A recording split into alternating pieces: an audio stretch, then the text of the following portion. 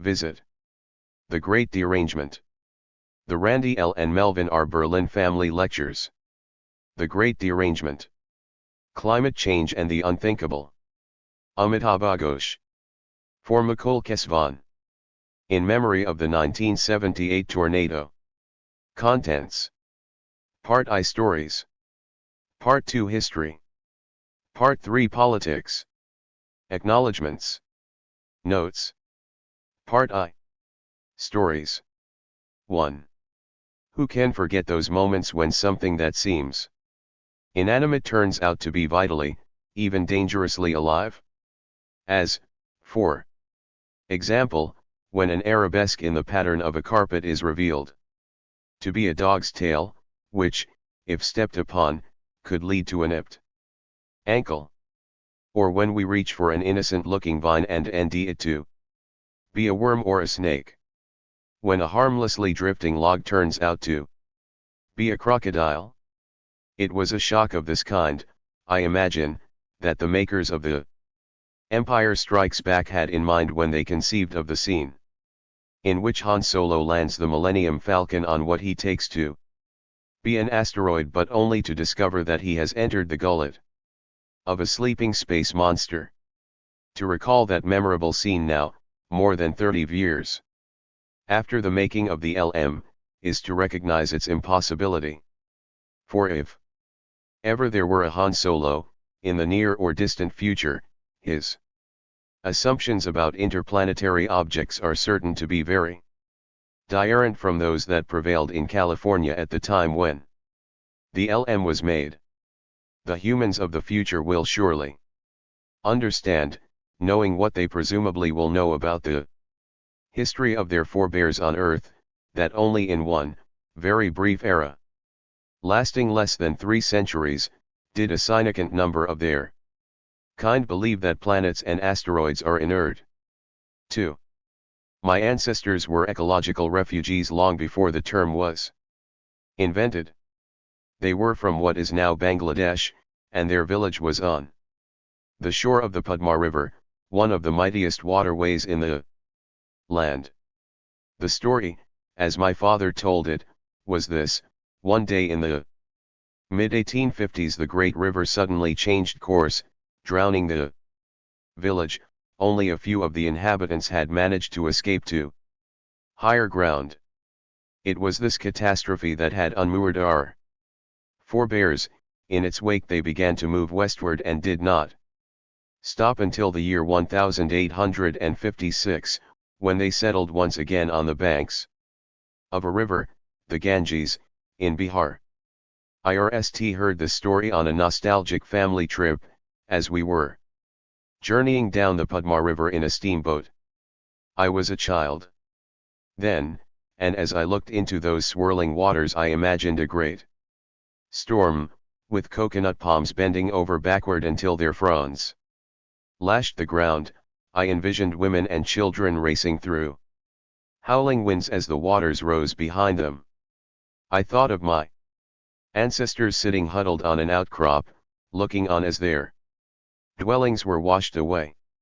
To this day, when I think of the circumstances that have shaped my life, I remember the elemental force that untethered my ancestors from their homeland and launched them on the series of journeys that preceded, and made possible, my own travels. When I look into my past, the river seems to meet my eyes, staring back, as if to ask, do you recognize me, wherever you are? Recognition is famously a passage from ignorance to knowledge. To recognize, then, is not the same as an initial introduction. Nor does recognition require an exchange of words, more often than not. We recognize mutely. And to recognize is by no means to understand that which meets the eye. Comprehension need play no part in a moment of recognition. The most important element of the word recognition thus lies in its RST syllable, which harks back to something prior, an already existing awareness that makes possible the passage from ignorance to knowledge. A moment of recognition occurs when a prior awareness ashes before us, eking an instant change in our understanding of that which is beheld. Yet this ash cannot appear spontaneously, it cannot disclose itself except in the presence of its lost other. The knowledge that results from recognition, then, is not of the same kind as the discovery of something new, it arises rather from a renewed reckoning with a potentiality that lies within oneself. This, I imagine, was what my forebears experienced on that day. When the river rose up to claim their village, they awoke to the recognition of a presence that had molded their lives to the point where they had come to take it as much for granted as the air they breathed. But, of course, the air too can come to life with sudden and deadly violence, as it did in the Congo in 1988, when a great cloud of carbon dioxide burst forth from Lake Nyos and rolled into the surrounding villages, killing 1,700 people and an untold number of animals. But more often it does so with a quiet insistence, as the inhabitants of New Delhi and Beijing know all too well. When innumbed lungs and sinuses prove once again that there is no difference between the without and the within, between using and being used. These two are moments of recognition, in which it dawns on us that the energy that surrounds us, owing under our feet and through wires in our walls, animating our vehicles and illuminating our rooms, is an all-encompassing presence that may have its own purposes about which we know nothing. It was in this way that I too became aware of the urgent proximity of non-human presences, through instances of recognition that were forced upon me by my surroundings.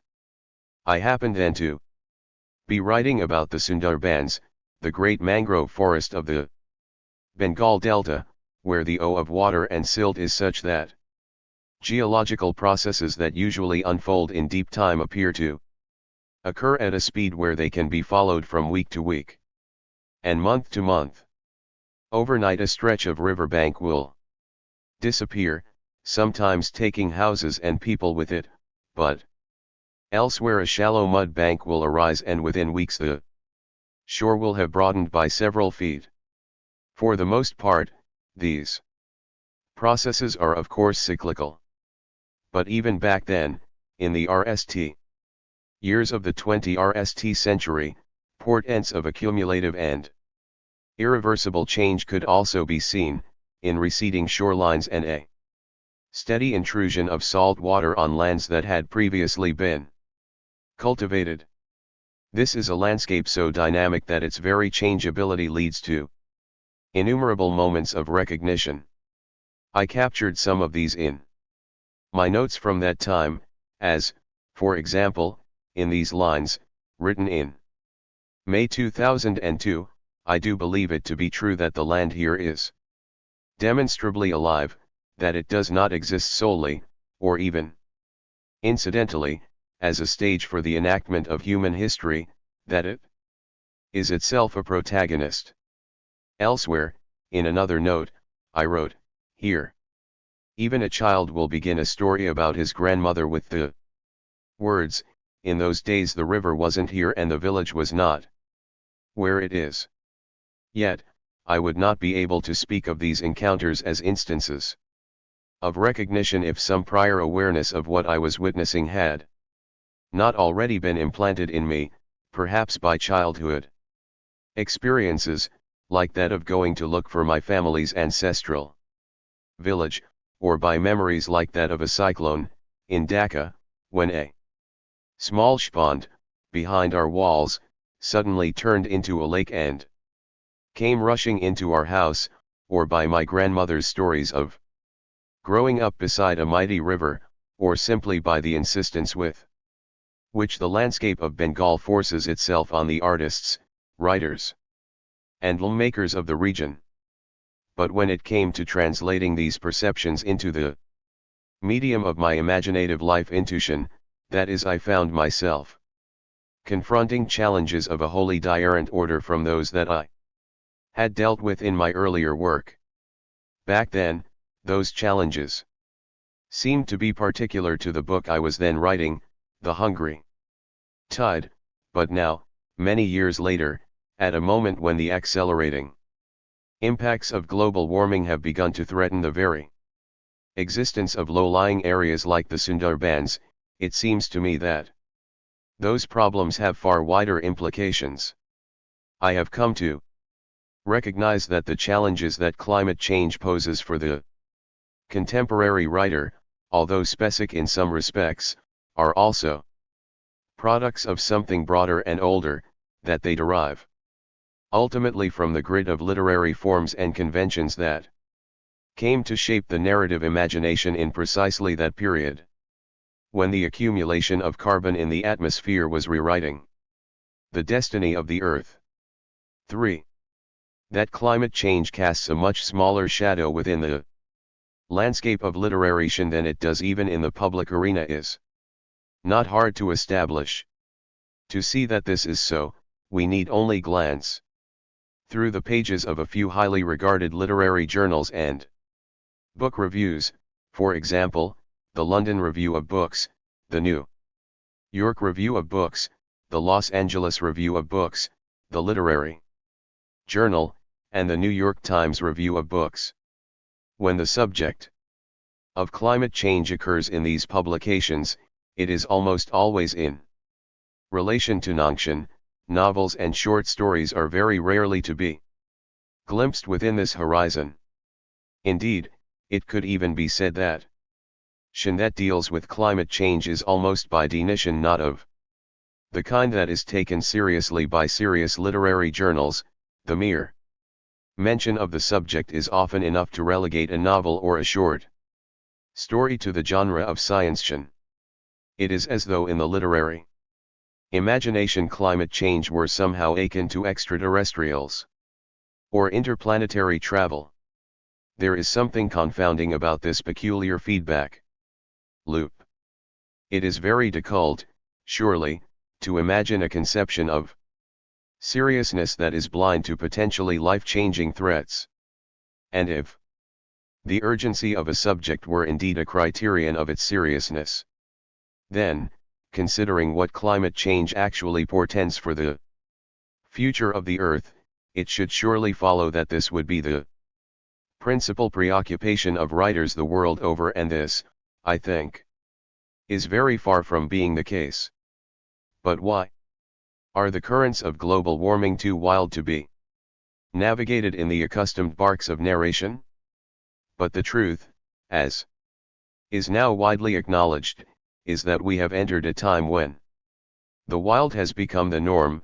If certain literary forms are unable to negotiate these torrents, then they will have failed, and their failures will have to be counted as an aspect of the broader imaginative and cultural failure that lies at the heart of the climate crisis. Clearly, the problem does not arise out of a lack of information. There are surely very few writers today who are oblivious to the current disturbances in climate systems the world over. Yet, it is a striking fact that when novelists do choose to write about climate change, it is almost always outside of fiction. A case in point is the work of Arundhati Roy. Not only is she one of the best prose stylists of our time, she is passionate and deeply informed about climate change. Yet all her writings on these subjects are in various forms of nonfiction. Or consider the even more striking case of Paul Kingsnorth, author of The Wake, a much admired historical novel set in 11th century England. Kingsnorth dedicated several years of his life to climate change activism before founding the Unthinkable Dark Mountain Project, a network of writers, artists, and thinkers who have stopped believing the stories our civilization tells itself. Although Kingsnorth has written a powerful nonfiction account of global resistance movements, as of the time of writing he has yet to publish a novel in which climate change plays a major part. I too have been preoccupied with climate change for a long time. But it is true of my own work as well, that this subject occurs only obliquely in my fiction. In thinking about the mismatch between my personal concerns and the content of my published work, I have come to be convinced that the discrepancy is not the result of personal predilections, it arises out of the peculiar forms of resistance that climate change presents to what is now regarded as serious tion. 4.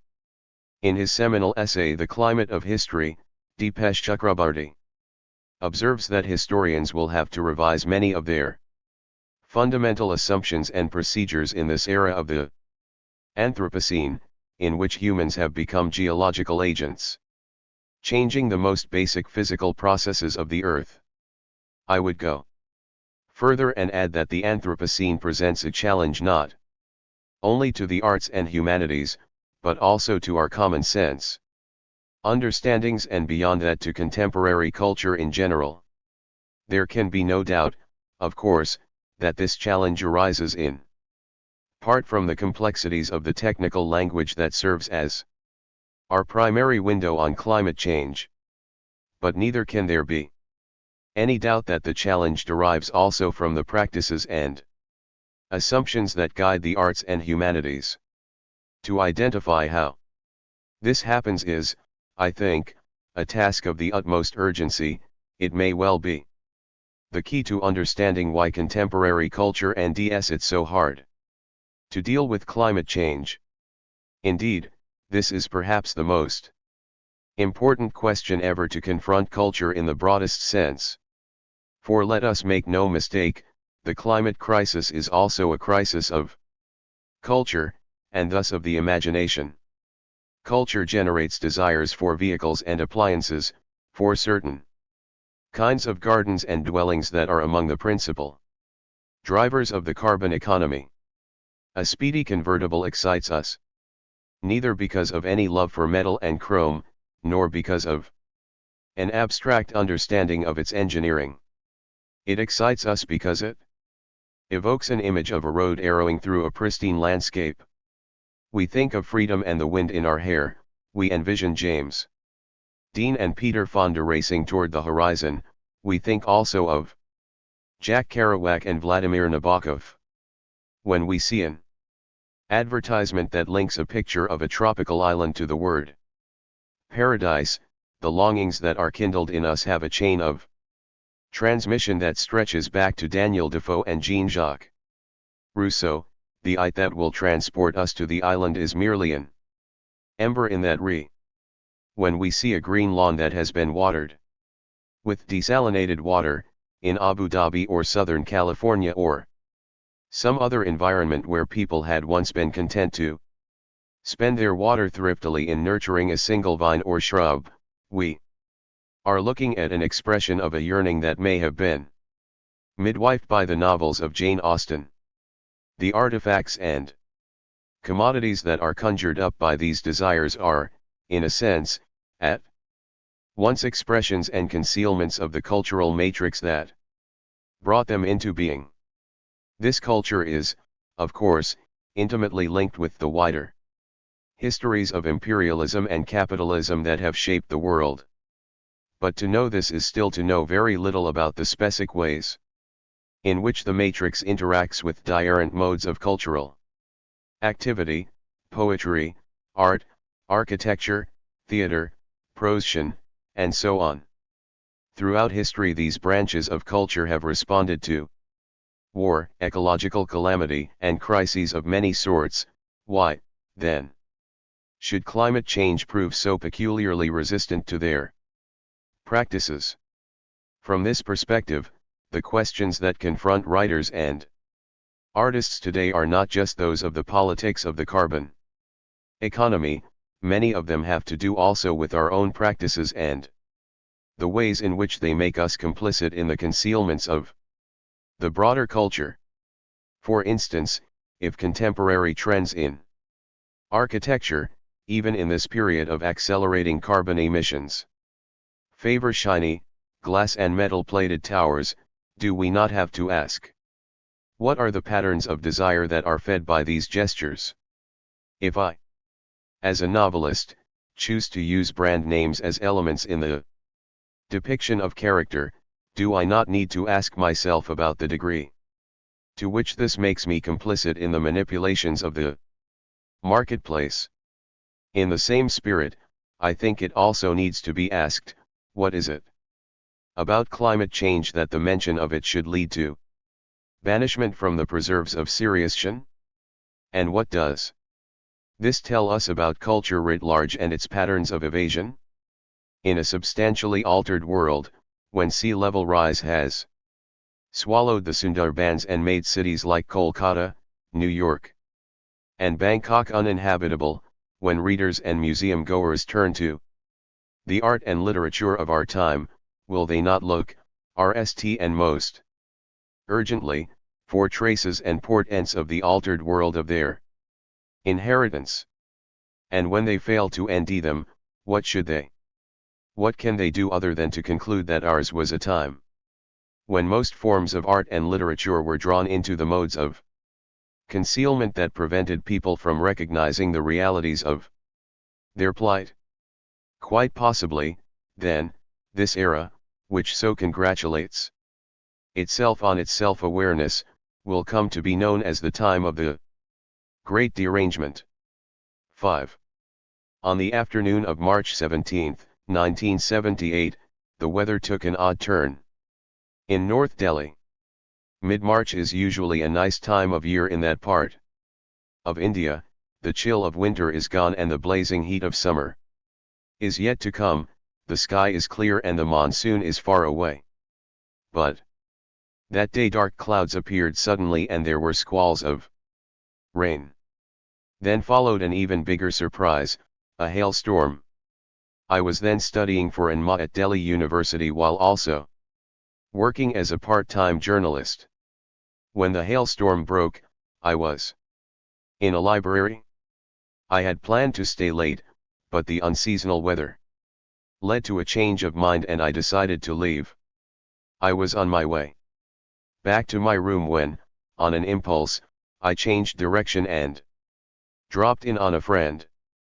But the weather continued to worsen as we were chatting, so after a few minutes I decided to head straight back by a route that I rarely had occasion to take. I had just passed a busy intersection called Maurice Nagar when I heard a rumbling sound somewhere above. Glancing over my shoulder I saw a grey, tube-like extrusion forming on the underside of a dark cloud. It grew rapidly as I watched, and then all of a sudden it turned and came whiplashing down to earth, heading in my direction. Across the street lay a large administrative building. I sprinted over and headed toward what seemed to be an entrance. But the glass-fronted doors were shut, and a small crowd stood huddled outside, in the shelter of an overhang. There was no room for me there, so I ran around to the front of the building. Spotting a small balcony, I jumped over the parapet and crouched on the oar. The noise quickly rose to a frenzied pitch, and the wind began to tug earnestly at my clothes. Stealing a glance over the parapet, I saw, to my astonishment, that my surroundings had been darkened by a churning cloud of dust. In the dim glow that was shining down from above, I saw an extraordinary panoply of objects ying past.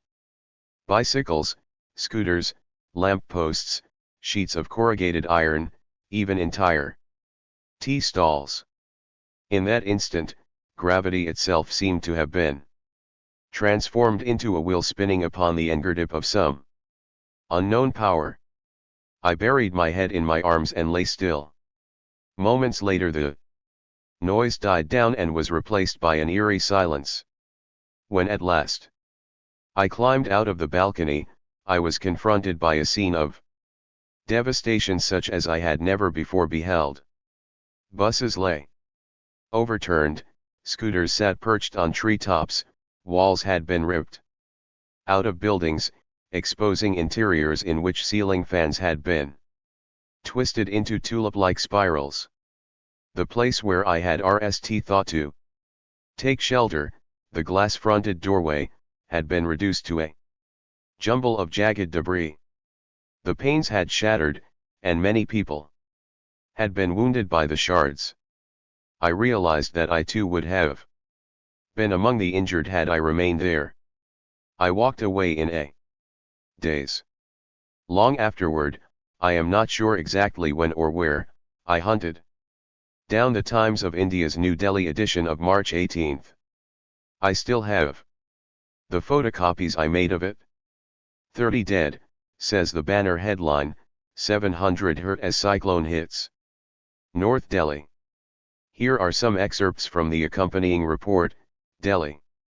March 17, at least 30 people were killed and 700 injured, many of them seriously, this evening when a freak funnel-shaped whirlwind, accompanied by rain, left in its wake death and devastation in Maurice Nagar, a part of Kingsway Camp, Roshanara Road and Kamla Nagar in the capital. The injured were admitted to different hospitals in the capital. The whirlwind followed almost a straight line. Some eyewitnesses said the wind hit the Yamuna River and raised waves as high as 20 or 30 feet. The Maurice Nagar Road presented a stark sight. It was littered with fallen poles, trees, branches, wires, bricks from the boundary walls of various institutions, tin roofs of stock quarters and dabbas, and scores of scooters, buses and some cars. Not a tree was left standing on either side of the road. The report quotes a witness, "I saw my own scooter, which I had abandoned on the road, during those terrifying moments, being carried away in the wind like a kite. We saw all this happening around but were dumbfounded. We saw people dying but were unable to help them. The 2 tea stalls at the Maurice Nagar corner were blown out of existence. At least 12 to 15 persons must have been buried under the debris at this spot. When the hellish fury had abated in just 4 minutes, we saw death and devastation around." The vocabulary of the report is evidence of how unprecedented this disaster was. So unfamiliar was this phenomenon that the papers literally did not know what to call it. At a loss for words, they resorted to cyclone and funnel-shaped whirlwind. Not till the next day was the right word found. The headlines of March 19 read, "A very, very rare phenomenon," says Metos. It was a tornado that hit northern parts of the capital yesterday. The RST of its kind. According to the Indian Meteorological Department, the tornado was about 50 meters wide and covered a distance of about km in the space of 2 or 3 minutes. This was, in East, the RST tornado to hit Delhi and indeed the entire region in recorded meteorological history. And somehow I, who almost never took that road, who rarely visited that part of the university, had found myself in its path. Only much later did I realize that the tornadoes I had passed directly over me. It seemed to me that there was something eerily apt about that metaphor. What had happened at that moment was strangely like a species of visual contact, of beholding and being beheld. And in that instant of contact something was planted deep in my mind, something irreducibly mysterious, something quite apart from the danger that I had been in and the destruction that I had witnessed, something that was not a property of the thing itself, but of the manner in which it had intersected with my life. 6. As is often the case with people who are waylaid by unpredictable events, 4 years afterward my mind kept returning to my encounter with the tornado. Why had I walked down a road that I almost never took, just before it was struck by a phenomenon that was without historical precedent? To think of it in terms of chance and coincidence seemed only to impoverish the experience. It was like trying to understand a poem by counting the words. I found myself reaching instead for the opposite end of the spectrum of meaning. For the extraordinary, the inexplicable, the confounding. Yet these two did not do justice to my memory of the event. Novelists inevitably mind their own experience when they write. Unusual events being necessarily limited in number, it is but natural that these should be excavated over and again, in the hope of discovering a yet undiscovered vein. No less than any other writer have I dug into my own past while writing. By rights then, my encounter with the tornado should have been a mother lode, a gift to be mine to the last little nugget. It is certainly true that storms, birds, and unusual weather events do recur in my books, and this may well be a legacy of the tornado. Yet oddly enough, no tornado has ever occurred in my novels. Nor is this due to any lack of effort on my part. Indeed, the reason I still possess those cuttings from the Times of India is that I have returned to them often over the years, hoping to put them to use in a novel, but only to meet with failure at every attempt. On the face of it, there is no reason why such an event should be difficult to translate into Shan. After all, many novels are LLED with strange happenings. Why then did I fail, despite my best efforts, to send a character down a road that is imminently to be struck by a tornado? In reacting on this, I find myself asking, what would I make of such a scene were I to come across it in a novel written by someone else? I suspect that my response would be one of incredulity. I would be inclined to think that the scene was a contrivance of last resort. Surely only a writer whose imaginative resources were utterly depleted would fall back on a situation of such extreme improbability. Improbability is the key word here, so we have to ask, what does the word mean? Improbable is not the opposite of probable, but rather an inexion of it, a gradient in a continuum of probability. But what does probability, a mathematical idea, have to do with Shan? The answer is, everything. For, as Ian Hacking, a prominent historian of the concept, puts it, probability is a manner of conceiving the world constituted without our being aware of it. Probability and the modern novel are in fact twins, born at about the same time, among the same people, under a shared star that destined them to work as vessels for the containment of the same kind of experience. Before the birth of the modern novel, wherever stories were told, Shan delighted in the unheard of and the unlikely. Narratives like those of the Arabian Nights, the Journey to the West, and the Decameron proceed by leaping blithely from one exceptional event to another. This, after all, is how storytelling must necessarily proceed, inasmuch as it is a recounting of what happened, for such an inquiry can arise only in relation to something out of the ordinary, which is but another way of saying exceptional or unlikely. In essence, narrative proceeds by linking together moments and scenes that are in some way distinctive or different. These are, of course, nothing other than instances of exception. Novels too proceed in this fashion, but what is distinctive about the form is precisely the concealment of those exceptional moments that serve as the motor of narrative. This is achieved through the insertion of what Franco Moretti, the literary theorist, calls lures. According to Moretti, lures function very much like the good manners so important in Jane Austen. They are both mechanisms designed to keep the narrativity of life under control, to give a regularity, a style to existence. It is through this mechanism that worlds are conjured up, through everyday details, which function as the opposite of narrative. It is thus that the novel takes its modern form, through the relocation of the unheard of toward the background while the everyday moves into the foreground. Thus was the novel midwifed into existence around the world, through the banishing of the improbable and the insertion of the everyday.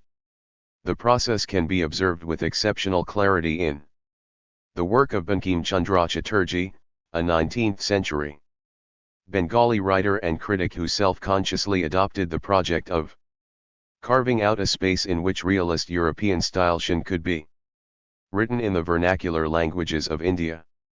Chatterjee's enterprise, undertaken in a context that was far removed from the metropolitan mainstream, is one of those instances in which a circumstance of exception reveals the true life of a regime of thought and practice. Chatterjee was, in Eekt, seeking to supersede many old and very powerful forms of Shan, ranging from the ancient Indian epics to Buddhist Jataka stories and the immensely fecund Islami tradition of Urdu dastans. Over time, these narrative forms had accumulated great weight and authority, extending far beyond the Indian subcontinent. His attempt to claim territory for a new kind of Shan was thus, in its own way, a heroic endeavor. That is why Chatterjee's explorations are of particular interest. His charting of this new territory puts the contrasts between the Western novel and other, older forms of narrative in ever sharper relief. In a long essay on Bengali literature, written in 1871, Chatterjee launched a frontal assault on writers who modeled their work on traditional forms of storytelling. His attack on this so-called Sanskrit school was focused precisely on the notion of mere narrative. What he advocated instead was a style of writing that would accord primacy to sketches of character and pictures of Bengali life. What this meant, in practice, is very well illustrated by Chatterjee's RST novel, Rajmohan's Wife, which was written in English in the early 1860s. Here is a passage: "The house of Mathur Ghosh was a genuine specimen of Mufussil provincial magnificence united with a Mufussil want of cleanliness. From the far Opati elds you could descry through the intervening foliage, its high palisades and blackened walls. On a nearer view might be seen pieces of plaster of a venerable antiquity prepared to bid farewell to their old and weather-beaten tenement."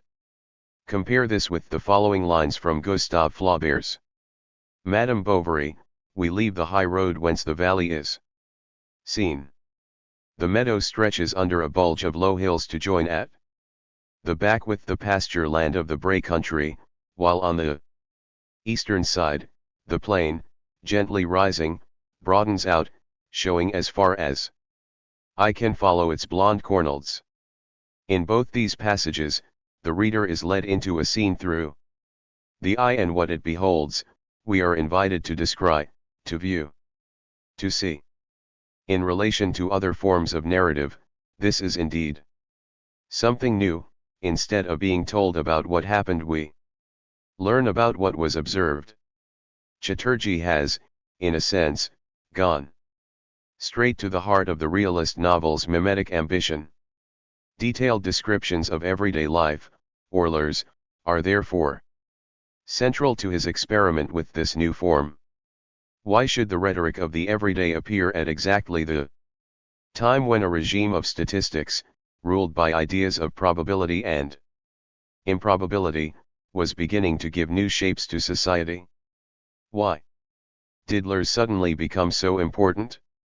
Moretti's answer is because they owe the kind of narrative pleasure compatible with the new regularity of bourgeois life.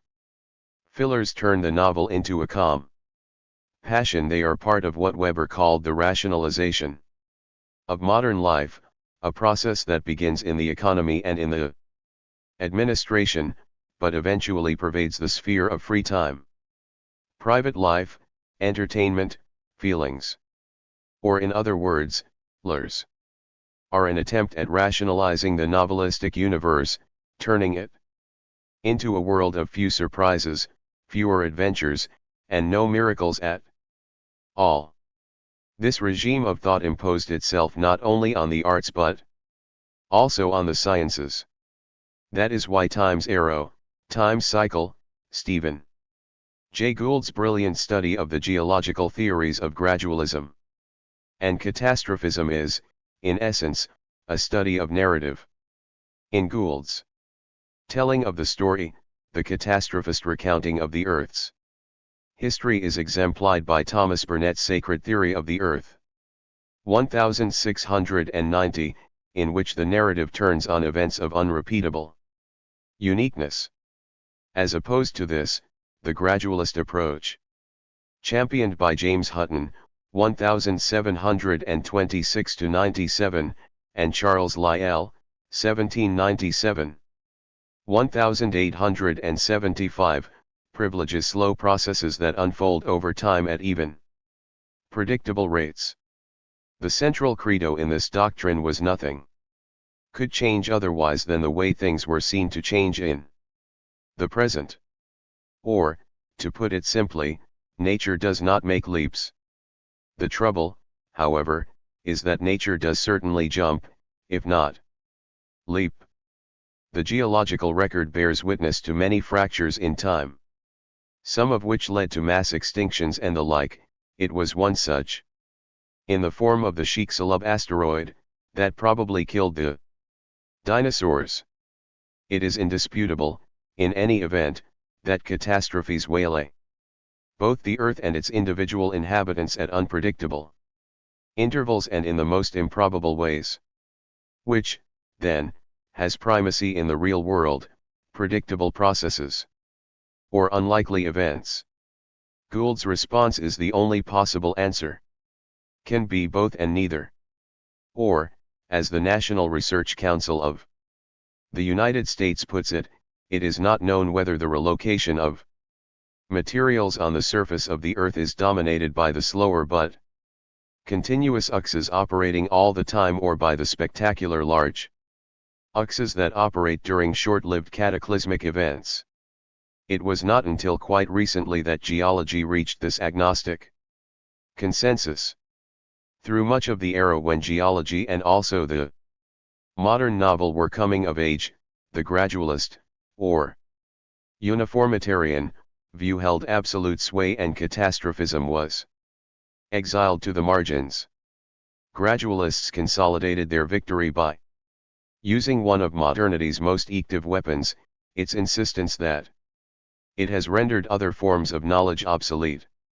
So, as Gould so beautifully demonstrates, Lyell triumphed over his adversaries by accusing them of being primitive, in an early stage of advancement, when a great number of natural appearances are unintelligible: an eclipse, an earthquake, a wood, or the approach of a comet, with many other occurrences afterwards found to belong to the regular course of events, are regarded as prodigies.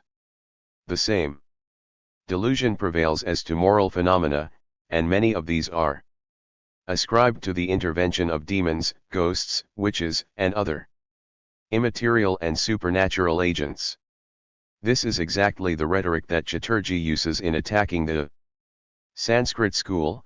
He accuses those writers of depending on conventional modes of expression and fantastical forms of causality. If love is to be the theme, Madana is invariably put into requisition. With his VE-tipped arrows, and the tyrannical king of spring never fails to come to GHT in his cause, with his army of bees, and soft breezes, and other ancient accompaniments. Are the pangs of separation to be sung? The moon is immediately cursed and anathematized, as scorching the poor victim with her cold beams. Flaubert sounds a strikingly similar note in satirizing the narrative style that entrances the young Emeraude. In the novels that were smuggled into her convent, it was all love, lovers, sweethearts, persecuted ladies fainting in lonely pavilions, postilions killed at every stage, horses ridden to death on every page, somber forests, heartaches, vows, sobs, tears and kisses, little skis by moonlight, nightingales in shady groves. All of this is utterly foreign to the orderly bourgeois world that Emma Bovary is consigned to. Such fantastical stew belongs in the dithyrambic lands that she longs to inhabit. In a striking summation of her tastes in narrative, Emma declares, "I adore stories that rush breathlessly along, that frighten one.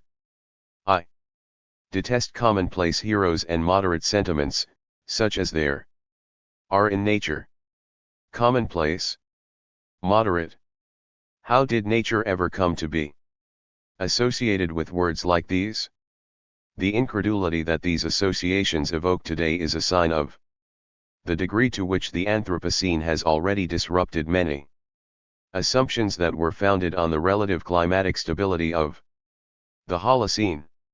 From the reversed perspective of our time, the complacency and cadence of the emergent bourgeois order appears as yet another of those uncanny instances in which the planet seems to have been toying with humanity, by allowing it to assume that it was free to shape its own destiny. Unlikely though it may seem today, the 19th century was indeed a time when it was assumed, in both science and geology, that nature was moderate and orderly. This was a distinctive mark of a new and modern worldview. Chatterjee goes out of his way to berate his contemporary, the poet Michael Madhusudan Dutta, for his immoderate portrayals of nature. Mr. Dutta wants repose. The winds rage their loudest when there is no necessity for the lightest pew.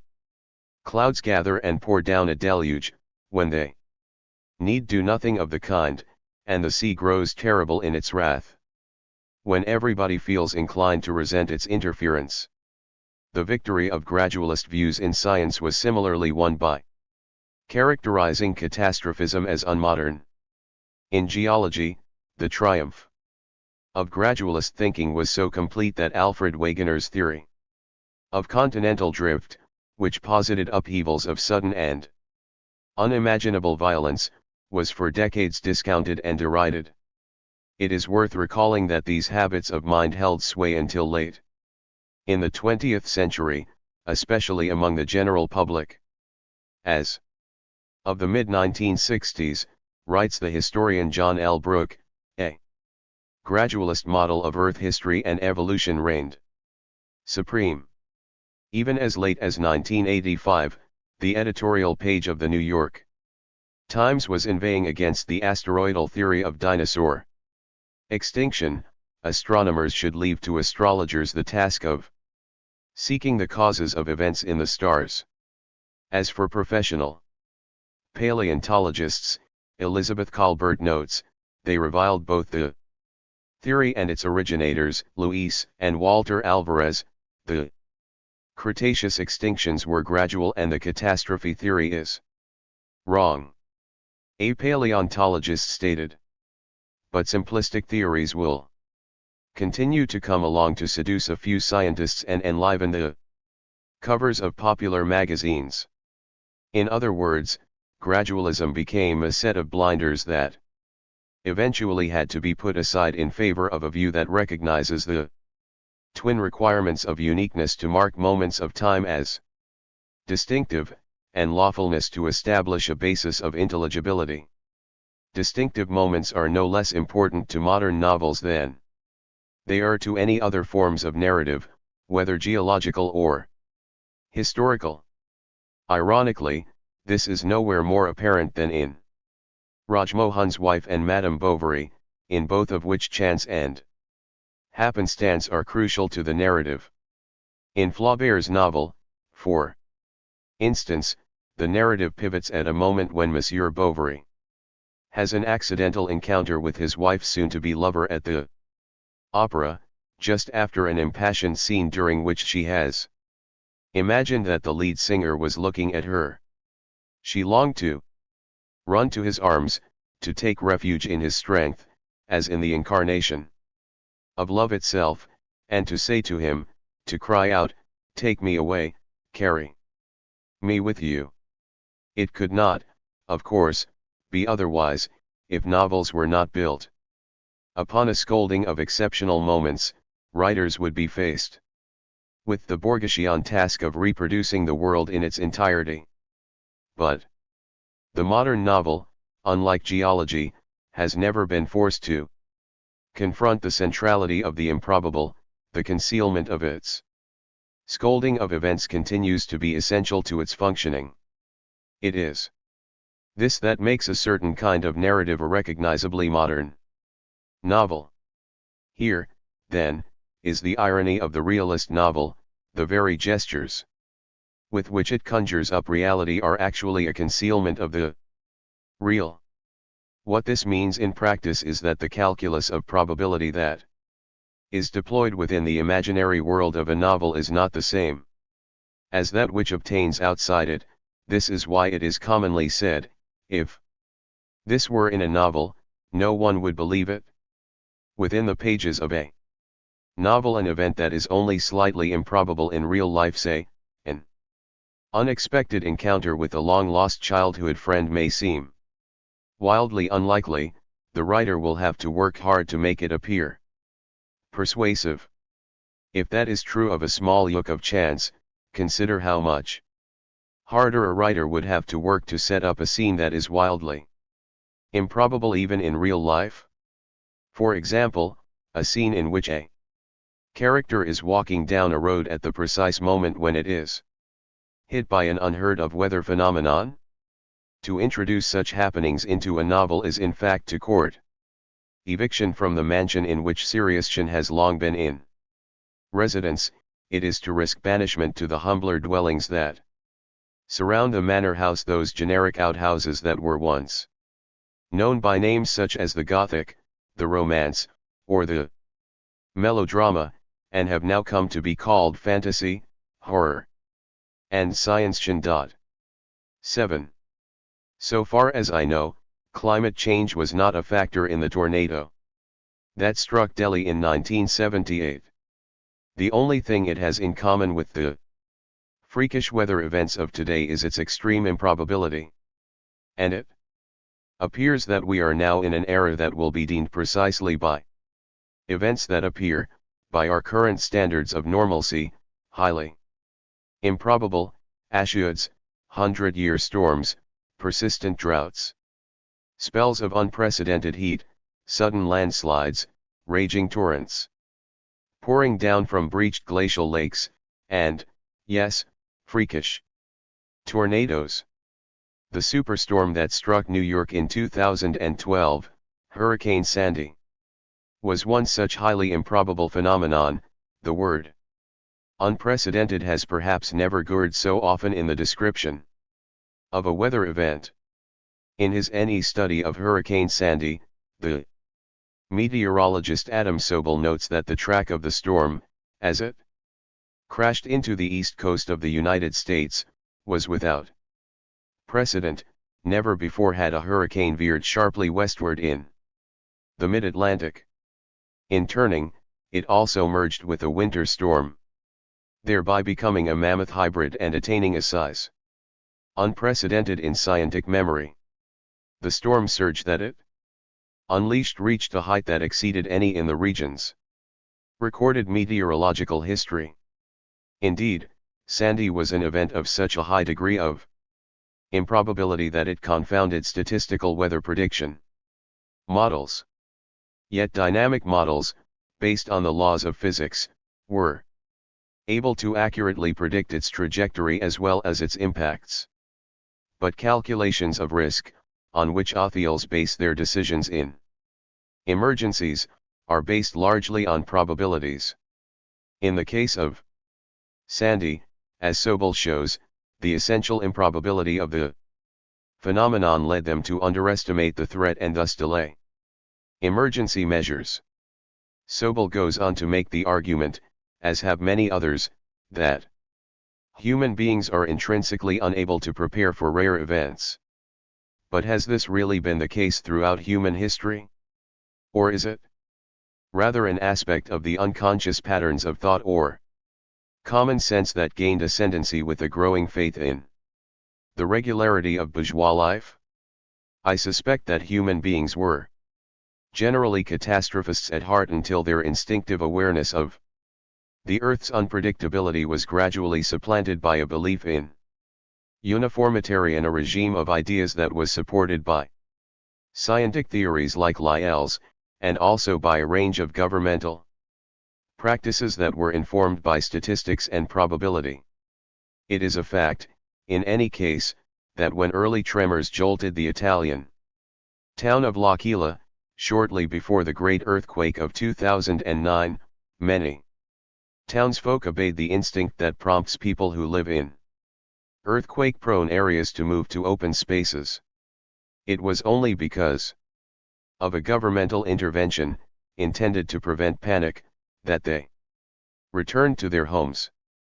As a result, a good number were trapped indoors when the earthquake occurred.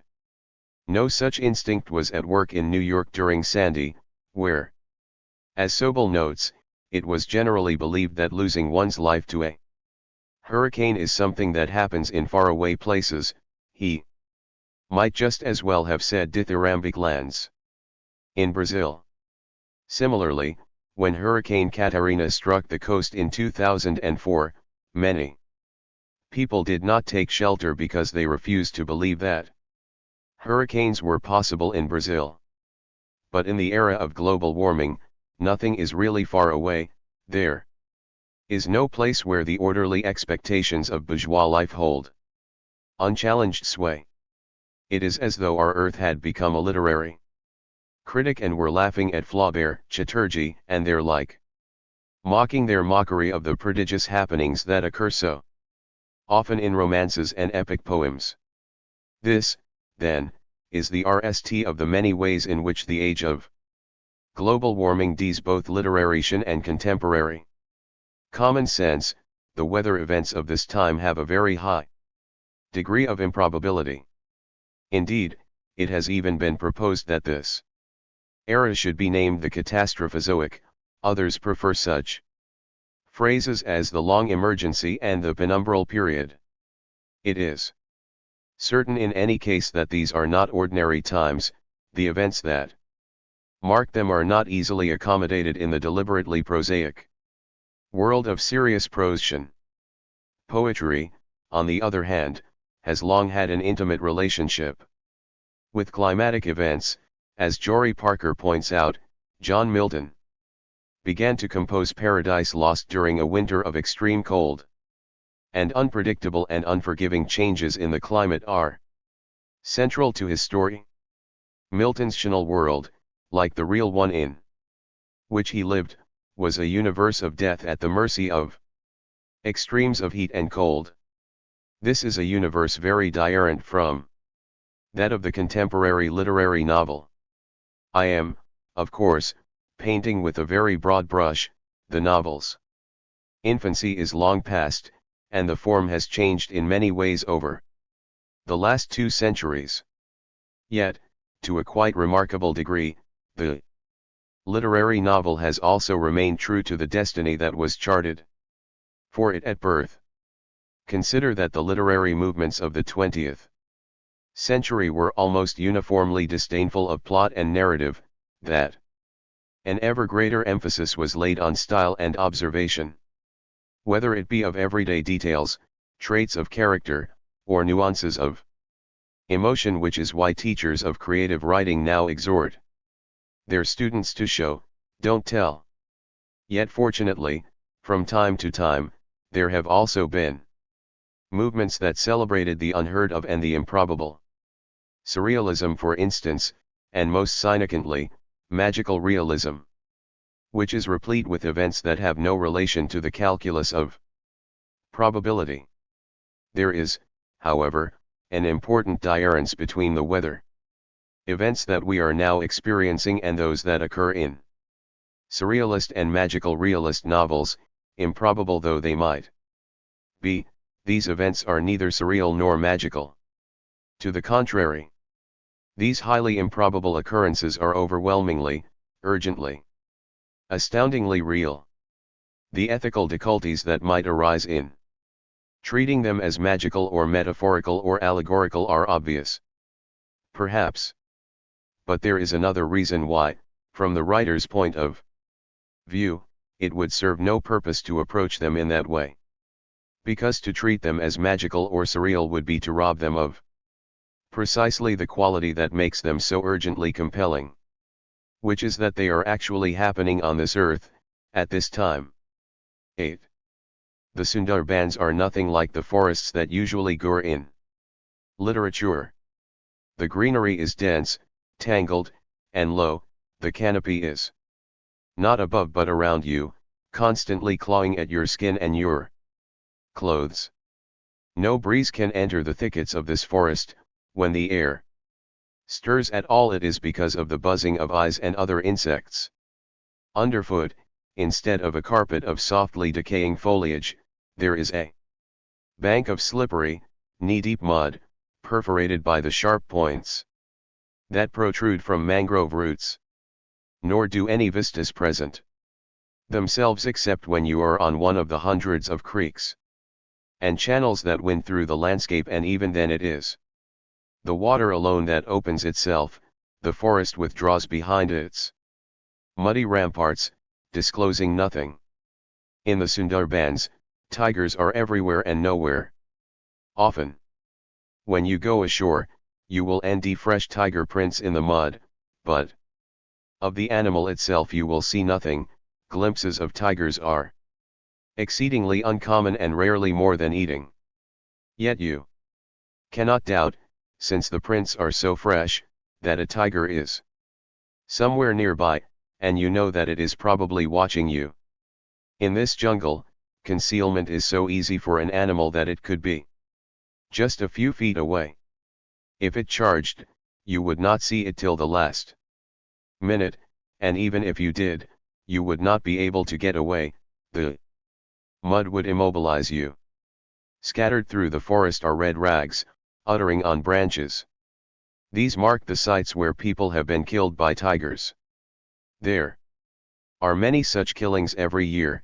Exactly how many no one knows, because the statistics are not reliable. Nor is this anything new. In the 19th century, tens of thousands were killed by tigers. Suffice it to say that in some villages every household has lost a member to a tiger. Everyone has a story to tell. In these stories a great deal hinges on the eyes. Seeing is one of their central themes, not seeing is another. The tiger is watching you. You are aware of its gaze, as you always are, but you do not see it. You do not lock eyes with it until it launches its charge, and at that moment a shock courses through you and you are immobilized, frozen. The folk epic of the Sundarbans, Bon Bibiryo Huranama, the miracles of Bon Bibi, comes to a climax in one such moment of mutual beholding, when the tiger demon, Dakan Rai, locks eyes with the protagonist, a boy called Duke. It was then from afar that the demon saw Duke. Long had he hungered for this much awaited prize. In an instant he assumed his tiger disguise. How long has it been since human-esh came my way? Now bliss awaits me in the shape of this boy Duke. On the far mudbank Duke caught sight of the beast. That tiger is the demon and I'm to be his feast.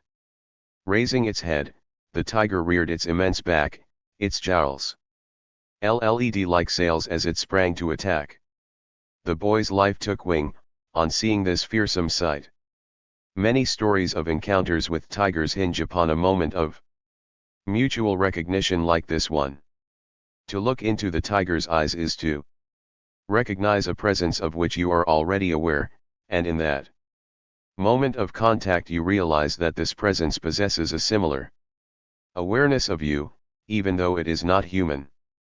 This mute exchange of gazes is the only communication that is possible between you and this presence, yet communication it undoubtedly is.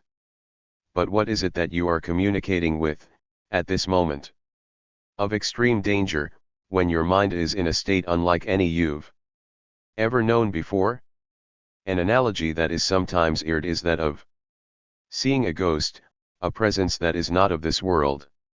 In the tiger stories of the Sundarbans, as in my experience of the tornado, there is, as I noted earlier, an irreducible element of mystery. But what I am trying to suggest is perhaps better expressed by a different word, one that recurs frequently in translations of Freud and Heidegger. That word is uncanny, and it is indeed with uncanny accuracy that my experience of the tornado is evoked in the following passage. In dread, as we say, one feels something uncanny. What is this something and this one? We are unable to say what gives one that uncanny feeling. One just feels it. Generally, it is surely no coincidence that the word uncanny has begun to be used, with ever greater frequency, in relation to climate change. Writing of the freakish events and objects of our era, Timothy Morton asks, isn't it the case, that the eek delivered to us in the unaccustomed rain, the weird cyclone, the oil slick is something uncanny? George Marshall writes, climate change is inherently uncanny. Weather conditions, and the high-carbon lifestyles that are changing them, are extremely familiar and yet have now been given a new menace and uncertainty. No other word comes close to expressing the strangeness of what is unfolding around us. For these changes are not merely strange in the sense of being unknown or alien, their uncanniness lies precisely in the fact that in these encounters we recognize something we had turned away from, that is to say, the presence and proximity of non-human interlocutors. Yet now our gaze seems to be turning again. The uncanny and improbable events that are beating at our doors seem to have stirred a sense of recognition, an awareness that humans were never alone, that we have always been surrounded by beings of all sorts, who share elements of that which we had thought to be most distinctively our own, the capacities of will, thought, and consciousness. How else do we account for the interest in the non-human that has been burgeoning in the humanities over the last decade and over a range of disciplines? How else do we account for the renewed attention to panpsychism and the metaphysics of Alfred North Whitehead, and for the rise to prominence of object-oriented ontology, actor network theory, the new animism, and so on? Can the timing of this renewed recognition be mere coincidence? Or is the synchronicity an indication that there are entities in the world, like forests, that are fully capable of inserting themselves into our processes of thought? And if that were so, could it not also be said that the earth has itself intervened to revise those habits of thought that are based on the Cartesian dualism that arrogates all intelligence and agency to the human while denying them to every other kind of being? This possibility is not, by any means, the most important of the many ways in which climate change challenges and refutes Enlightenment ideas. It is, however, certainly the most uncanny. For what it suggests indeed proves is that non-human forces have the ability to intervene directly in human thought. And to be alerted to such interventions is also to become uncannily aware that conversations among ourselves have always had other participants. It is like ending out that one's telephone has been tapped for years, or that the neighbors have long been eavesdropping on family discussions. But in a way it's worse still, for it would seem that those unseen presences actually played a part in shaping our discussions without our being aware of it. And if these are real possibilities, can we help but suspect that all the time that we imagined ourselves to be thinking about apparently inanimate objects, we were ourselves being thought by other entities? It is almost as if the mind-altering planet that Stanislaw Lem imagined in Solaris were our own familiar Earth. What could be more uncanny than this? These possibilities have many implications for the subject that primarily concerns me here, literation. I will touch on some of these later, but for now I want to attend only to the aspect of the uncanny. On the face of it, the novel as a form would seem to be a natural home for the uncanny. After all, have not some of the greatest Novelists written uncanny tales. The ghost stories of Charles Dickens, Henry James, and Rabindranath Tagore come immediately to mind. But the environmental uncanny is not the same as the uncanniness of the supernatural. It is dire precisely because it pertains to non-human forces and beings. The ghosts of literary fiction are not human either, of course, but they are certainly represented as projections of humans who were once alive. But animals like the Sundarbans tiger, and freakish weather events like the Delhi tornado, have no human reference at all. There is an additional element of the uncanny in events triggered by climate change, one that did not occur in my experience of the Delhi tornado. This is that the freakish weather events of today, despite their radically non-human nature, are nonetheless animated by cumulative human actions. In that sense, the events set in motion by global warming have a more intimate connection with humans than did the climatic phenomena of the past. This is because we have all contributed in some measure, great or small, to their making.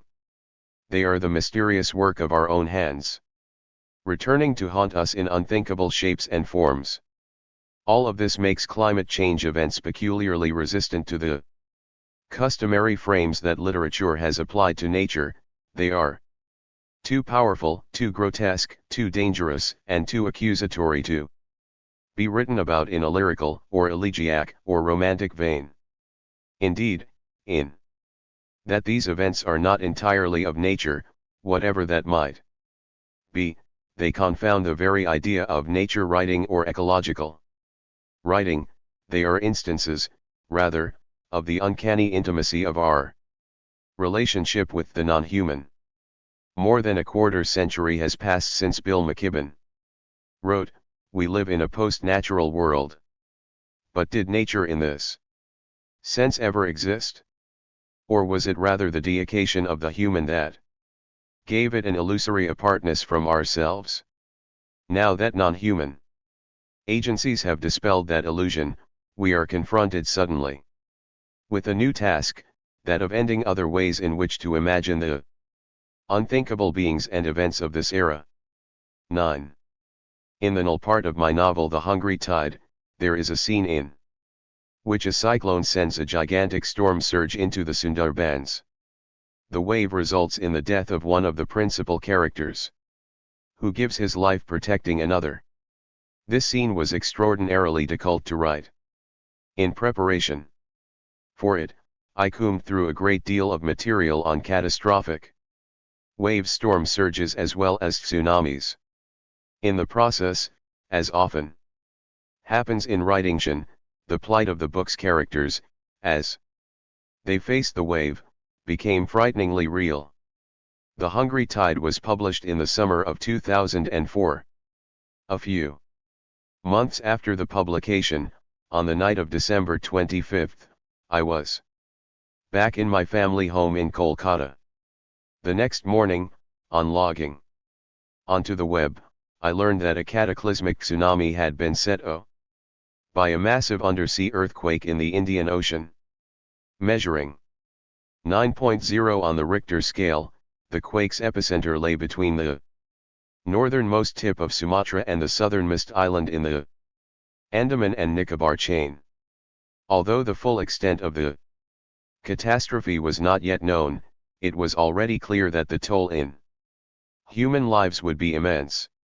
The news had a deeply unsettling effect on me. The images that had been implanted in my mind by the writing of The Hungry Tide merged with live television footage of the tsunami in a way that was almost overwhelming. I became frantic. I could not focus on anything. A couple of days later, I wrote to a newspaper and obtained a commission to write about the impact of the tsunami on the Andaman and Nicobar Islands. My RST stop was the island's capital city, Port Blair, which was thronged with refugees but had not suffered much damage itself. Its location, above a sheltered cove, had protected it. After spending a few days there, I was able to board an Indian Air Force plane that was carrying supplies to one of the worst ected of the Nicobar Islands.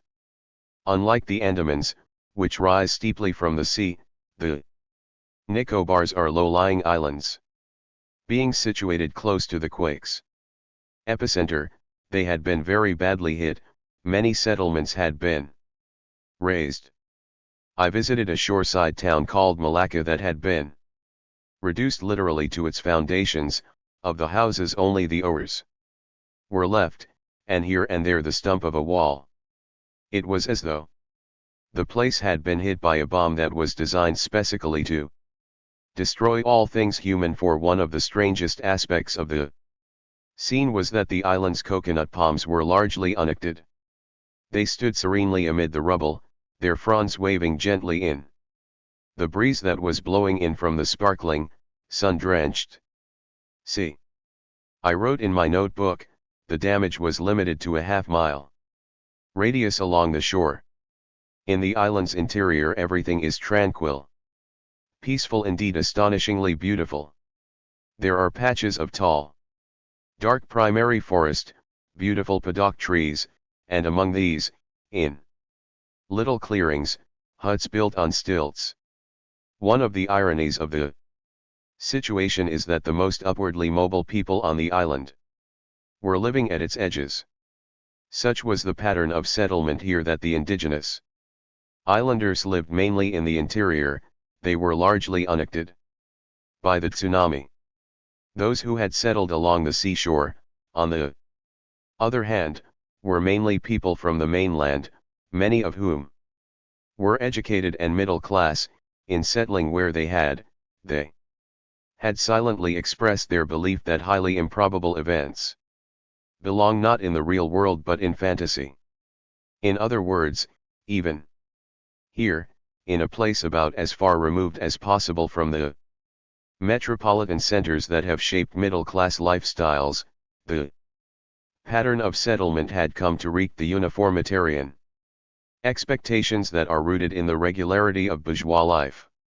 At the Air Force base where my plane had landed there was another, even more dramatic, illustration of this. The functional parts of the base where the planes and machinery were kept were located to the rear, well away from the water. The living areas, comprised of pretty little two-story houses, were built much closer to the sea, at the edge of a beautiful, palm-fringed beach.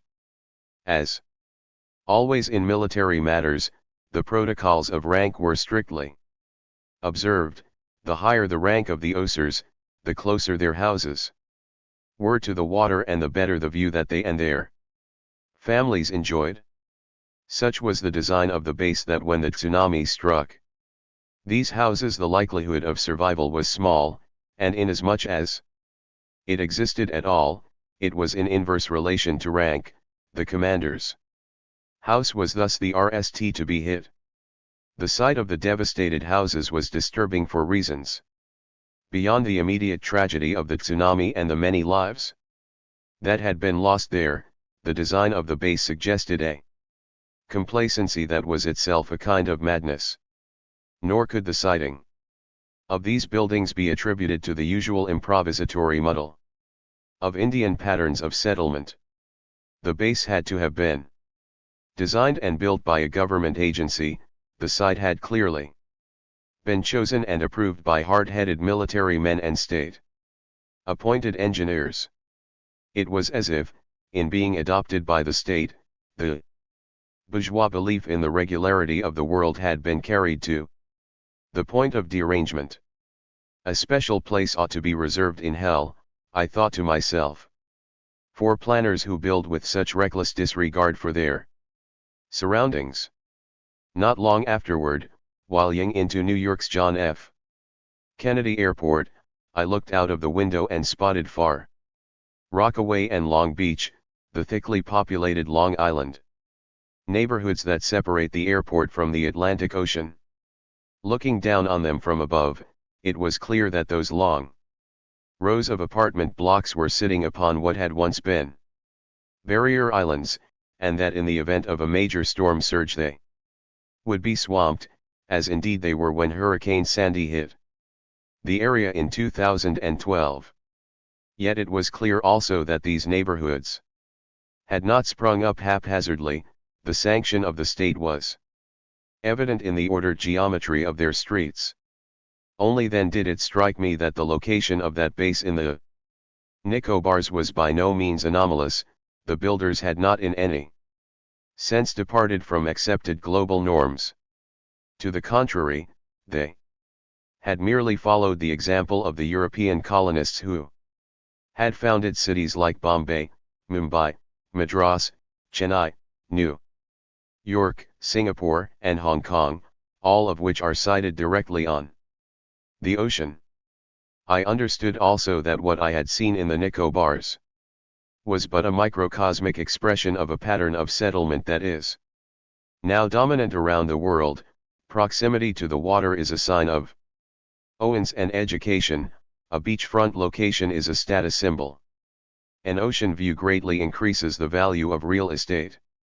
A colonial vision of the world, in which proximity to the water represents power and security, mastery and conquest, has now been incorporated into the very foundations of middle-class patterns of living across the globe. But haven't people always liked to live by the water? Not really. Through much of human history, people regarded the ocean with great wariness. Even when they made their living from the sea, through fishing or trade, they generally did not build large settlements on the water's edge. The great old port cities of Europe, like London, Amsterdam, Rotterdam, Stockholm, Lisbon, and Hamburg, are all protected from the open ocean by bays, estuaries, or deltaic river systems. The same is true of old Asian ports. Cochin, Surat, Tamluk, Dhaka, Merayu, Guangzhou, Hangzhou, and Malacca are all cases in point.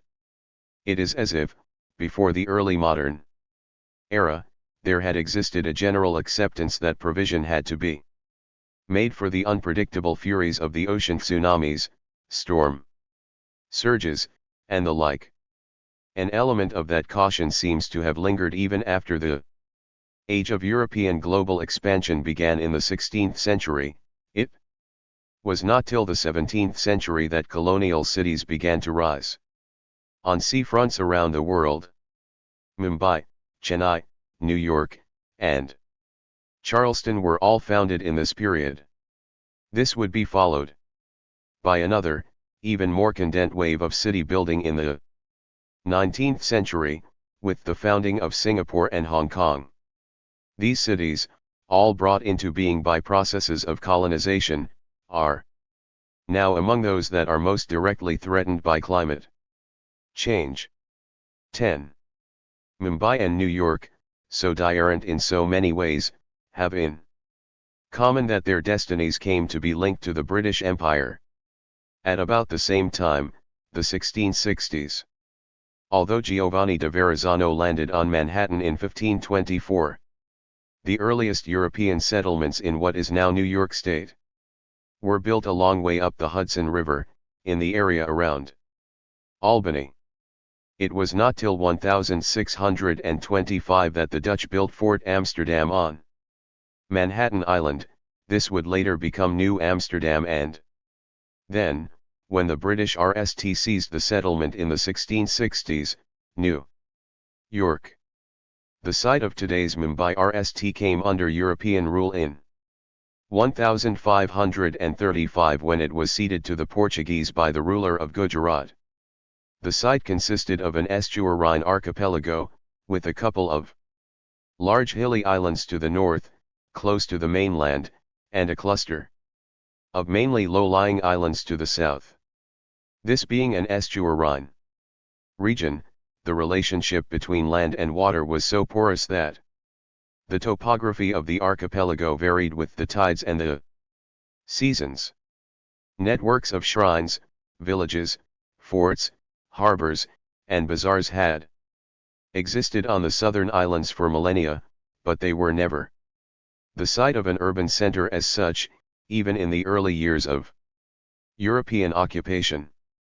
The Portuguese built several churches and fortifications on those islands, but their main settlements were located close to the mainland, at Basian and on Salsette. The southern part of the archipelago passed into British control. When King Charles II married Catherine of Braganza in 1661, the islands were included in her dowry, which also contained a chest of tea. This was the Pandora's box that introduced the British public to the beverage, thereby setting in motion the vast cycles of trade that would turn 19th century Bombay into the world's leading opium exporting port. It was only after passing into British hands that the southern islands became the nucleus of a sprawling urban conglomeration. It was then too that a distinct line of separation between land and sea was conjured up through the application of techniques of surveying within a milieu of colonial power. The appeal of the sites of both Mumbai and New York lay partly in their proximity to deep water harbors and partly in the strategic advantages they presented. As islands, they were both easier to defend and easier to supply from the metropolis. A certain precariousness was thus etched upon them from the start by reason of their colonial origins. The islands of South Mumbai did not long remain as they were. When they were handed over to the British, links between them, in the form of causeways, bridges, embankments, and reclamation projects, began to rise in the 18th century. The reshaping of the estuarine landscape proceeded at such a pace that by the 1860s, a Marathi chronicler, Govind Narayan, was able to predict with confidence that soon it would never occur to anybody that Mumbai was an island once. Today the part of the city that is located on the former islands to the south of Salsette has a population of about 11.8 million, the population of the greater Mumbai area is somewhere in the region of 19 to 20 million. This promontory, less than 20 kilometers in length, is the center of many industries, including India's Nanchal industry. The adjoining port handles more than half of the country's containerized cargo. This part of Mumbai is also home to many millionaires and billionaires, naturally many of them live along the western edge of the peninsula, which is the nest views of the Arabian Sea. Because of the density of its population and the importance of its institutions and industries, Mumbai represents an extraordinary, possibly unique, concentration of risk. For this teeming metropolis, this great hub of economic, financial, and cultural activity, sits upon a wedge of cobbled together land that is totally exposed to the ocean. It takes only a glance at a map to be aware of this, yet it was not till 2012 when Superstorm Sandy barreled into New York on October 29 that I began to think about the dangers of Mumbai's topography. My wife and I were actually in Goa at the time, but since New York is also home to us, we followed the storm closely, on the web and on TV, watching with mounting apprehension and disbelief as the storm swept over the city, devastating the oceanfront neighborhoods that we had known over so many times while coming into land at JFK Airport. As I watched these events unfold, it occurred to me to wonder what would happen if a similar storm were to hit Mumbai. I reassured myself with the thought that this was very unlikely. Both Mumbai and Goa face the Arabian Sea, which, unlike the Bay of Bengal, has not historically generated a great deal of cyclonic activity. Nor, unlike India's east coast, has the west coast had to deal with tsunamis. It was unaffected by the tsunami of 2004, for instance, which devastated large stretches of the eastern seaboard. Still, the question intrigued me and I began to hunt for more information on the region's seismic and cyclonic proles. Soon enough I learned that the West Coast's good fortune might be merely a function of the providential protraction of geological time, for the Arabian Sea is by no means seismically inactive. A previously unknown, and probably very active, fault system was discovered in the Oman fracture zone a few years ago, the coast of Oman. The system is 800 kilometers long and faces the west coast of India. This discovery was announced in an article that concludes with these words, chilling in their understatement: these results will motivate a reappraisal of the seismic and tsunami hazard assessment in the NW Indian Ocean. Soon, I also had to rethink my assumptions about cyclones and the Arabian Sea. Reading about Hurricane Sandy, I came upon more and more evidence that climate change may indeed alter patterns of cyclonic activity around the world. Adam Sobel's storm surge, for example, suggests that significant changes may be in the on. When I began to look for information on the Arabian Sea in particular, I learned that there had been an uptick in cyclonic activity in those waters over the last couple of decades. Between 1998 and 2001, 3 cyclones had crashed into the Indian subcontinent to the north of Mumbai.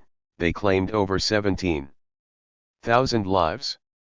Then in 2007, the Arabian Sea generated its strongest ever recorded storm, Cyclone Ganu, a Category 5 hurricane, which hit Oman, Iran, and Pakistan in June that year, causing widespread damage.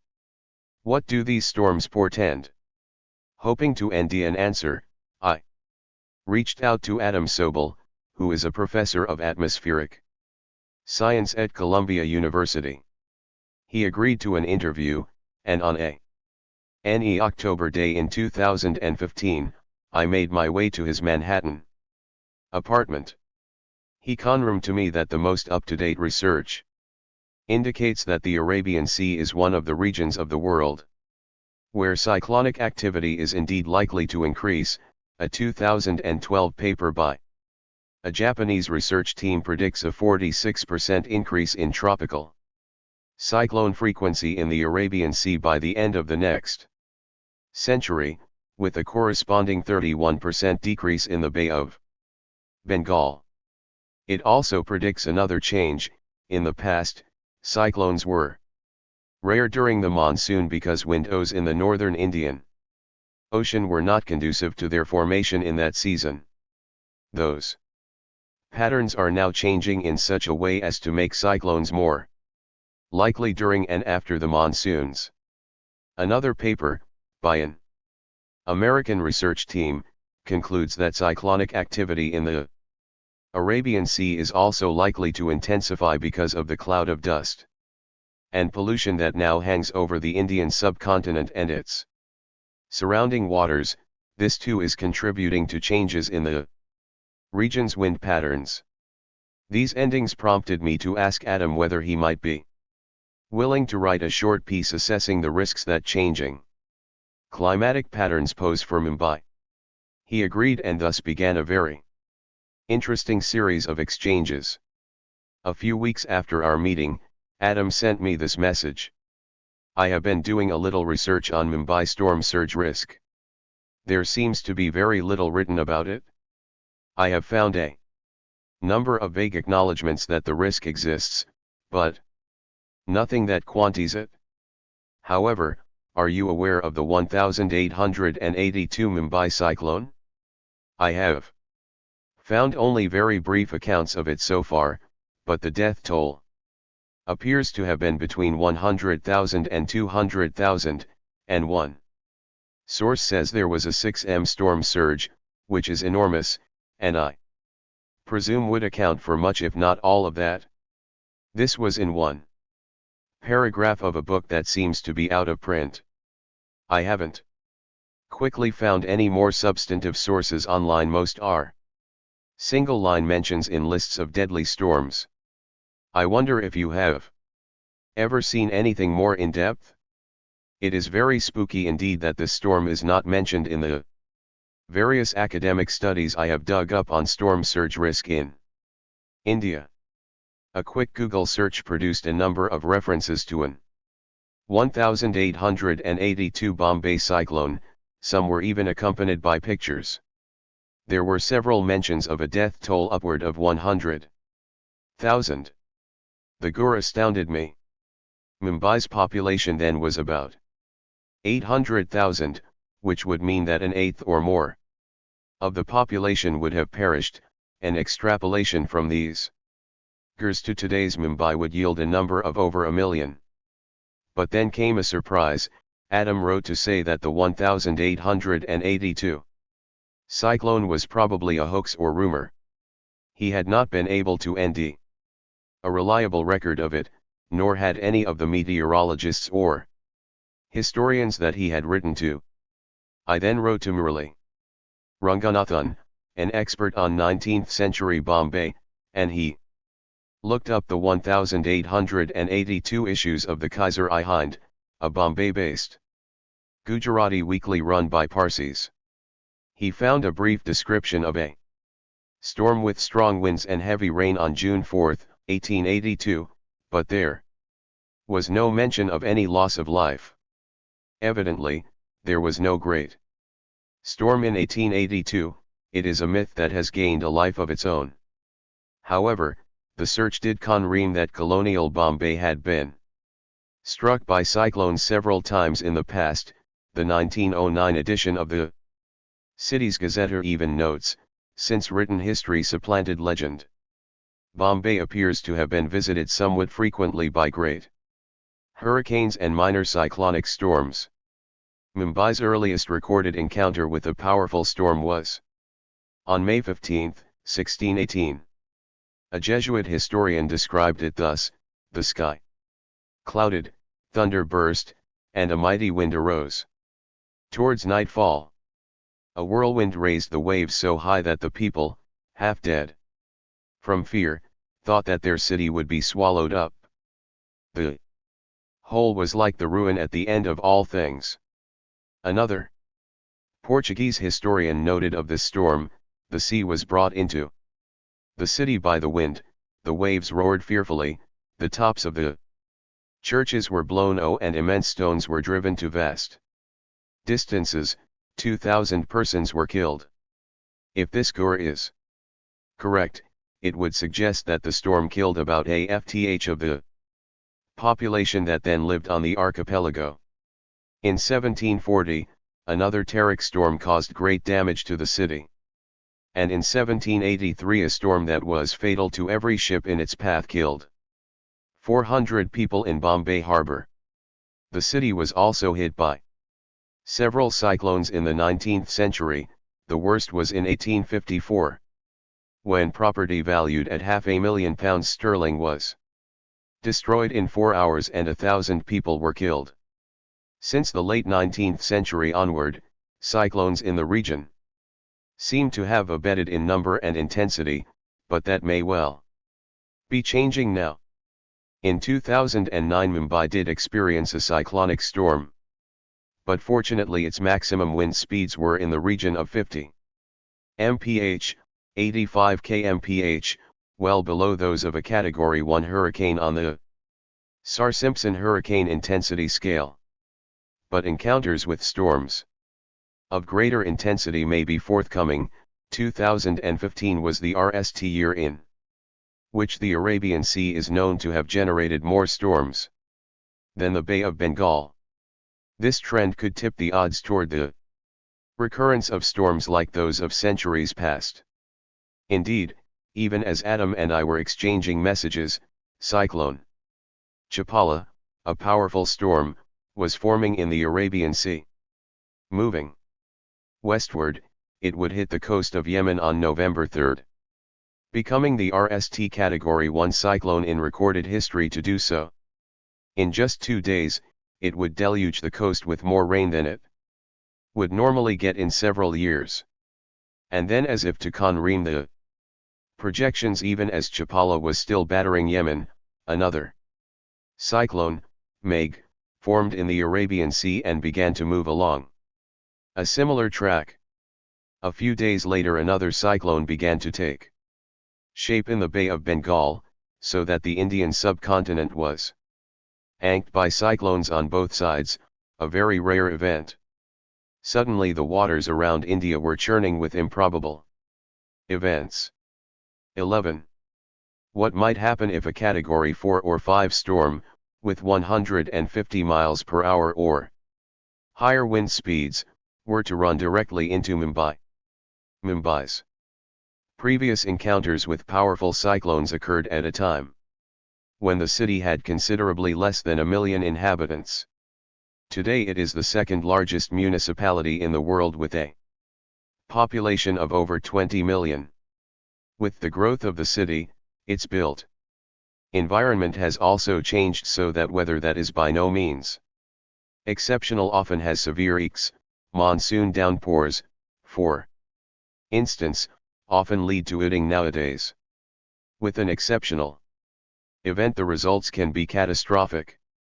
One such occurred on July 26, 2005, when a downpour without precedent in Mumbai's recorded history descended on the city.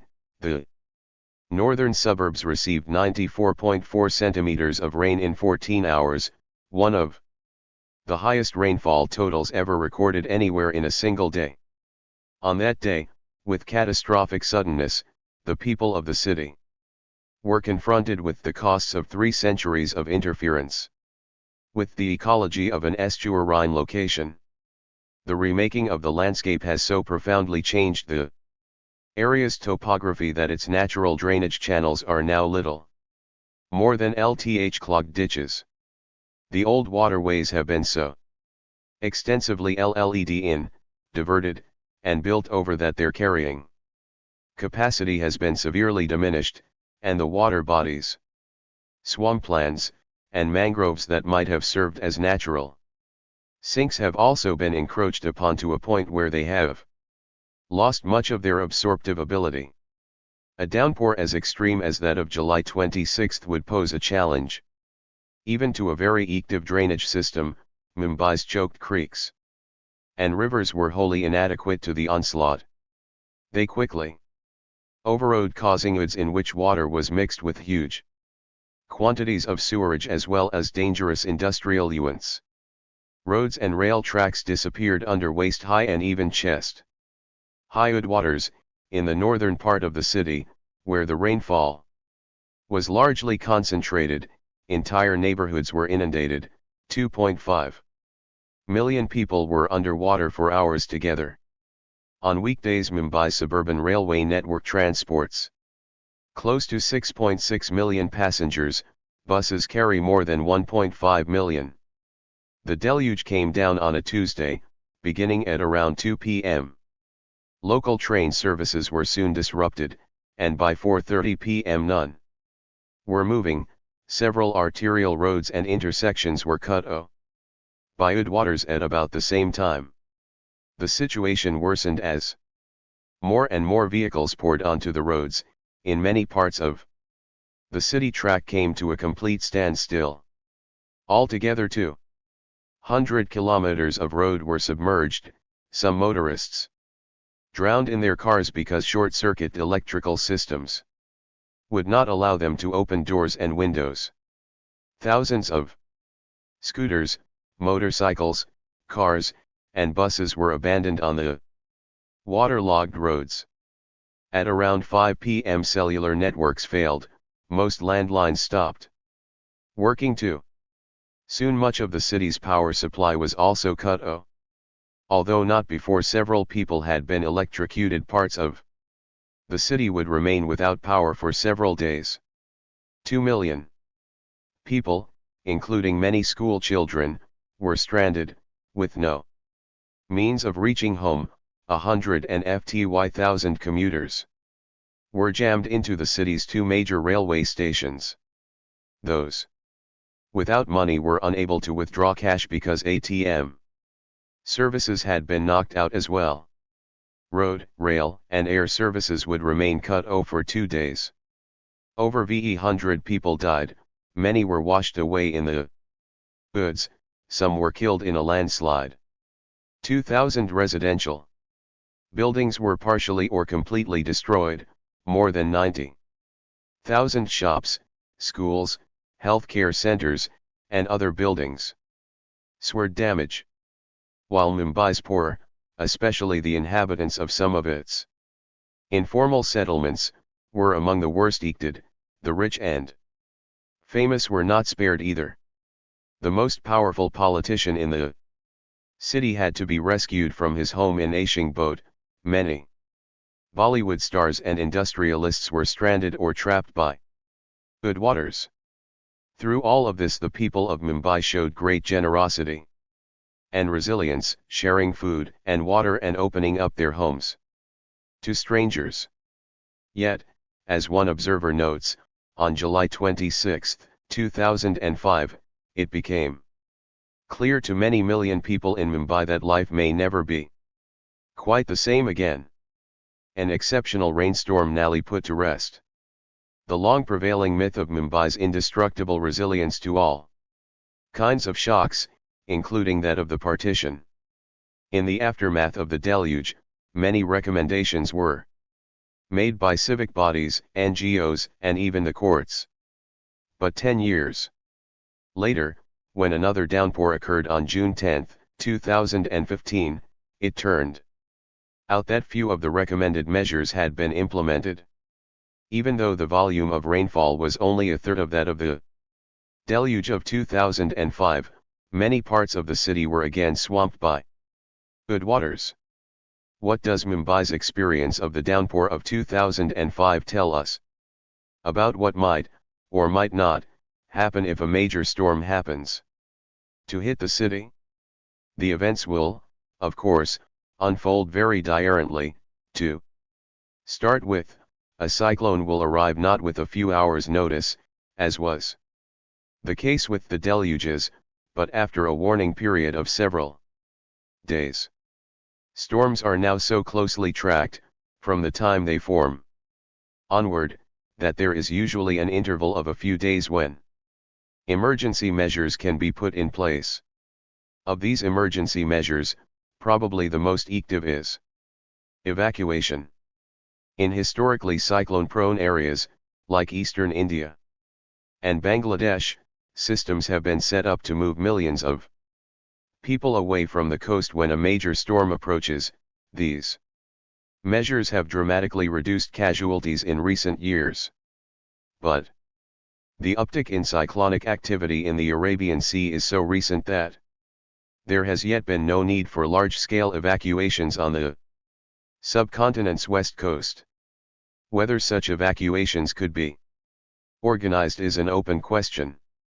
Mumbai has been lucky not to have been hit by a major storm in more than a century.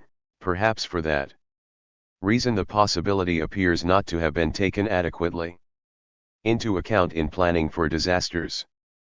Moreover, here, as in most megacities, disaster management is focused on post-disaster response. In Mumbai, disaster planning seems to have been guided largely by concerns about events that occur with little or no warning, like earthquakes and deluges. Evacuations usually follow rather than precede disasters of this kind.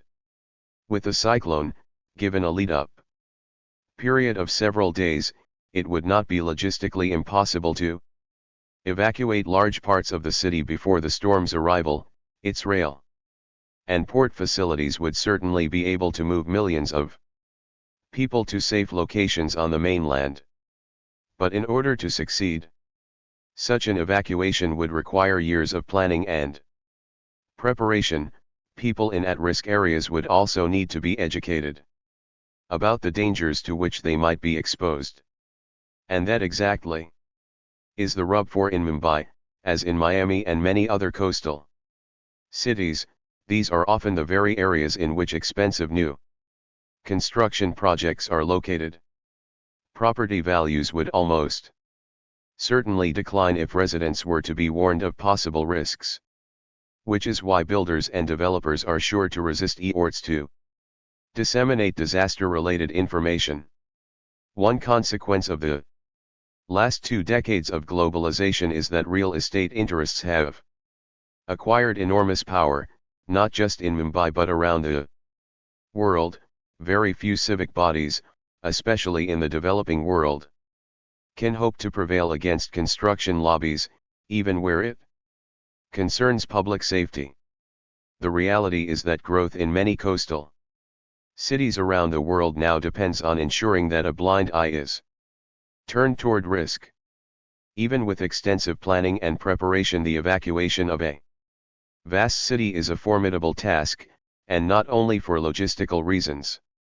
The experience of New Orleans, in the days before Hurricane Katrina, or of New York before Sandy, or the city of Tacloban beforehand, tells us that despite the most dire warnings, large numbers of people will stay behind. Even mandatory evacuation orders will be disregarded by many. In the case of a megacity like Mumbai, this means that hundreds of thousands, if not millions, will end themselves in harm's way when a cyclone makes landfall. Many will no doubt assume that, having dealt with the odds of the recent past, they will also be able to ride out a storm.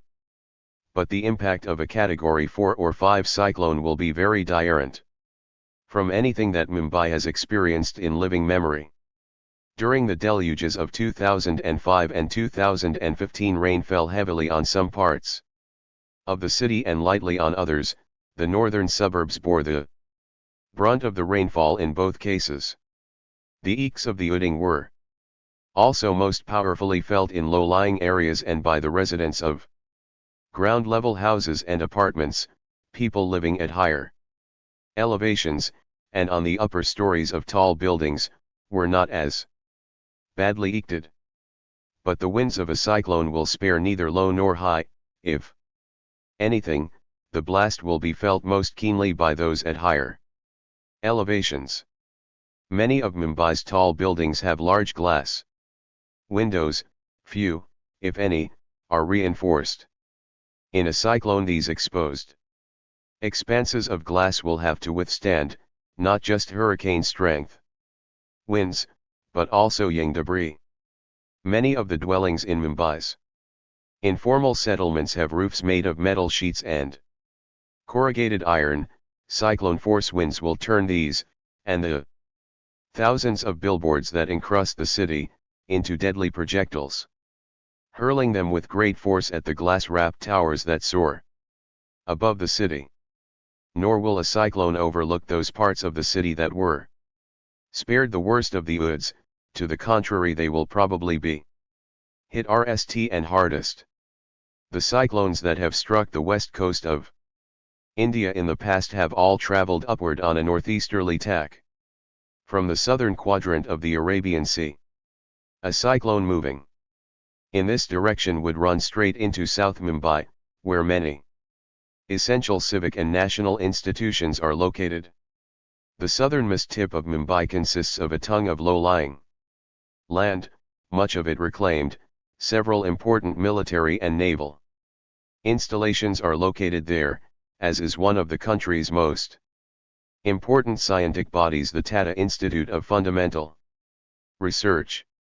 A storm surge of 2 or 3 meters would put much of this area underwater. Single-story buildings may be submerged almost to the roof, and an even higher surge is possible.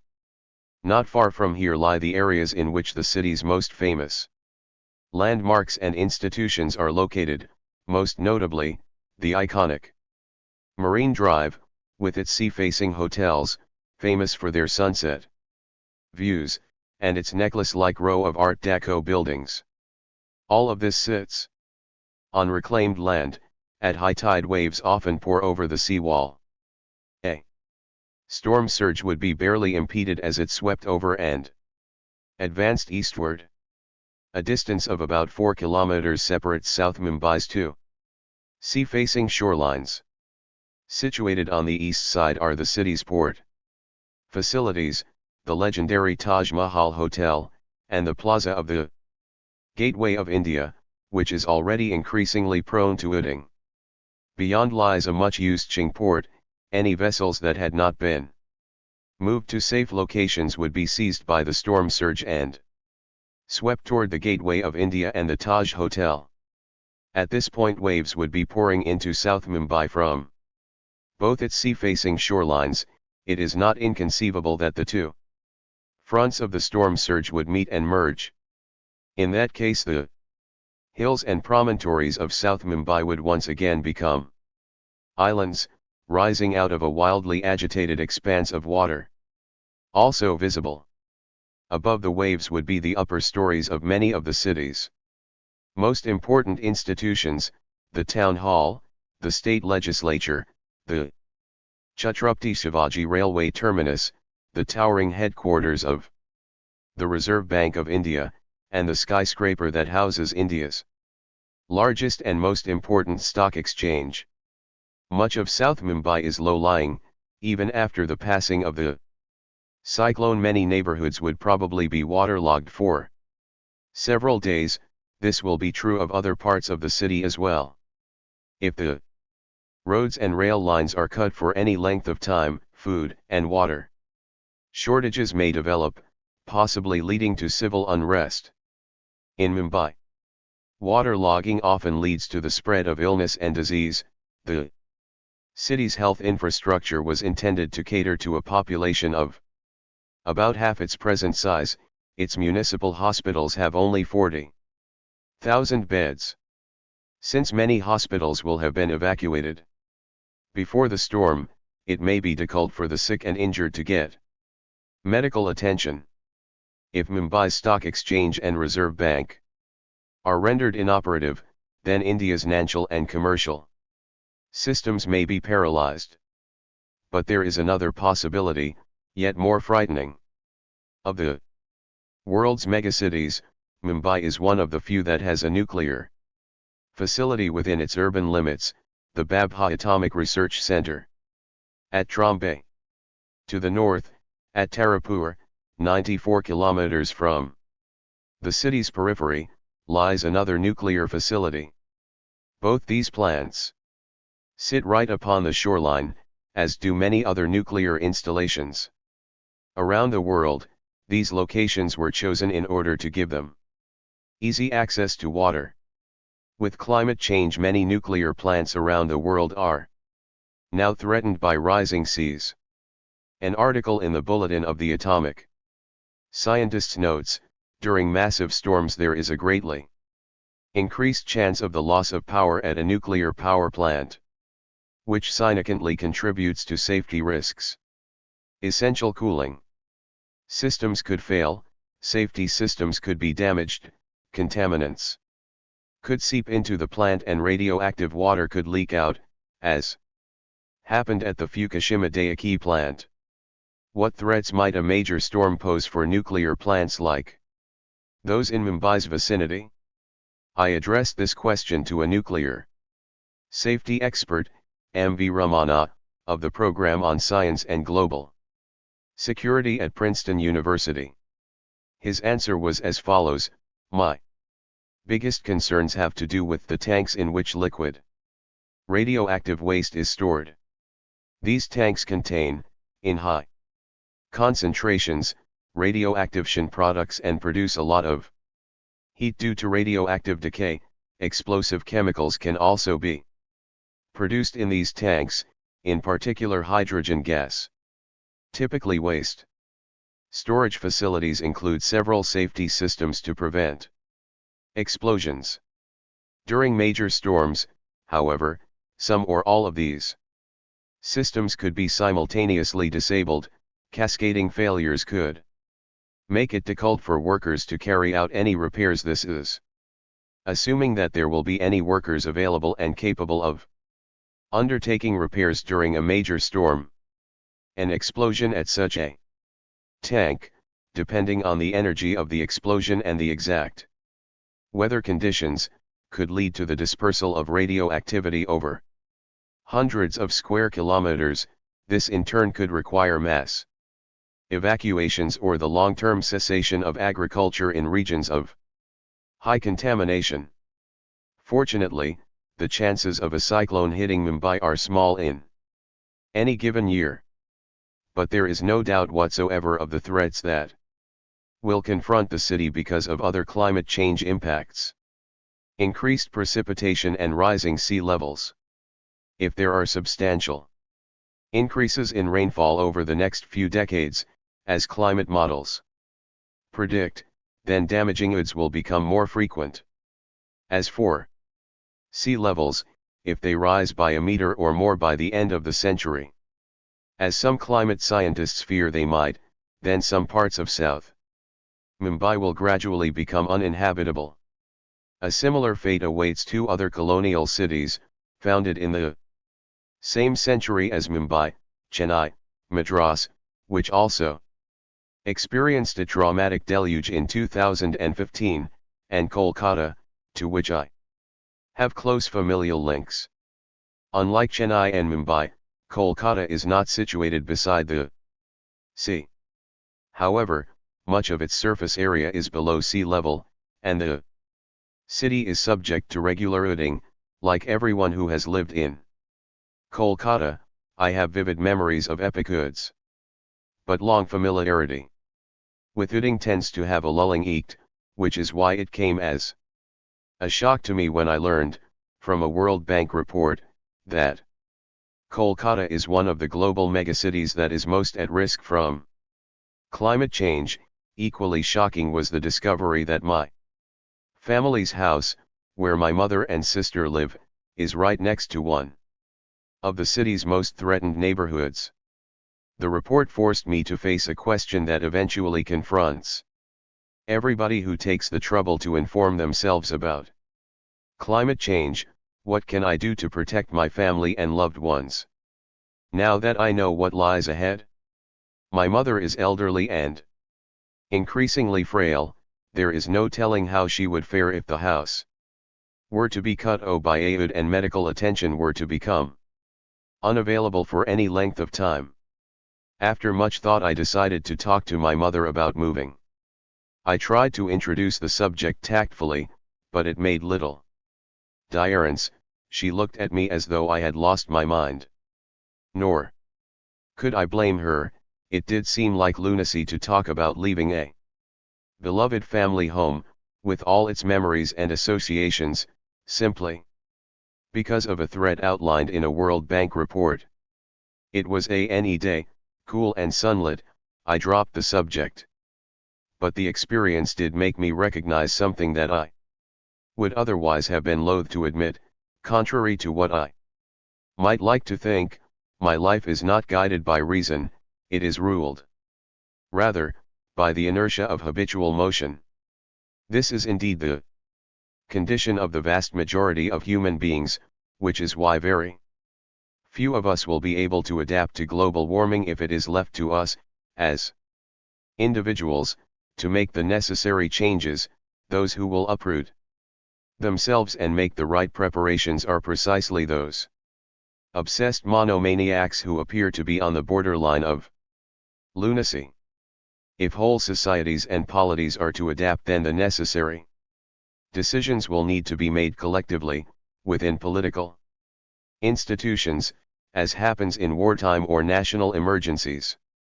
After all, isn't that what politics, in its most fundamental form, is about? Collective survival and the preservation of the body politic?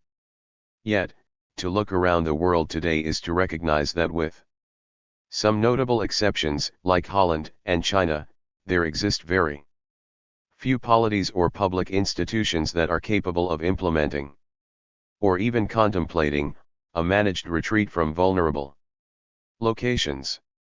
For most governments and politicians, as for most of us as individuals, to leave the places that are linked to our memories and attachments, to abandon the homes that have given our lives roots, stability, and meaning, is nothing short of unthinkable. 12. It is surely no accident that colonial cities like Mumbai, New York, Boston, and Kolkata were all brought into being through early globalization. They were linked to each other not only through the circumstances of their founding but also through patterns of trade. that expanded and accelerated Western economies. These cities were thus the drivers of the very processes that now threaten them with destruction. In that sense, their predicament is but an especially heightened instance of a plight that is now universal. It isn't only in retrospect that the siting of some of these cities now appear as acts of utter recklessness. Bombay's Rst Parsi residents were reluctant to leave older, more sheltered ports like Surat and Navsari and had to be earned financial incentives to move to the newly founded city. Similarly, Qing dynasty officials were astonished to learn that the British intended to build a city on the island of Hong Kong. Why would anyone want to create a settlement in a place that was so exposed to the vagaries of the earth? But in time, sure enough, there was a collective setting aside of the knowledge that accrues over generations through dwelling in a landscape. People began to move closer and closer to the water. How did this come about? The same question arises also in relation to the coast around Fukushima, where stone tablets had been placed along the shoreline in the Middle Ages to serve as tsunami warnings. Future generations were explicitly told, do not build your homes below this point. The Japanese are certainly no more inattentive to the words of their ancestors than any other people, yet not only did they build exactly where they had been warned not to, they actually situated a nuclear plant there. This too is an aspect of the uncanny in the history of our relations with our environments. It is not as if we had not been warned, it is not as if we were ignorant of the risks. An awareness of the precariousness of human existence is to be found in every culture. It is wreaked in biblical and Quranic images of the apocalypse, in the During of the Fimbul winter in Norse mythology, in tales of Pralaya, in Sanskrit literature, and so on. It was the literary imagination, most of all, that was everywhere informed by this awareness. Why then did these intuitions withdraw, not just from the minds of the founders of colonial cities, but also from the forefront of the literary imagination? Even in the West, the earth did not come to be regarded as moderate and orderly until long after the advent of modernity. For poets and writers, it was not until the late 19th century that nature lost the power to evoke that form of terror and awe that was associated with the sublime. But the practical men who ran colonies and founded cities had evidently acquired their indifference to the destructive powers of the earth much earlier. How did this come about? How did a state of consciousness come into being such that millions of people would move to such dangerously exposed locations? The chronology of the founding of these cities creates an almost irresistible temptation to point to the European Enlightenment's predatory hubris in relation to the earth and its resources. But this would tell us very little about the thinking of the men who built and planned that base in the Nicobars. If hubris and predation had anything to do with their choice of site, it was at a great remove between them and the cartographers and surveyors of an earlier era. There was, I think, a much more immediate link, a habit of mind that proceeded by creating discontinuities, that is to say, they were trained to break problems into smaller and smaller puzzles until a solution presented itself. This is a way of thinking that deliberately excludes things and forces, externalities, that lie beyond the horizon of the matter at hand. It is a perspective that renders the interconnectedness of Gaia unthinkable. The urban history of Bengal provides an interesting illustration of what I am trying to get at. Colonial Calcutta, which was for a long time the capital of the British Raj, was founded on the banks of the Hooghly River in the late 17th century. It had not been in existence for long before it came to be realized that the river was silting up. By the early 19th century, The East India Company had decided in principle that a new port would be built at a location closer to the Bay of Bengal. A site was chosen in the 1840s. It lay some 30 miles to the southeast of Calcutta, on the banks of a river called Matla, which means crazed or intoxicated in Bengali. At that time, there lived in Calcutta an Englishman by the name of Henry Piddington. A shipping inspector by profession, he dabbled promiscuously in literature, philology, and the sciences, until his true calling was revealed to him by a treatise, an attempt to develop the law of storms, written by an American meteorologist, Colonel Henry Reed. Published in 1838, the book was an ambitious study of the circular motion of tropical storms. Colonel Reed's book inspired a great passion in Piddington, and he devoted himself to the eld for the rest of his life. It was he who coined the word cyclone, and it is for this that he is best remembered today. But Piddington's particular interest was the phenomenon of the storm surge, or storm wave as it was then called. He would eventually compile a detailed account of storm surges along the coast of Bengal and the devastation they had caused. Because of his familiarity with this subject, Piddington understood that the proposed port on the Matla River would be exposed to extreme cyclonic hazard. Such was his alarm that in 1853 he published a pamphlet, addressed to the then Governor General, in which he issued this ominous warning: everyone and everything must be prepared to see a day when, in the midst of the horrors of a hurricane, they will end the eteric mass of salt water, rolling in, or rising up upon them, with such rapidity that the whole settlement will be inundated to a depth from VE to 15 feet.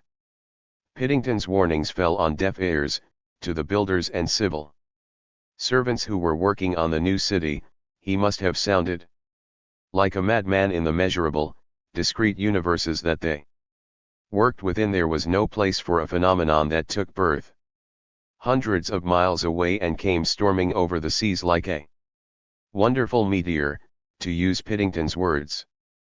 It was probably the very scale of the phenomenon invoked by Piddington that made it unthinkable to those eminently practical men, accustomed as they were to the regularity of bourgeois life.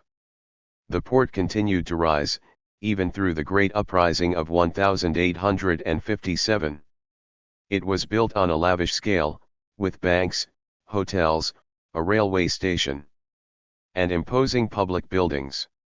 The city was formally inaugurated in 1864 with a grand ceremony. It was named Port Canning, after a former Governor-General. Port Canning's claims to grandeur were short-lived. A mere 3 years after its inauguration, it was struck by a cyclone, just as Piddington had predicted. And even though the accompanying storm surge was a modest one, rising to only 6 feet, it caused terrible destruction. The city was abandoned 4 years later. Canning is now a small river port and access point for the Sundarbans. Piddington thus became one of the RST Cassandras of climate science. 13.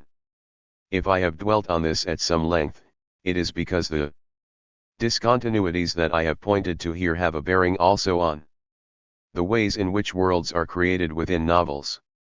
A setting is what allows most stories to unfold. Its relation to the action is as close as that of a stage to a play.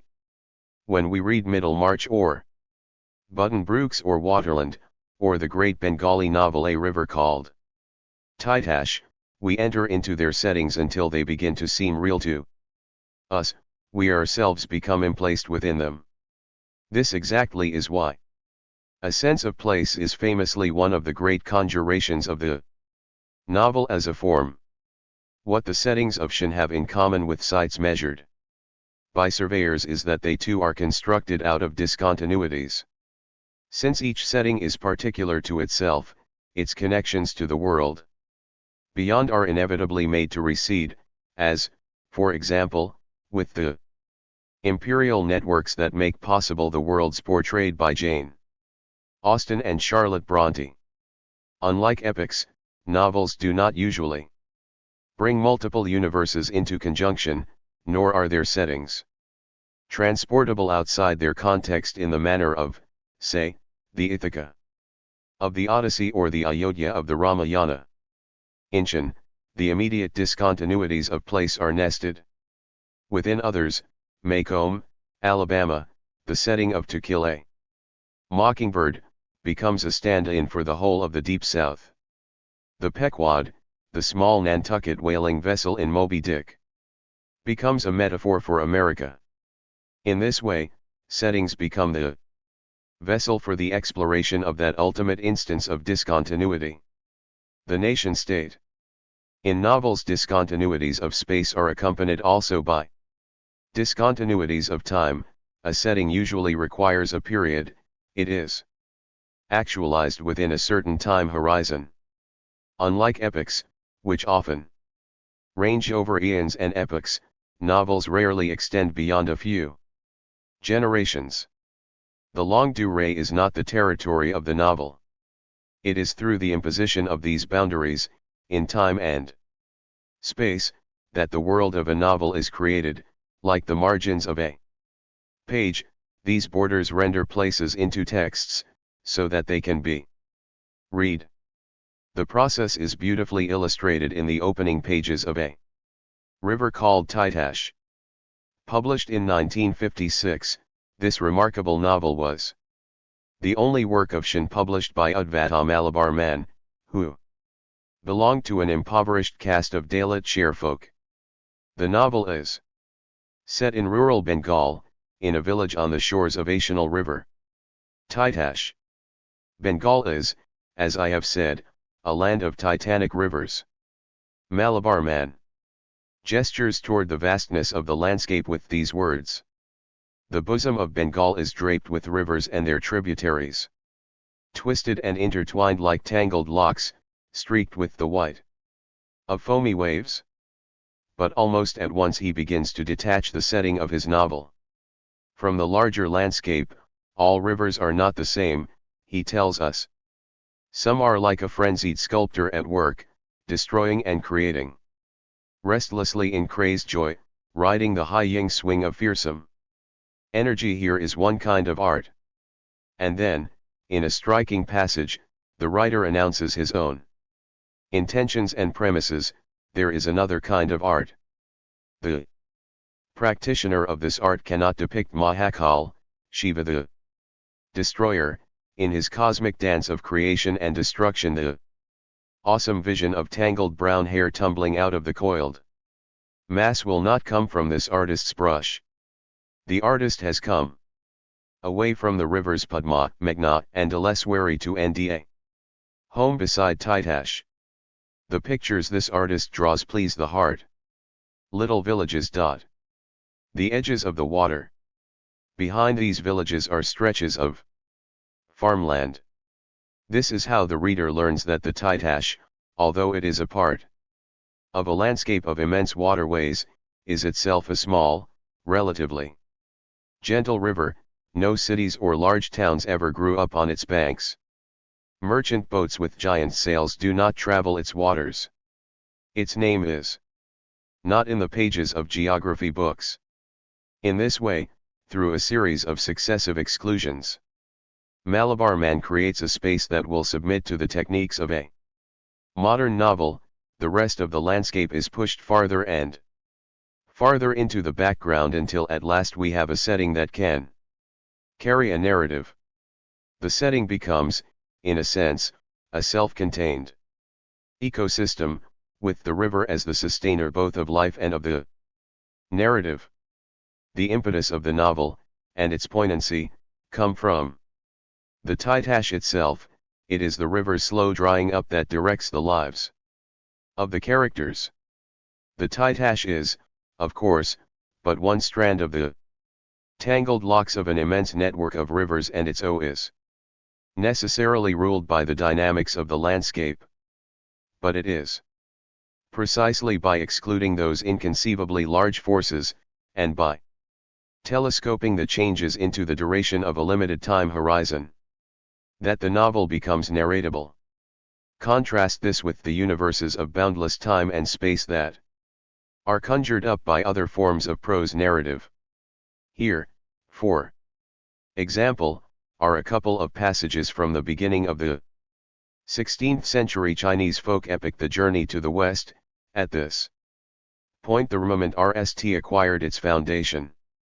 With another 5,400 years came the Zhu epoch, the ethereal and the light rose up to form the four phenomena of the sun, the moon, the stars, and the heavenly bodies.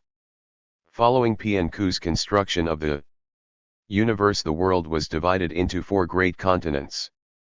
Beyond the ocean there was a country named Aolai. It was near a great ocean, in the midst of which was located the famous flower fruit mountain. Here is a form of prose narrative, still immensely popular, that ranges widely and freely over vast expanses of time and space. It embraces the inconceivably large almost to the same degree that the novel shuns it. Novels, on the other hand, conjure up worlds that become real precisely because of their nitude and distinctiveness. Within the mansion of Siriustion, no one will speak of how the continents were created, nor will they refer to the passage of thousands of years. Connections and events on this scale appear not just unlikely but also absurd within the delimited horizon of a novel when they intrude. The temptation to lapse into satire, as in Ian McEwan's Solar, becomes almost irresistible. But the earth of the Anthropocene is precisely a world of insistent, inescapable continuities, animated by forces that are nothing if not inconceivably vast.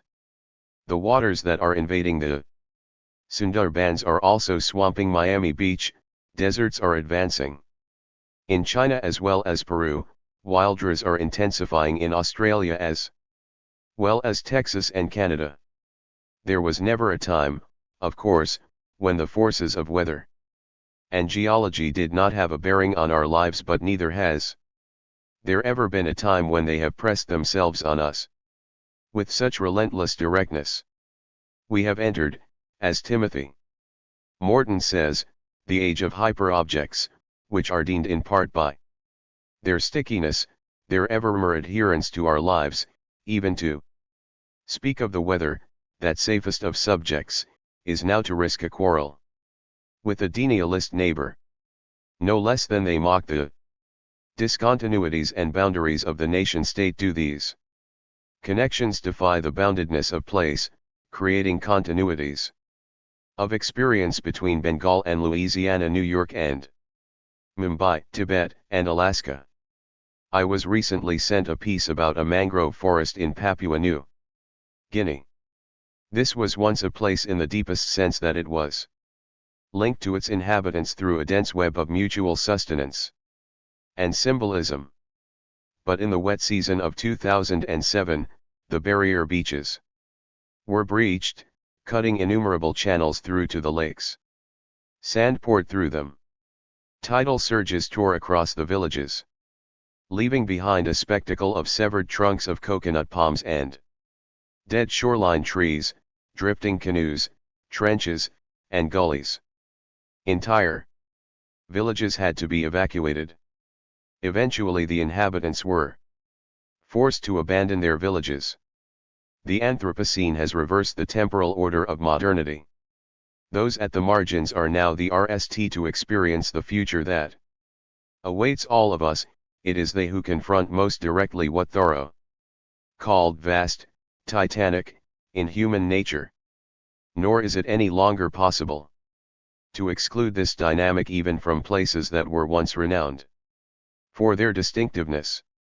Can anyone write about Venice anymore without mentioning the Aqua Alta, when the waters of the lagoon swamp the city's streets and courtyards?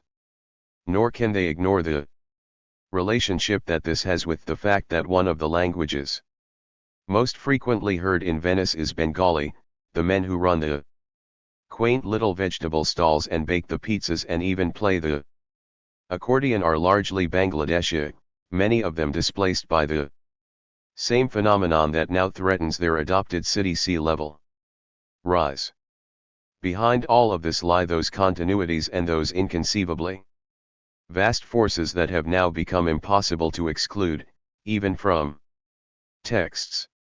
Here, then, is another form of resistance, a scalar one, that the Anthropocene presents to the techniques that are most closely identified with the novel.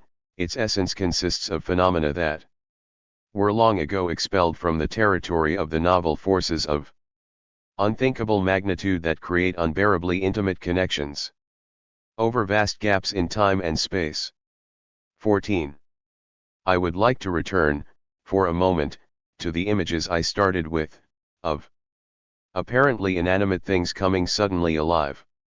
This, as I said earlier, is one of the uncanniest eeks of the Anthropocene, this renewed awareness of the elements of agency and consciousness that humans share with many other beings, and even perhaps the planet itself.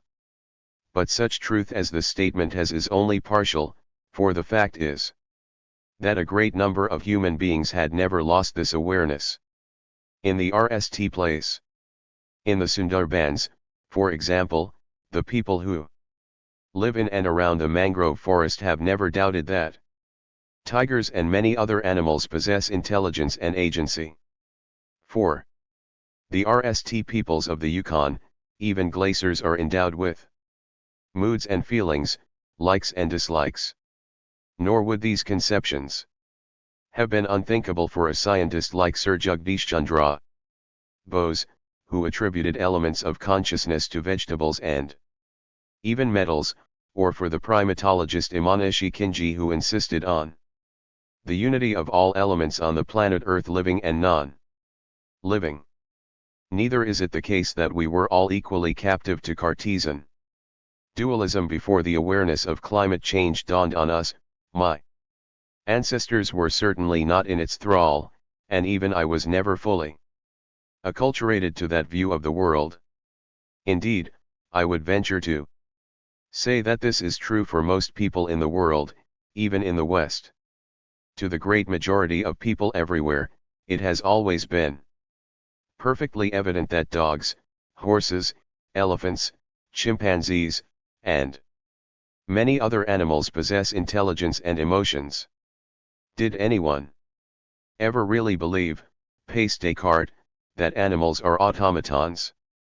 Surely Descartes never saw an ape, wrote Linnaeus, who found it no easy matter to draw a line between human and animal. Even the most devoted Cartesian will probably have no difficulty in interpreting the emotions of a dog that has backed him up against a wall. Nowhere is the awareness of non-human agency more evident than in traditions of narrative. In the Indian epics, and this is a tradition that remains vibrantly alive to this day, there is a completely matter-of-fact acceptance of the agency of non-human beings of many kinds.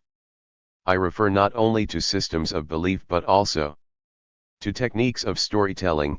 Non-humans provide much of the momentum of the epics, they create the resolutions that allow the narrative to move forward.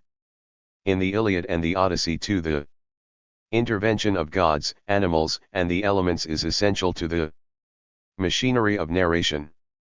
This is true for many other narrative traditions as well, Asian, African, Mediterranean, and so on.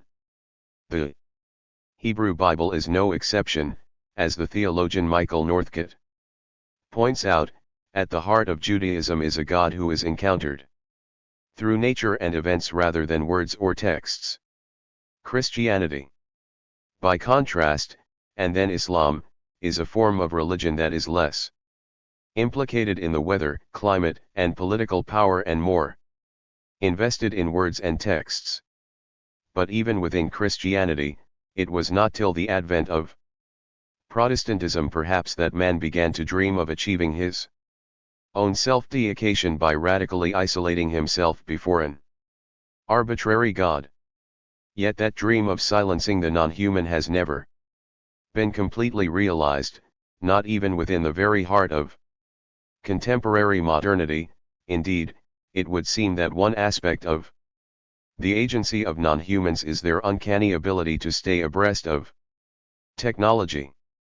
Even among today's teenagers and 20-somethings, whose most intimate familiars are man-made objects like iPads and iPhones, an awareness evidently still lingers that elements of agency are concealed everywhere within our surroundings.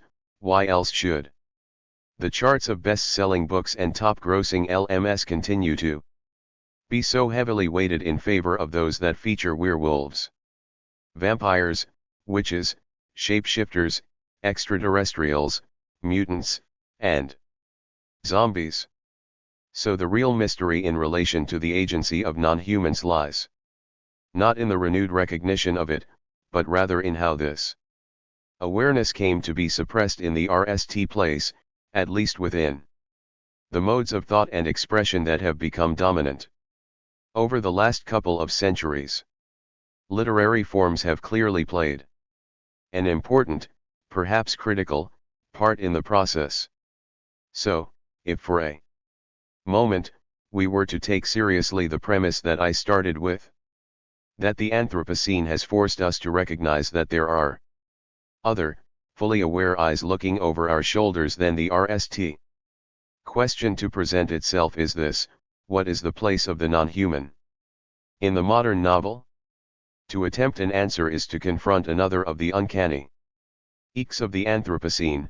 It was in exactly the period in which human activity was changing the Earth's atmosphere that the literary imagination became radically centered on the human. Inasmuch as the non-human was written about at all, it was not within the mansion of serious-tion but rather in the outhouses to which science-tion and fantasy had been banished. 15. The separation of science-tion from the literary mainstream came about not as the result of a sudden drawing of boundaries but rather through a slow and gradual process. There was, however, one moment that was critical to this process, and it happens to have had a link to a climate-related event. The seismic event that began on April 5, 1815, on Mount Tambora, 300 kilometers to the east of Bali, was the greatest volcanic eruption in recorded history. Over the next few weeks, the volcano would send 100 cubic kilometers of debris shooting into the air. The plume of dust, 1.7 million tons of it, soon spread around the globe, obscuring the sun and causing temperatures to plunge by 3 to 6 degrees. There followed several years of severe climate disruption. Crops failed around the world, and there were famines in Europe and China. The change in temperature may also have triggered a cholera epidemic in India. In many parts of the world, 1816 would come to be known as the year without a summer. In May that year, Lord Byron, besieged by scandal, left England and moved to Geneva. He was accompanied by his physician, John Polidori. As it happened, Percy Bysshe Shelley and Mary Wollstonecraft Godwin, who had recently eloped together, were also in Geneva at the time, staying at the same hotel. Accompanying them was Mary Godwin's stepsister, Claire, with whom Byron had had a brief affair in England. Shelley and Byron met on the afternoon of May 27, and shortly afterward they moved, with their respective parties, to 2 villas on the shores of Lake Geneva. From there they were able to watch thunderstorms approaching over the mountains. An almost perpetual rain conveys us principally to the house, Mary Shelley wrote. One night we enjoyed a storm than I had ever before beheld. The lake was lit up, the pines on the Jura made visible, and all the scene illuminated for an instant, when a pitchy blackness succeeded, and the thunder came in frightful bursts over our heads. Amid the darkness. One day, trapped indoors by incessant rain, Byron suggested that they all write ghost stories. A few days later, he outlined an idea for a story on the subject of the vampiric aristocrat, Auguste Darvel. After 8 pages, Byron abandoned the story, and his idea was taken up instead by Polidori. It was eventually published as The Vampire and is now regarded as the RST in an ever-fecund stream of fantasy writing. Mary Shelley too had decided to write a story, and one evening, a stormy one no doubt, the conversation turned to the question of whether a corpse would be reanimated. Galvanism had given token of such things. Perhaps the component parts of a creature might be manufactured, brought together and endowed with vital warmth. The next day, she began writing Frankenstein, or the modern Prometheus. Published in 1818, the novel created a sensation. It was reviewed in the best-known journals, by some of the most prominent writers of the time. Sir Walter Scott wrote an enthusiastic review, and he would say later that he preferred it to his own novels. At that time, there does not seem to have been any sense that Frankenstein belonged outside the literary mainstream. Only later would it come to be regarded as the RST great novel of science fiction. Although Byron never did write a ghost story, he did compose a poem called Darkness, which was imbued with what we might today call climate despair. The world was void. The populace and the powerful was a lump. Seasonless, herbless, treeless, manless, lifeless. A lump of death, a chaos of hard clay. The rivers, lakes, and ocean all stood still. And nothing stirred within their silent depths. Reacting on the wet, ungenial summer of 1816 and its role in the engendering of these works, Jory Parker writes, all 3 works wreaked the disorientation and desperation that even a few weeks of abrupt climate change can cause. Since the question today is not whether climate change will strike some part of our planet again, but when, we might reread Byron's poem as we choose. 16. To ask how science fiction came to be demarcated from the literary mainstream is to summon another question: what is it in the nature of modernity that has led to this separation? A possible answer is suggested by Bruno Latour, who argues that one of the originary impulses of modernity is the project of partitioning, or deepening the imaginary gulf between nature and culture. The former comes to be relegated exclusively to the sciences and is regarded as being limits to the latter. Yet, to look back at the evolution of literary culture from this vantage point is to recognize that the project of partitioning has always been contested, and never more so than at the inception, and nowhere more vigorously than in places that were in the vanguard of modernity. As proof of this, we have only to think of William Blake, asking of England, and was Jerusalem builded here, among these dark satanic mills? And of Wordsworth's sonnet, the world is too much with us.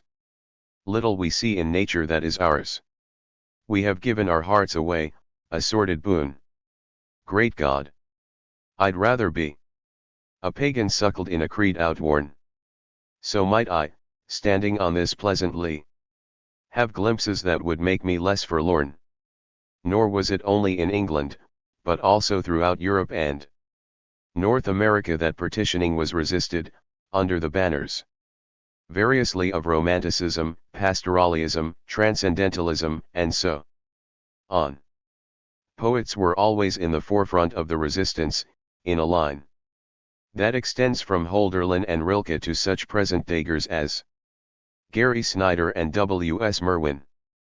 But being myself a writer of fiction, it is the novel that interests me most, and when we look at the evolution of the form, it becomes evident that its absorption into the project of partitioning was presaged already in the line of Wordsworth's that I quoted above.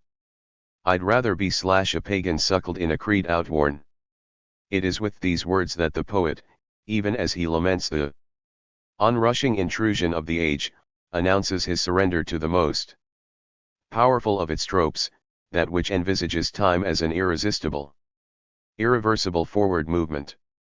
This jealous deity, the time god of modernity, has the power to decide who will be cast into the shadows of backwardness, the dark tunnel of time outworn, and who will be granted the benediction of being ahead of the rest. Always en avant. It is this conception of time, which has much in common with both Protestant and secular teleologies, like those of Hegel and Marx, that allows the work of partitioning to proceed within the novel, always aligning itself with the avant-garde as it hurtles forward in its impatience to erase every archaic reminder of man's kinship with the non-human. The history of this partitioning is, of course, an epic in itself, airing subplots and characters to suit the tastes of every reader. Here I want to dwell, for a moment, on a plot that completely reverses itself between the 18th century and today, the story of the literary tradition's curious relationship with science.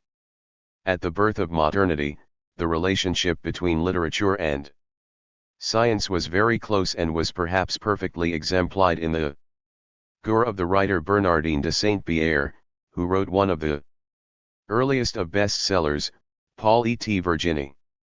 Saint-Pierre regarded himself as primarily a naturalist and saw no conflict between his calling as writer and man of science. It is said of him that when taken to see the Cathedral of Chartres, as a boy, he noticed nothing but the jackdaws that were roosting on the towers. Goethe also famously saw no conflict between his literary and scientific interests, conducting experiments in optics, and propounding theories that remain compelling to this day. Herman Melville too was deeply interested in the study of marine animals, and his views on the subject are, of course, expounded at length in Moby Dick. I could cite many other instances ranging from the mathematics of war and peace to the chemistry of Alice in Wonderland, but there is no need, it is hardly a matter of dispute, that Western writers remain deeply engaged with science through the 19th century. Nor was this a one-sided engagement. Naturalists and scientists not only read but also produced some of the most significant literary works of the 19th century, such as Darwin's Voyage of the Beagle and Alfred Russel Wallace's The Malay Archipelago. Their works, in turn, served as an inspiration to a great number of poets and writers, including Tennyson. How, then, did the provinces of the imaginative and the scientific come to be so sharply divided from each other? According to Latour, the project of partitioning is supported always by a related enterprise, one that he describes as purification, the purpose of which is to ensure that nature remains o limits to culture, the knowledge of which is consigned entirely to the sciences. This entails the marking o and suppression of hybrids, and that, of course, is exactly the story of the branding of science fiction, as a genre separate from the literary mainstream. The line that has been drawn between them exists only for the sake of neatness, because the zeitgeist of late modernity could not tolerate nature culture hybrids. Nor is this pattern likely to change soon. I think it can be safely predicted that as the waters rise around us, the mansion of Sirius, like the doomed waterfront properties of Mumbai and Miami Beach, will double down on its current sense of itself, building ever higher barricades to keep the waves at bay. The expulsion of hybrids from the manor house has long troubled many who were thus relegated to the status of genre writers, and rightly so, for nothing could be more puzzling than the strange conceit that science fiction deals with material that is somehow contaminated, nothing could better express the completeness of the literary mainstream's capitulation to the project of partitioning. And this capitulation has come at a price, for it is literation itself that has been diminished by it. If a list were to be made of the late 20th century novelists whose works remain inusual today, we would end, I suspect, that many who once best rode the literary world like colossi are entirely forgotten, while writers like Arthur C. Clarke, Raymond Bradbury, and Philip K. Dick are near the top of the list. That said, the question remains, is it the case that science fiction is better equipped to address the Anthropocene than mainstream literation? This might appear obvious to many. After all, there is now a new genre of science fiction called climate fiction or CLI. But CLI is made up mostly of disaster stories set in the future. And that, to me, is exactly the rub. The future is but one aspect of the Anthropocene. This era also includes the recent past, and, most significantly, the present. In a perceptive essay on science fiction and speculative fiction, Margaret Atwood writes of these genres that they all draw from the same deep well, those imagined other worlds located somewhere apart from our everyday one, in another time, in another dimension, through a doorway into the spirit world, or on the other side of the threshold that divides the known from the unknown. Science fiction, speculative fiction, sword and sorcery, fantasy, and slipstream fiction, all of them might be placed under the same large wonder tale umbrella. This lays out with marvelous clarity some of the ways in which the Anthropocene resists science fiction. It is precisely not an imagined other world apart from ours, nor is it located in another time or another dimension.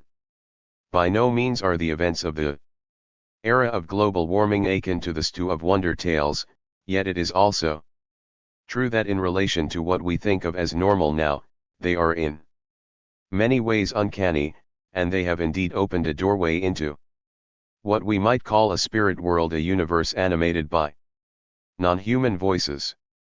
If I have been at pains to speak of resistances rather than insuperable obstacles, it is because these challenges can be, and have been, overcome in many novels.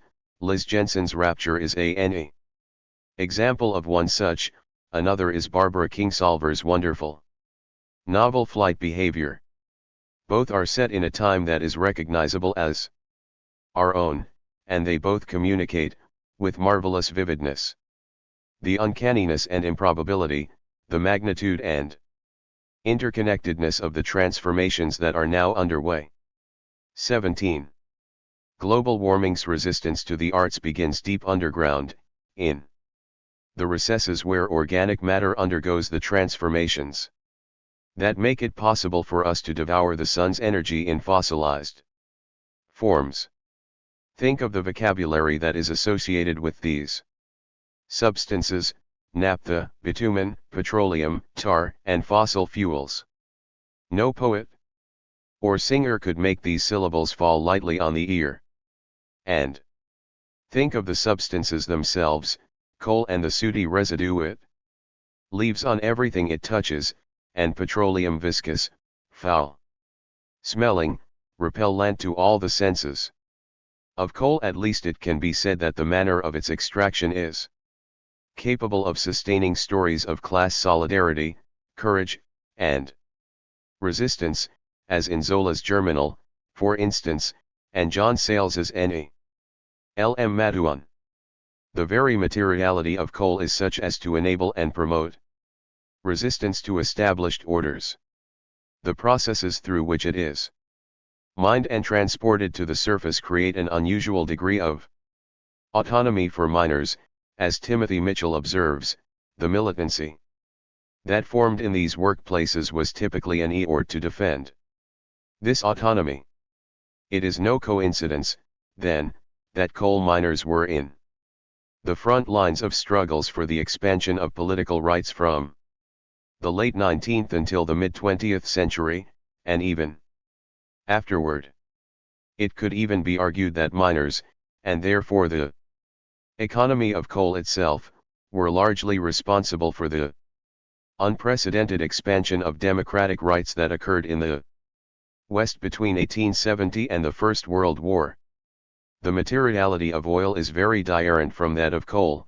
Its extraction does not require large numbers of workers, and since it can be piped over great distances, it does not need a vast workforce for its transportation and distribution. This is probably why its economics, politically speaking, have been the opposite of those of coal. That this might be the case was well understood by Winston Churchill and other leaders of the British and American political elites, which was why they went to great lengths to promote the large-scale use of oil. This effort gained in urgency after the historic strikes of the 1910s and 20s, in which miners, and workers who transported and distributed coal, played a major role. Indeed, fear of working-class militancy was one of the reasons why a large part of the Marshall Plan's funds went toward effecting the switch from coal to oil. The corporatized democracy of post-war Western Europe was to be built, as Mitchell notes, on this reorganization of energy. For the arts, oil is inscrutable in a way that coal never was. The energy that petrol generates is easy to aestheticize as in images and narratives of roads and cars, but the substance itself is not. Its sources are mainly hidden from sight, veiled by technology, and its workers are hard to mythologize, being largely invisible. As for the places where oil is extracted, they possess nothing of the raw visual power that is manifest, for example, in the mining photographs of Sebastião Salgado. Oil refineries are usually so heavily fortified that little can be seen of them other than a distant gleam of metal, with tanks, pipelines, derricks, glowing under jets of aim. One such fortress occurs in my RST novel, The Circle of Reason, 1986, a part of which is about the discovery of oil in Ational emirate called Al-Ghazira. Out of the sand, there suddenly arose the barbed wire fence of the oil town. From the other side of the fence, faces stared silently out: Filipino faces, Indian faces, Egyptian faces, Pakistani faces, even a few Ghazari faces, a whole world of faces. Behind these eerie, dislocated enclaves of fenced-in faces and towering derricks lies a history that impinges on every life on this planet.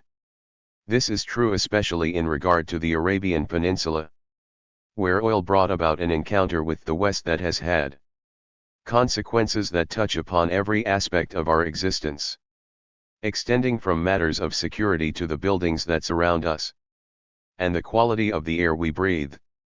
Yet the strange reality is that this historic encounter, whose tremors and aftershocks we feel every day, has almost no presence in our imaginative lives, in art, music, dance, or literature. Long after the publication of The Circle of Reason, I wrote a piece in which I attempted to account for this mysterious absence, to the principal protagonists in the oil encounter, which means, in America and Americans, on the one hand, and the peoples of the Arabian Peninsula and the Persian Gulf, on the other. The history of oil is a matter of embarrassment verging on the unspeakable, the pornographic. It is perhaps the one cultural issue on which the two sides are in complete agreement. Try and imagine a major American writer taking on the oil encounter.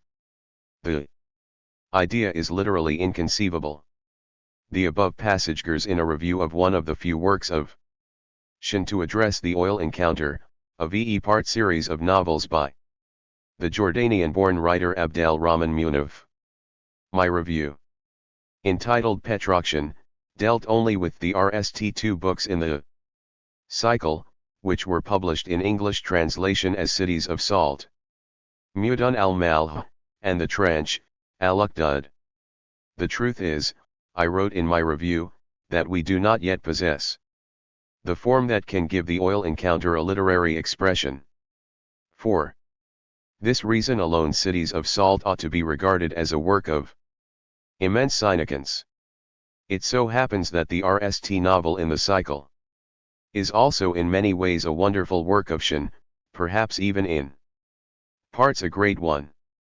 This was written in 1992.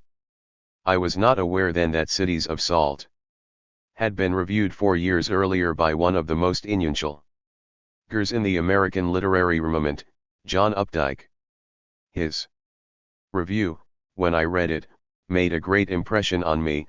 I found that in the process of writing about Munif's book Updike had also articulated, elegantly and authoritatively, a conception of the novel that was indisputably an accurate summing up of a great deal of contemporary fiction. Yet it was a conception with which I found myself completely at odds. The differences between Updike's views and mine have an important bearing on some of the aspects of the Anthropocene that I have been addressing here, so it is best to let him speak for himself. Here is what he had to say about Cities of Salt. It is unfortunate, given the epic potential of his topic, that Mr. Munif appears to be insouciantly westernized to produce a narrative that feels much like what we call a novel. His voice is that of a Campre explainer, his characters are rarely exed in our minds by a face or a manner or a developed motivation. No central gur develops enough reality to attract our sympathetic interest, and this being the RST third of a trilogy, what intelligible conics and possibilities do emerge remain serenely unresolved. There is almost none of that sense of individual moral adventure of the evolving individual in varied and roughly equal battle with the world of circumstance which since Don Quixote and Robinson Crusoe has distinguished the novel from the fable and the chronicle. Cities of Salt is concerned, instead, with men in the aggregate. This passage is remarkable, in the RST instance, because the conception of the novel that is articulated here is rarely put into words, even though it has come to exercise great sway across much of the world and especially in the Anglosphere. My own disagreement with it hinges upon the phrase that Updike uses to distinguish the novel from the fable and the chronicle, individual moral adventure. But why, I find myself asking, should the denning adventures of the novel be described as moral, as opposed to, say, intellectual or political or spiritual? In what sense could it be said that War and Peace is about individual moral adventures? It is certainly true that some threads in the narrative could be described in this way, but they would account for only a small part of the whole. As for Tolstoy's own vision of what he had set out to do, he was emphatic that War and Peace was not a novel, still less a long poem, and even less a historical chronicle. His intention was to supersede and incorporate preceding forms, an ambition that can be seen also in Melville's Moby Dick. To tee these works within the frame of individual moral adventures is surely a diminishment of the writer's intentions. Clearly, it is in the word moral that the conundrum lies. What exactly does it mean? Is it intended perhaps to incorporate the senses also of the political, the spiritual, and the philosophical? And if so, would not a question arise as to whether a single word can bear so great a burden? I ask these questions not in order to parse small semantic differences. I believe that Updike had actually put his finger on a very important aspect of contemporary culture. I will return to this later, but for now I'd like to turn to another aspect of Updike's Mapping of the territory of the novel, that which is excluded from it. Updike draws this boundary line with great clarity. The reason why Cities of Salt does not feel much like a novel, he tells us, is that it is concerned not with a sense of individual moral adventures, but rather with men in the aggregate. In other words, what is banished from the territory of the novel is precisely the collective. But is it actually the case that novelists have shunned men, or women, in the aggregate? And inasmuch as they have, is it a matter of intention or narrative expediency? Charlotte Bronte's view, expressed in a letter to a critic, is worth noting, is not the real experience of each individual very limited, she asks, and if a writer dwells upon that solely or principally, is he not in danger of being an egotist? In a perceptive discussion of Updike's review, the critic Rob Nixon points out that Muniff is scarcely alone in working with a crowded canvas and with themes of collective transformation. Émile Zola, Upton Sinclair, and many others have also treated individual character as secondary to collective metamorphosis. Indeed, so numerous are the traces of the collective within the novelistic tradition that anyone who chose to look for them would soon be overwhelmed. Such being the case, should Updike's view be summarily dismissed? My answer is, no, because Updike was, in a certain sense, right. It is a fact that the contemporary novel has become ever more radically centered on the individual psyche, while the collective men in the aggregate has receded, both in the cultural and national imagination. Where I differ from Updike is that I do not think that this turn in contemporation has anything to do with the novel as a form.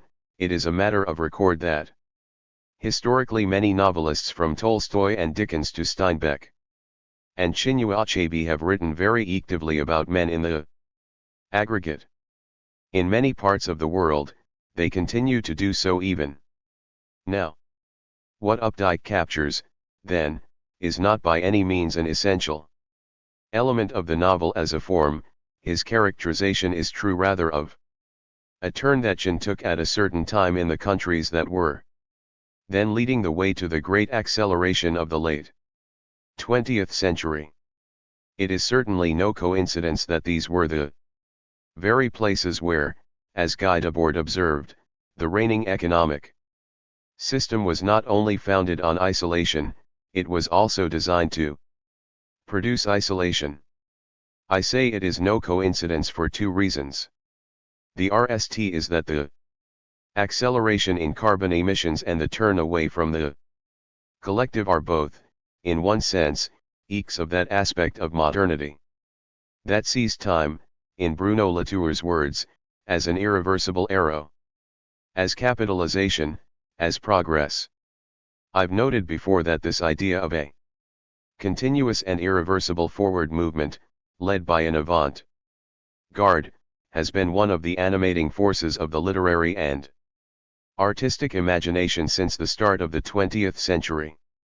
A progression of this sort inevitably creates winners and losers, and in the case of 20th century, one of the losers was exactly writing of the kind in which the collective had a powerful presence.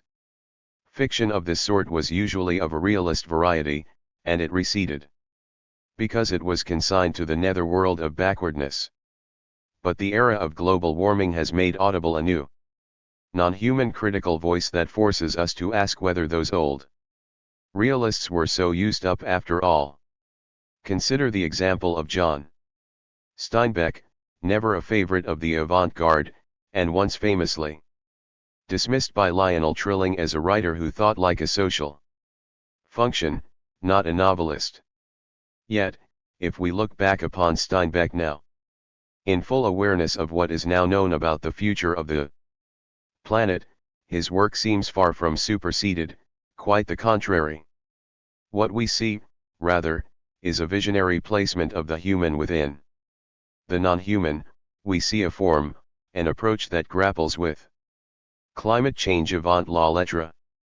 Around the world too there are many writers, not all of them realists, from whose work neither the aggregate nor the non-human have ever been absent.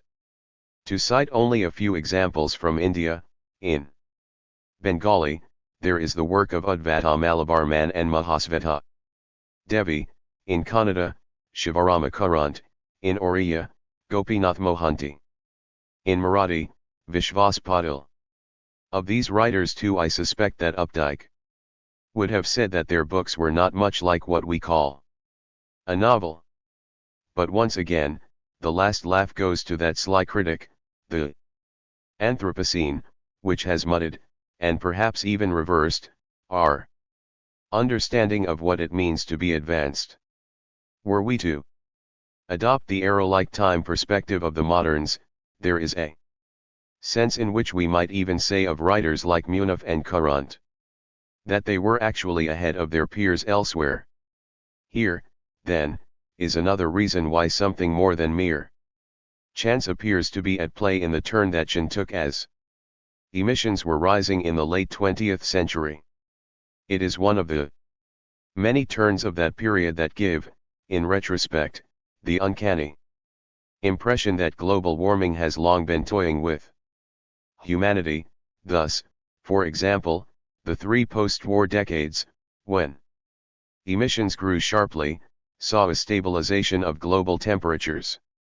Similarly, at exactly the time when it has become clear that global warming is in every sense a collective predicament, humanity NDS itself in the thrall of a dominant culture in which the idea of the collective has been exiled from politics, economics, and literature alike. Inasmuch as contemporarytion is caught in this thraldom, this is one of the most powerful ways in which global warming resists it.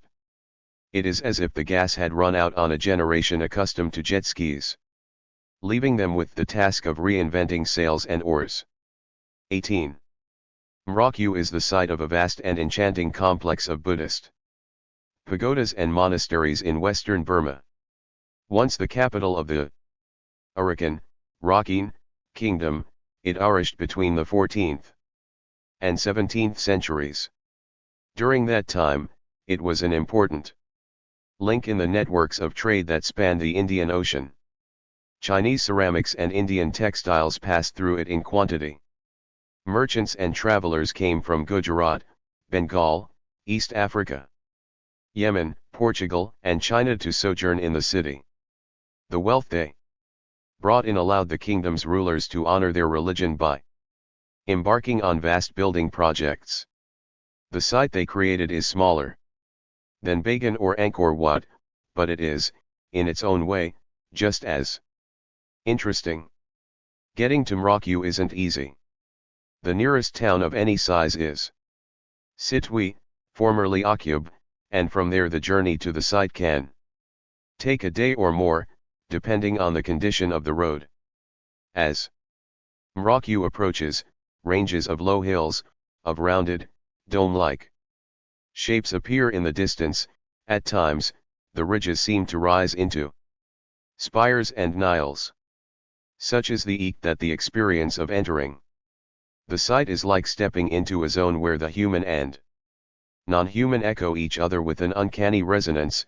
The connection between built form and landscape seems to belong to a dimension other than the visual.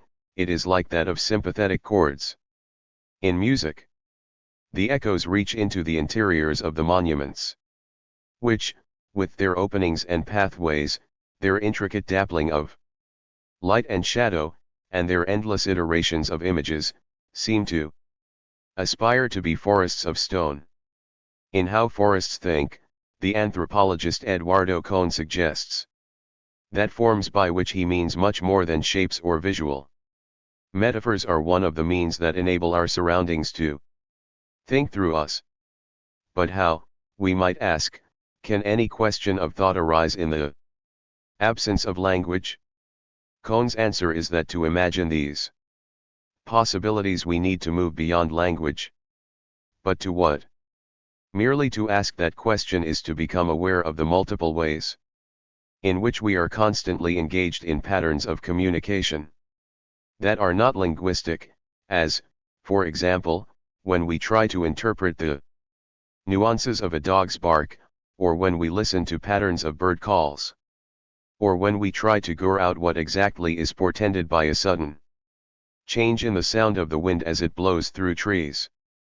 None of this is any less demanding, or any less informative, than, say, listening to the news on the radio. We do these things all the time. We could not stop doing them if we tried, yet we don't think of them as communicative acts. Why? Is it perhaps because the shadow of language interposes itself, preventing us from doing so? It isn't only the testimony of our ears that is blocked in this way, but also that of our eyes, for we often communicate with animals by means of gestures that require interpretation, as, for example, when I wave my hands to shoo away a crow. Nor does interpretation necessarily demand a sense of hearing or sight. In my garden, there is a vigorously growing vine that regularly attempts to attach itself to a tree, several meters away, by reaching out to it with a tendril. This is not done randomly, for the tendrils are always well aimed and they appear at exactly those points where the vine does actually stand a chance of bridging the gap. If this were a human, we would say that she was taking her best shot. This suggests to me that the vine is, in a sense, interpreting the stimuli around it, perhaps the shadows that pass over it or the O of air in its surroundings. Whatever those stimuli might be, the vine's reading of them is clearly accurate enough to allow it to develop an image of what it is reaching for, something not unlike heat imaging in weapons and robots. To think like a forest, then, is, as Kohn says, to think in images. And the astonishing profusion of images in Rakyu, most of which are of the Buddha in the Bhumisparshamudra, with the tip of the middle finger of his right hand resting on the earth, serves precisely to direct the viewer away from language toward all that cannot be thought through words. These possibilities have, of course, been explored by people in many cultures and in many eras, in fact, everywhere perhaps, except within the modern academy. What, then, is to be made of the fact that such possibilities have now succeeded also in broaching the boundaries of the one sphere from which they were excluded? Could it be said, extending Kohn's argument, that this synchronicity confirms that the Anthropocene has become our interlocutor, that it is indeed thinking through us? Would it follow, then, on the analogy of Kohn's suggestion in relation to forests, that to think about the Anthropocene will be to think in images, that it will require a departure from our accustomed logocentrism? Could that be the reason why television, LM, and the visual arts have found it much easier to address climate change than has literation? And if that is so, then what does it imply for the future of the novel? It is possible, of course, to construct many different genealogies for the deepening logocentrism of the last several centuries. But the one point where all those lines of descent converge is the invention of print technology, which moved the logocentrism of the Abrahamic religions in general, and the Protestant Reformation in particular, onto a new plane. So much so that Ernest Gellner was able to announce in 1964, the humanist intellectual is, essentially, an expert on the written word. Merely to trace the evolution of the printed book is to observe the slow but inexorable excision of all the pictorial elements that had previously existed within texts, illuminated borders, portraits, coloring, line drawings, and so on. This pattern is epitomized by the career of the novel, which in the 18th and 19th Centuries often included frontispieces, plates, and so on. But all of these elements gradually faded away, over the course of the 19th and early 20th centuries, until the very word illustration became a pejorative, not just with ancient but in all the arts. It was as if every doorway and window that might allow us to escape the canals of language had to be slammed shut, to make sure that humans had no company in their dwindling world but their own abstractions and concepts.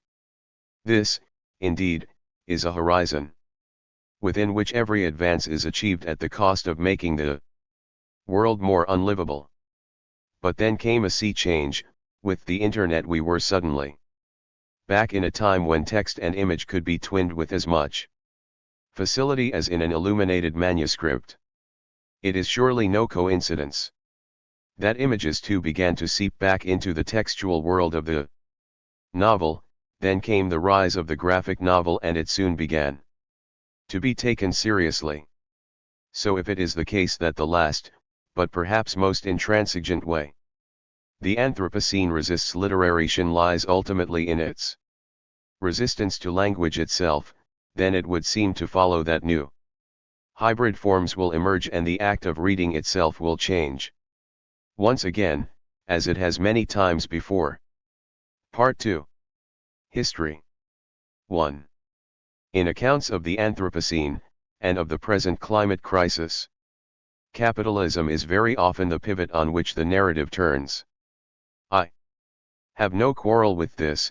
As I see it, Naomi Klein and others are right to identify capitalism as one of the principal drivers of climate change. However, I believe that this narrative often overlooks an aspect of the Anthropocene that is of equal importance: empire and imperialism.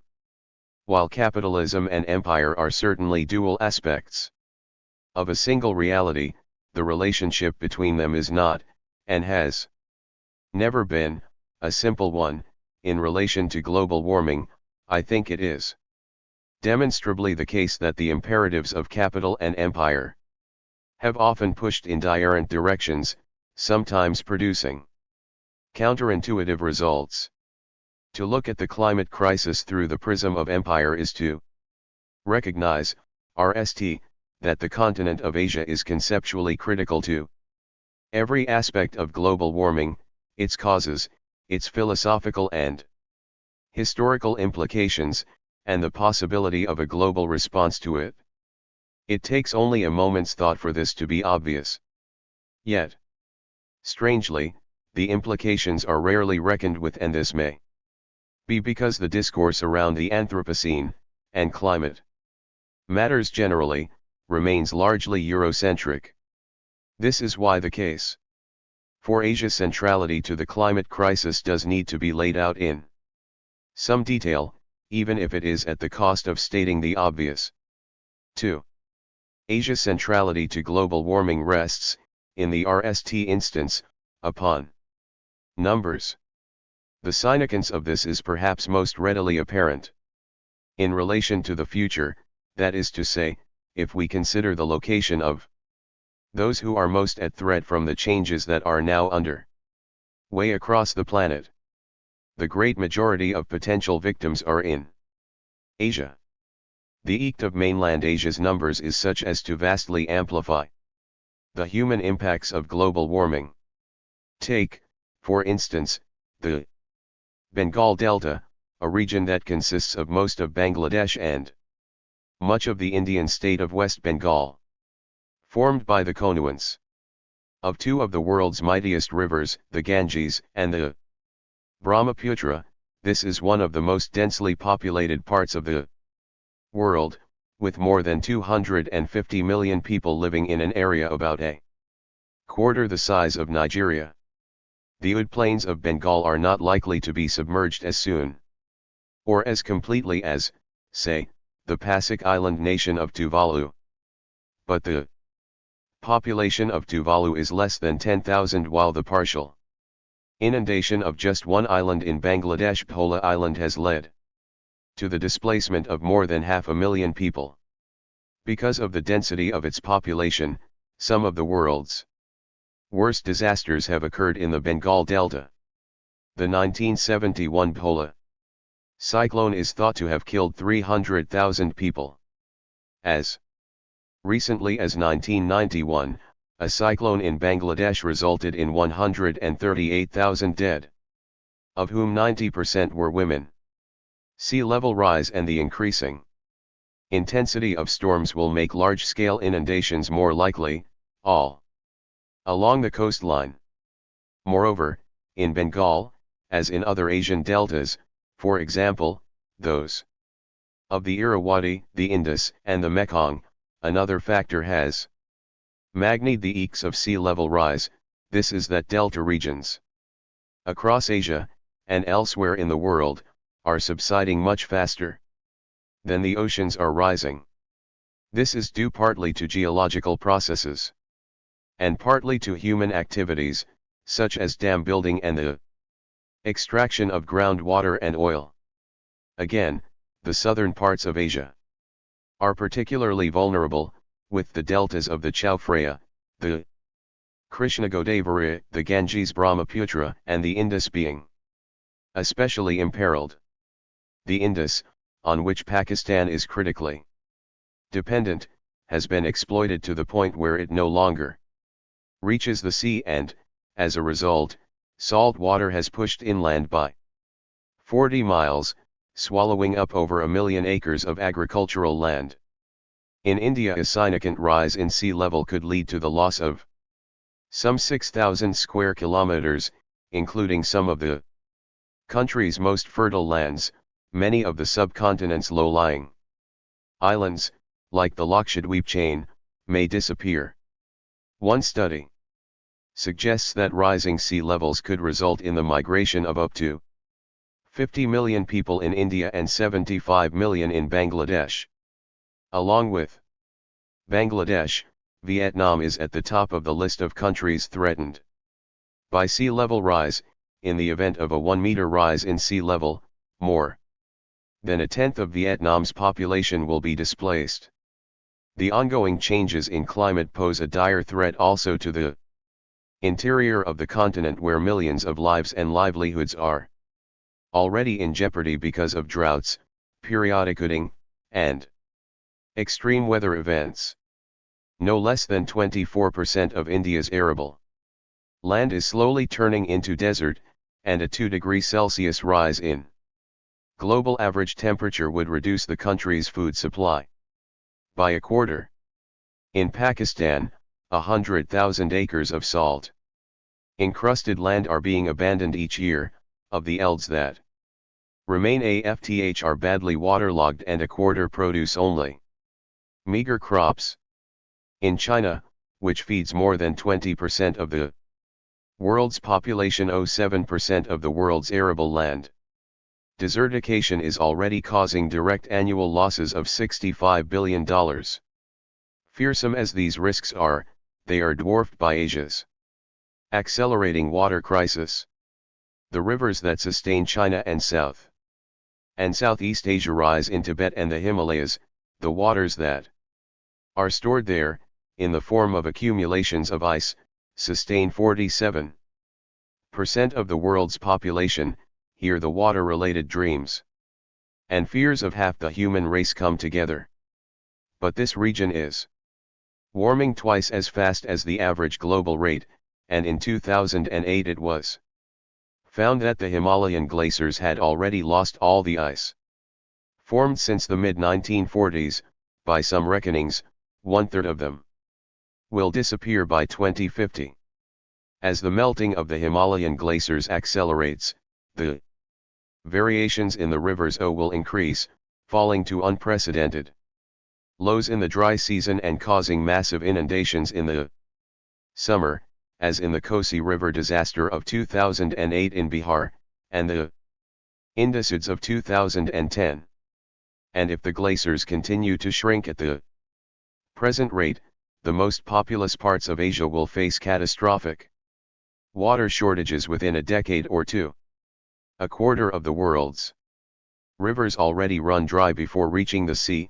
Many, if not most, of them are in Asia. In terms of numbers, the consequences are beyond imagining. The lives and livelihoods of 500 million people in South and Southeast Asia are at risk. Needless to add, the burden of these impacts will be borne largely by the region's poorest people, and among them, disproportionately by women. It is the matter of numbers again that makes Asia critical to the questions of mitigation, preparedness, and resiliency.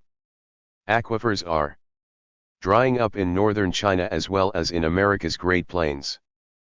But only 2 million people live in the 175,000 square miles that are watered by the United States Ogallala Aquifer, while the 125,000 square miles of North China are populated by 214 million people. The brute fact is that no strategy can work globally unless it works in Asia and is adopted by large numbers of Asians. Yet, in this matter too, the conditions that are peculiar to mainland Asia are often absent from the discussion. 3. The vulnerability of Asia's populations is only one aspect of their centrality to global warming. The reality is that the continent has also played a pivotal role in setting in motion the chain of consequences that is driving the present cycle of climatic change. In this story, too, numbers are critical, for it was the rapid and expanding industrialization of Asia's most populous nations, beginning in the 1980s, that brought the climate crisis to a head. Numbers are critical again to the difference in Asia's role in global warming and that of countries that industrialized earlier. The West's largest contribution to the accumulation of greenhouse gases came about through the continuous expansion of the carbon footprint of what was about 30% of the world's population at the beginning of the 20th century. Asia's contribution, on the other hand, came about through a sudden but very small expansion in the footprint of a much larger number of people, perhaps as much as half of a greatly expanded global population, late in the 20th century.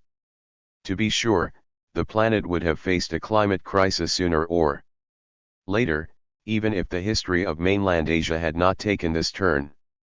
After all, signs of a changing climate date back to the 1930s, and the concentration of carbon dioxide in the atmosphere had already passed 300 parts per million when Charles Keeling began to take measurements at the Mauna Loa Observatory in Hawaii. This was in the late 1950s, long before the economies of mainland Asia began their rapid acceleration. Even back then, the carbon footprint of the West was growing rapidly enough to ensure that the accumulation of greenhouse gases in the atmosphere would continue to rise. But that rise would not have been so steep if mainland Asia had not launched upon a period of sustained economic expansion in the late 1980s. It is this acceleration that has dramatically shortened the time available to adapt to, or even recognize, the crisis for what it is. But apart from its dual role as both protagonist and victim, Asia has played yet another critical part in the unfolding of the great derangement. It is that of the simpleton who, in his blundering progress across the stage, unwittingly stumbles upon the secret that is the key to the plot. This is because certain crucial aspects of modernity would not have become apparent if they had not been put to an empirical test, in the only continent where the magnitudes of population are such that they can literally move the planet. And, as with any truly revelatory experiment, the results would not have been believed, by Asians or anyone else, if they had not turned out exactly as they have. For the results are counterintuitive and they contradict all the tenets on which our lives, thoughts, and actions have been based for almost a century. What we have learned from this experiment is that the patterns of life that modernity engenders can only be practiced by a small minority of the world's population. Asia's historical experience demonstrates that our planet will not allow these patterns of living to be adopted by every human being. Every family in the world cannot have 2 cars, a washing machine, and a refrigerator, not because of technical or economic limitations but because humanity would asphyxiate in the process. It is Asia, then, that has torn the mask from the phantom that lured it onto the stage of the Great Derangement, but only to recoil in horror at its own handiwork. Its shock is such that it dare not even name what it has beheld, for having entered the stage, it is trapped, like everyone else. All it can say to the chorus that is waiting to receive it is, "But you promised and we believed you." In this role as horror-struck simpleton, Asia has also laid bare, through its own silence, the silences that are now ever more plainly evident at the heart of global systems of governance. 4. If it is the case that the climate crisis was precipitated by mainland Asia's embrace of the dominant mechanisms of the world economy, then the critical question in relation to the history of the Anthropocene is this: why did the most populous countries of Asia industrialize late in the 20th century and not before? Strangely, this question is almost never explicitly posed in accounts of the history of global warming. Yet these histories do often owe an implicit answer to the question of why the non-Western world was slow to enter the carbon economy. It is simply that the technologies that created this economy, example the spinning jenny and the steam engine, were invented in England and were therefore inaccessible to much of the world. In this view, industrialization comes about through a process of technological diffusion that radiates outward from the West. This narrative is, of course, consistent with the history of global warming over the 19th and 20th centuries, when the carbon-intensive economies of the West pumped greenhouse gases into the atmosphere at ever-accelerating rates. It is therefore perfectly accurate to say, as Anil Agarwal and Sunita Narayan did in their seminal 1991 essay on climate justice, that the accumulation in the atmosphere of greenhouse gases is mainly the result of the gargantuan consumption of the developed countries, particularly the U.S.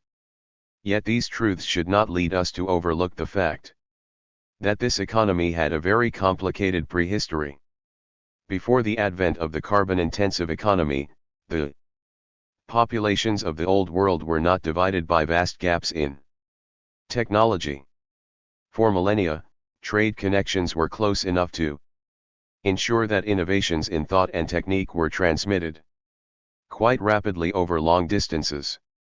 Even deep, long-term historical processes sometimes unfolded at roughly the same time in places far removed from each other. The vernacularization of languages is an example of one such.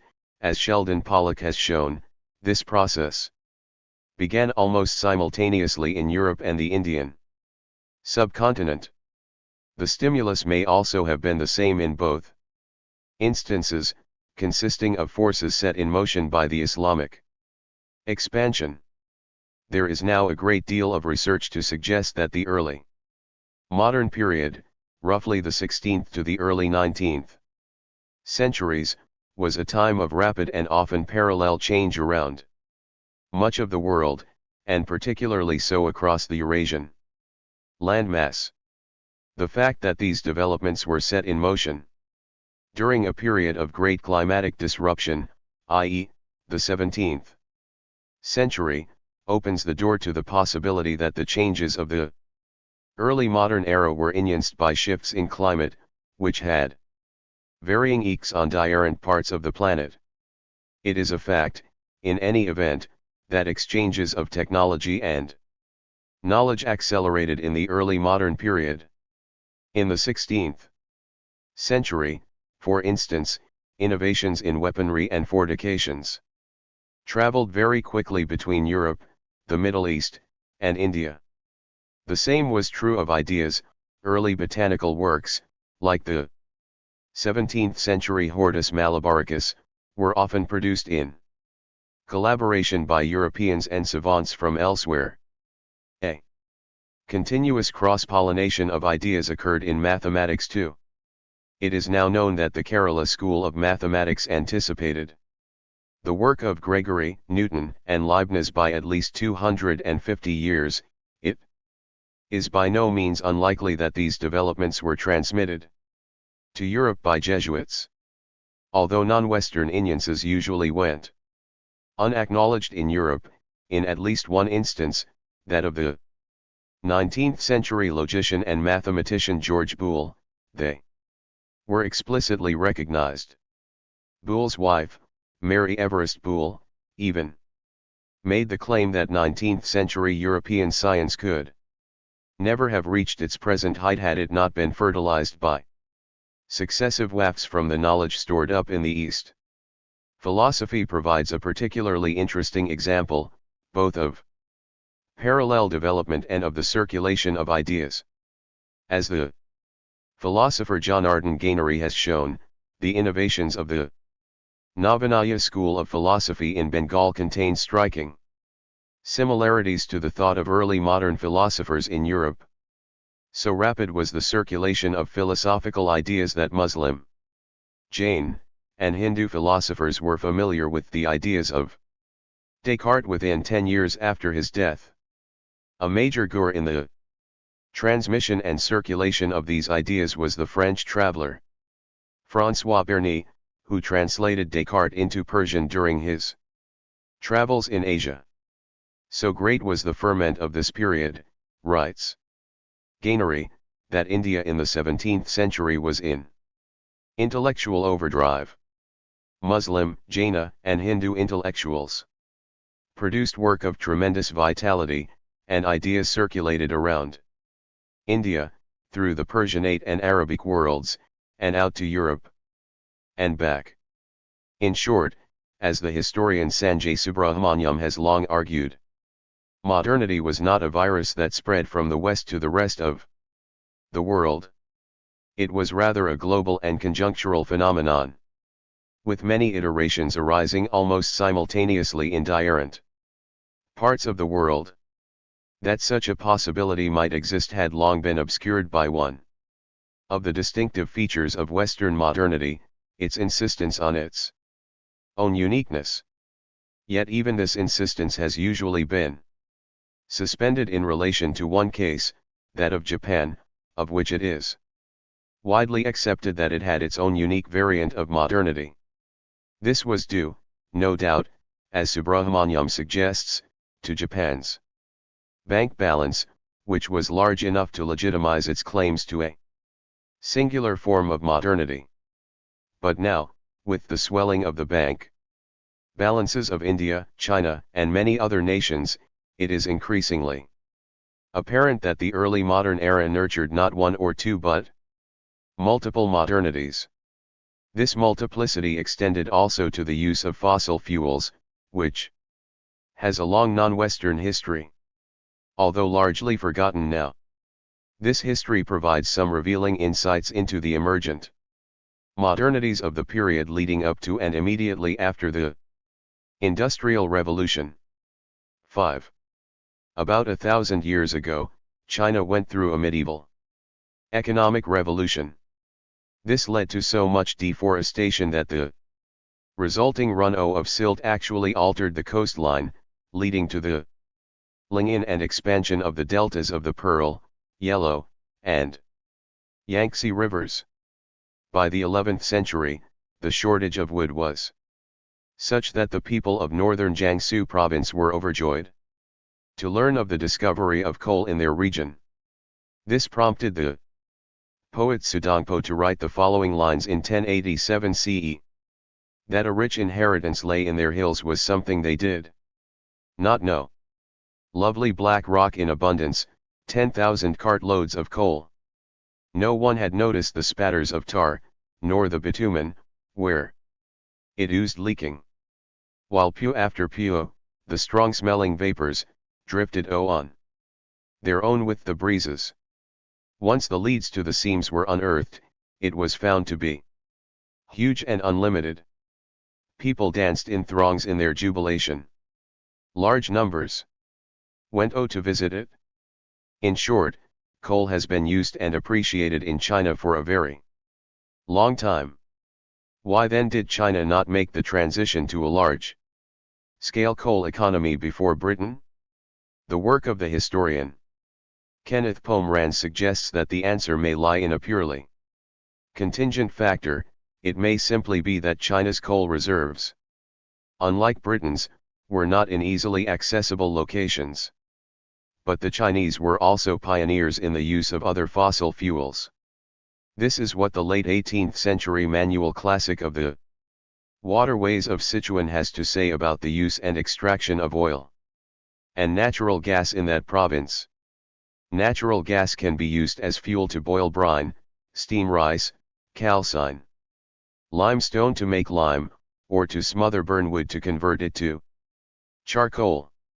When it is drawn through an opening in a bamboo tube to serve as a substitute for rewood or candles, this aperture is smeared with clay. Thus it burns hotly at the mouth, but the bamboo does not catch re. At other times it is drawn into the bladder of a pig, the opening sealed, and the bladder placed inside a box or bag that one can take home with one. When night falls, one pierces a hole with a needle, applies an ordinary domestic aim, and re will come out of the bladder and light up the room. There are also oil wells. The color of the oil is turbid, but it burns well and one can have a re anywhere. It will not diminish or go out in wind or rain, or even when plunged into water. If one is traveling at night, and stores oil in a bamboo tube, it is possible to travel for 1 or 2 kilometers on a single tube. Such wells are commonplace, and no cause for astonishment. Mark Elvin, from whose book, The Retreat of the Elephants, these excerpts are taken, further notes, parts of this region of late pre-modern China not only used gas for industrial processes, but had domestic gas cookers, domestic gas lighting, and a primitive form of mobile illumination using bottled oil. All based on bamboo tubing. Once again there is something of the feel of an emerging modern economy about this technical vigor and virtuosity. 6. My novel The Glass Palace touches upon a place in Burma where oil had for many centuries bubbled up to the surface and formed rivulets. The place is called Yananjiang, and it takes its name from the foul smell of the ooze. Of all the river sites the strangest was one that lay a little to the south of the great volcanic hump of Mount Popa, the Irrawaddy.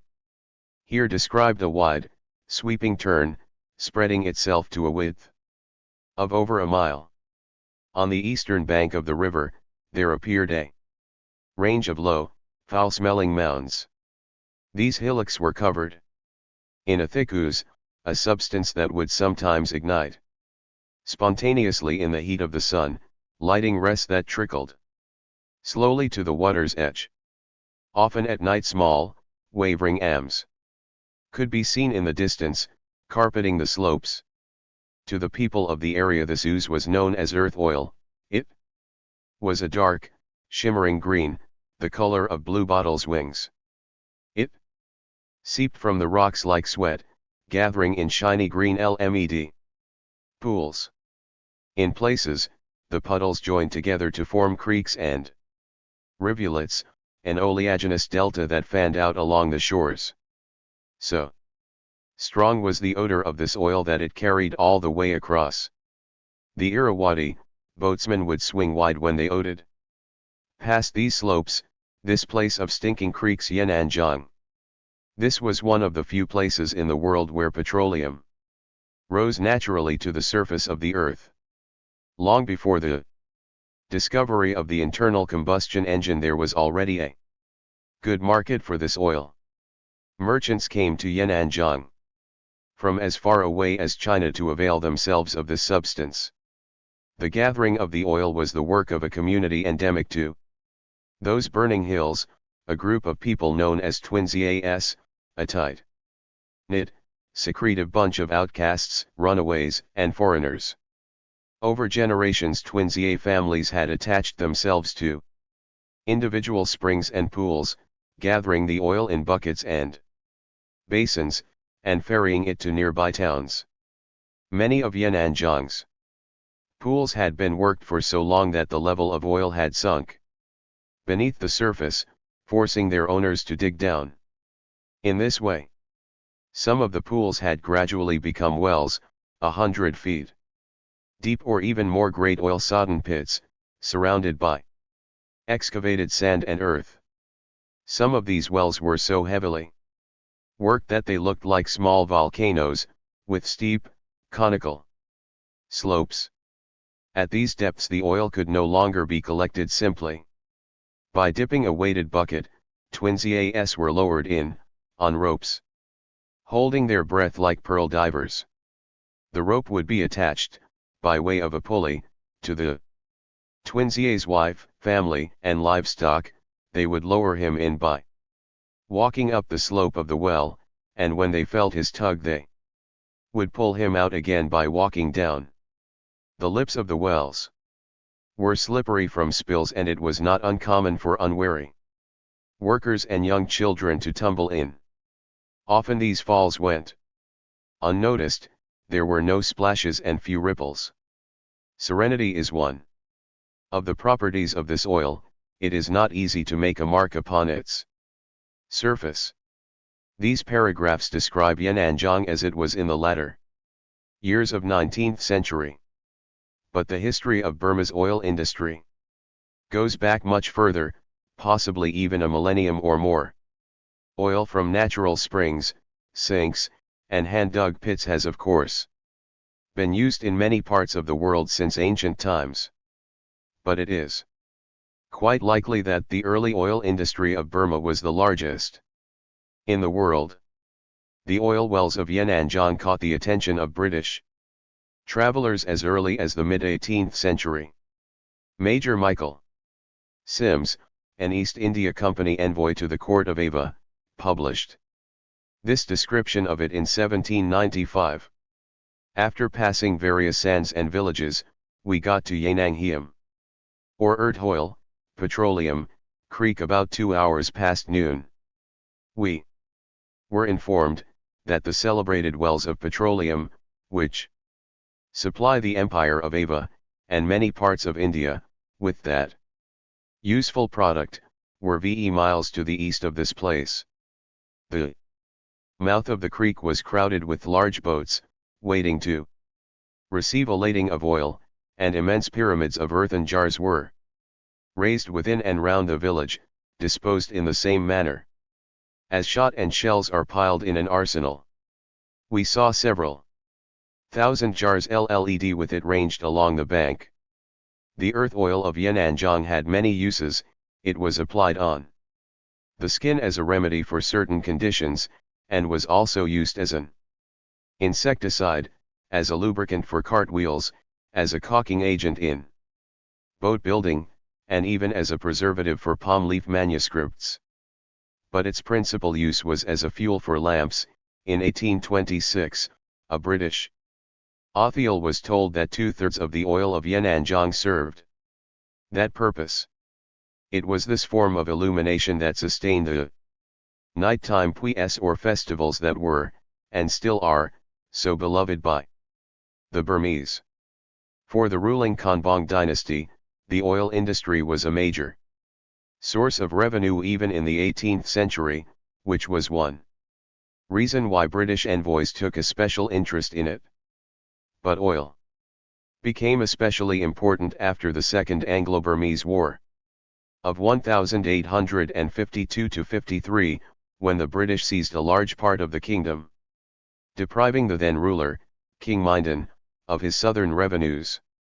This greatly increased the king's dependence on oil, and in 1854 he did what the rulers of many modern petrostates were to do in the Century to come, he asserted direct control over the oil elds of Yan'anjiang, effectively nationalizing the industry. After this, producers could sell only to the state, and the king was able to dictate prices. At the same time, King Mindon also took steps to create links with the world market by entering into contracts with an English RM that manufactured Paran candles. Soon, prices. Patent Candle Company Limited was importing approximately 2,000 barrels of Burmese oil per month. This amounted to more than half of the yearly production of the Yan'anjiang oil elds, which was in the range of 46,000 barrels. The king further consolidated his relationship with the oil industry by marrying the daughter of a leading well owner, thereby acquiring control of over 120 oil wells. King Mindon is also said to have created a refinery in Mandalay, where oil was stored and processed. These and other interventions brought about a twofold increase in oil production in Burma between 1862 and 1876. In light of this, it could be said that the RST steps toward the creation of a modern oil industry were actually taken in Burma.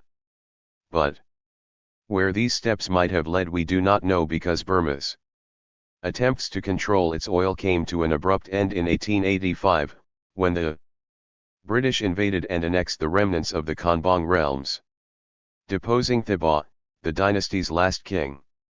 After that, the oil elds of Yan'anjiang passed into British control, and, in time, they became the nucleus of the megacorporation that was known until the 1960s as Burma Shell. But throughout the 19th and 20th centuries, the twin ZAS of Yan'anjiang continued to play a major role in exploiting the oil elds of the region. They do so to this day. In 19th century British sources, the unfortunate Konbongs are often represented as indolent, corrupt, and backward. But as the historian Thant Myinthu has shown, the late Konbongs, even the doomed Thibaw, were, in their own fashion, trying hard to stay abreast in matters of technology. They introduced the telegraph, imported steam-powered vessels, enacted administrative reforms of many kinds, encouraged manufacturing industries, tried to build railways, and created scholarships to educate students in France and England. They also exerted themselves to improve animal welfare, in line with Buddhist teachings. At King Mindon's behest, a number of wildlife sanctuaries were established in the Burmese kingdom from the 1850s onward. There is no reason to suppose that Burma would have been unable to navigate the emerging petroleum economy had it been free to do so. Certainly in the mid-19th century no part of the world had more experience in the production of oil than Burma.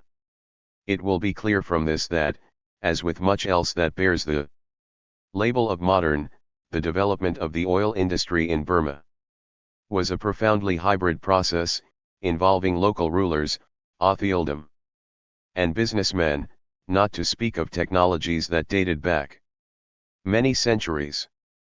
Yet, as the historian Marilyn Longmuir notes, most oil historians give the date August 28, 1859 as the commencement of the modern oil industry, when Colonel Edwin L. Drake organized the RST successful drilling of an oil well at Oil Creek near Titusville, Pennsylvania. Here again is an instance of what I cited earlier as the one feature of Western modernity that is truly distinctive, its enormous intellectual commitment to the promotion of its supposed singularity. 7. The RST steam-powered vessel to operate in India was a dredger on the Hooghly River.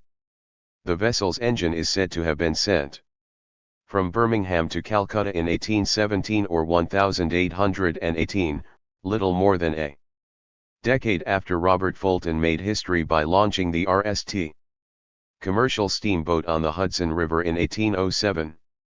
The RST marine steam engines to sea commercial service in India were purchased by a group of Calcutta businessmen from a British trader in Canton in 1823. The two engines were mounted on a locally built vessel, which was launched upon the Hooghly under the name Diana. Although the Diana attracted much attention, the venture was a commercial failure.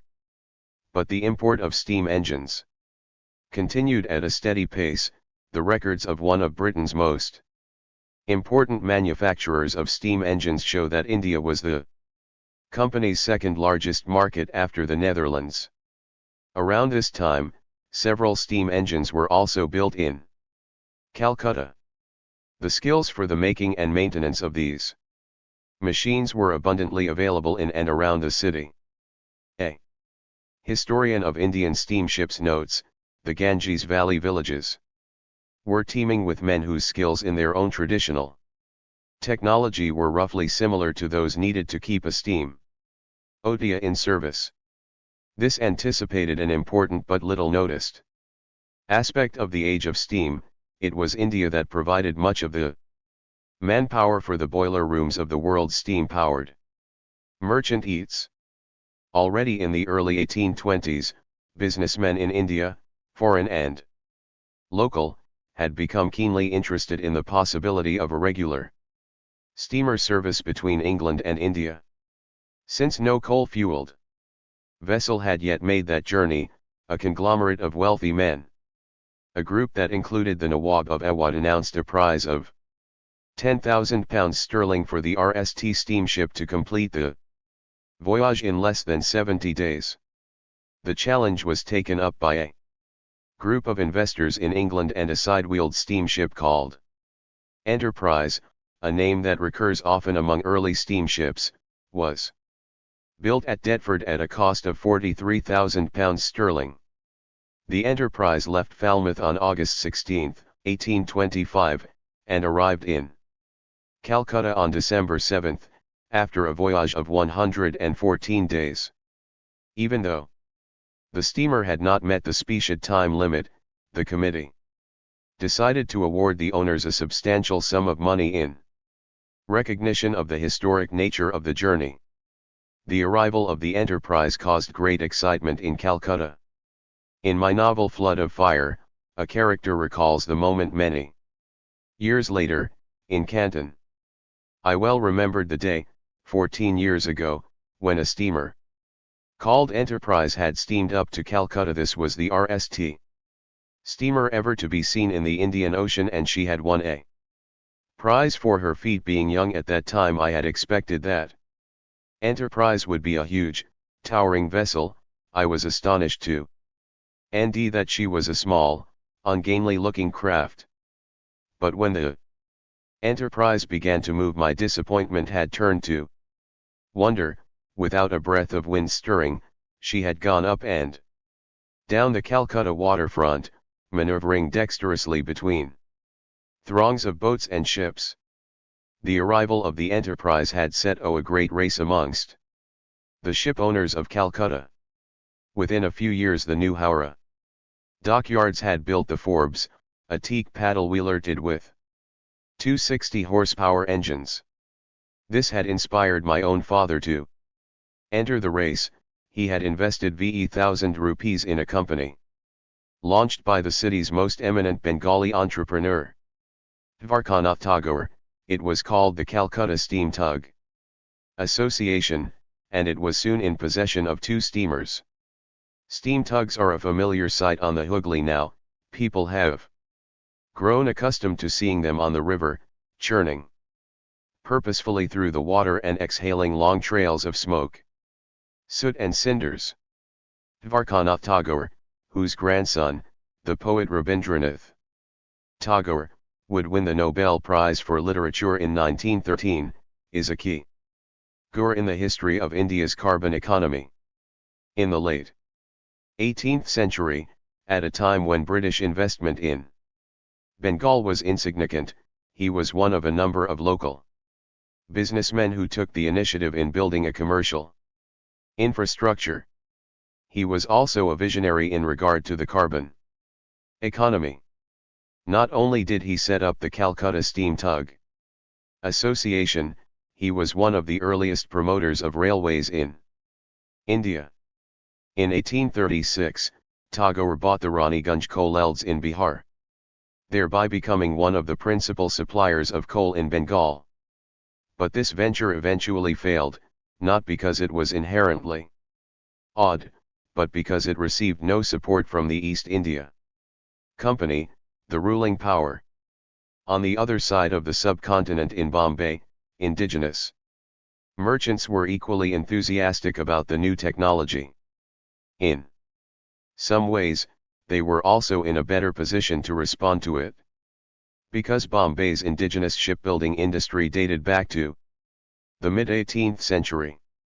The Wadia family and their Bombay dockyard were the industry's leaders, and they were able to compete equitably with the most famous shipyards of Europe and the United States.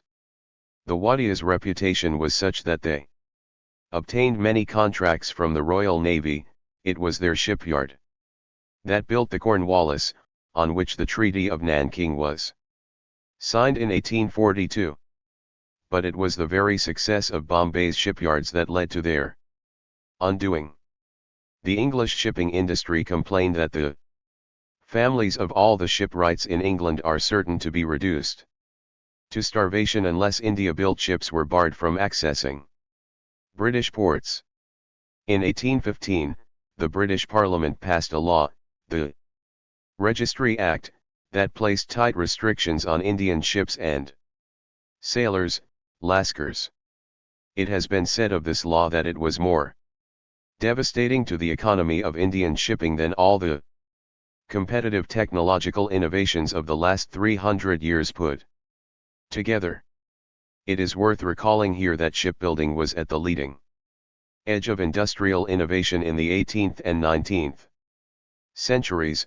Shipbuilders had to respond swiftly to technological advances of all kinds, for both commercial and military reasons.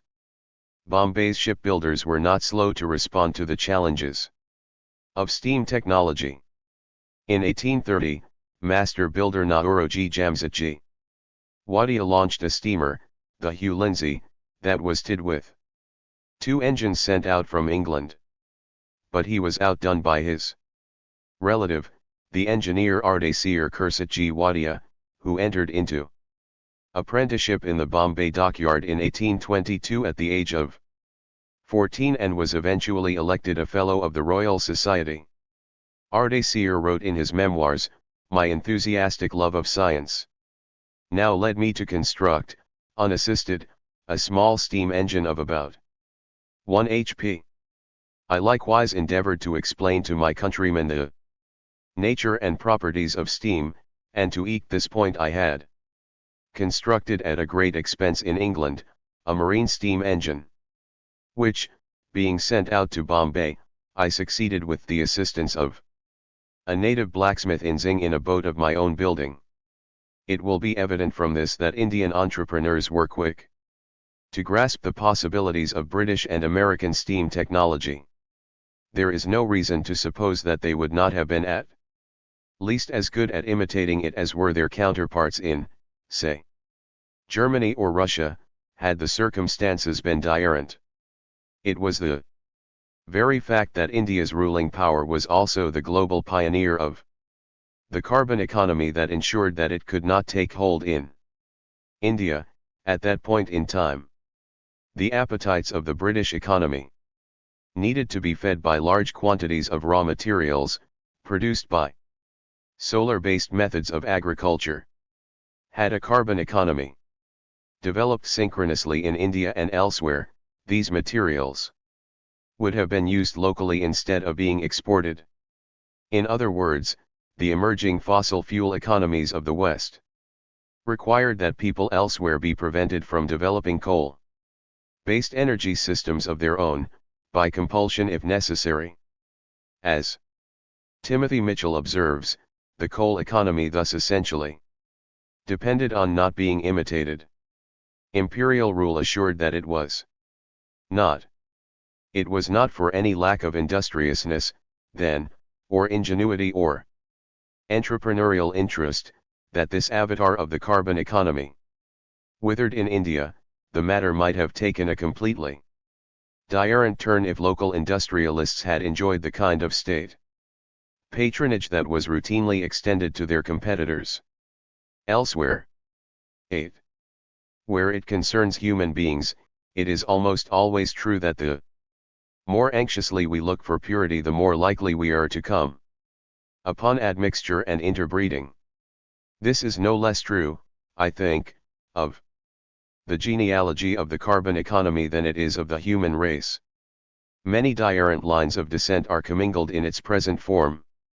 The factor that gave the carbon economy its decisive shape was not the provenance of the machines that ushered in the Industrial Revolution.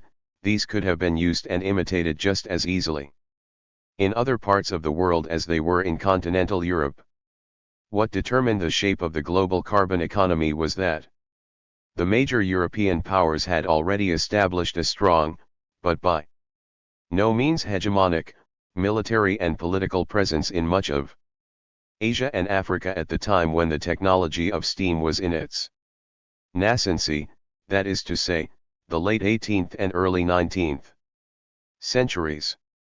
From that point on, carbon-intensive technologies were to have the eke of continually reinforcing Western power, with the result that other variants of modernity came to be suppressed, incorporated, and appropriated into what is now a single, dominant model.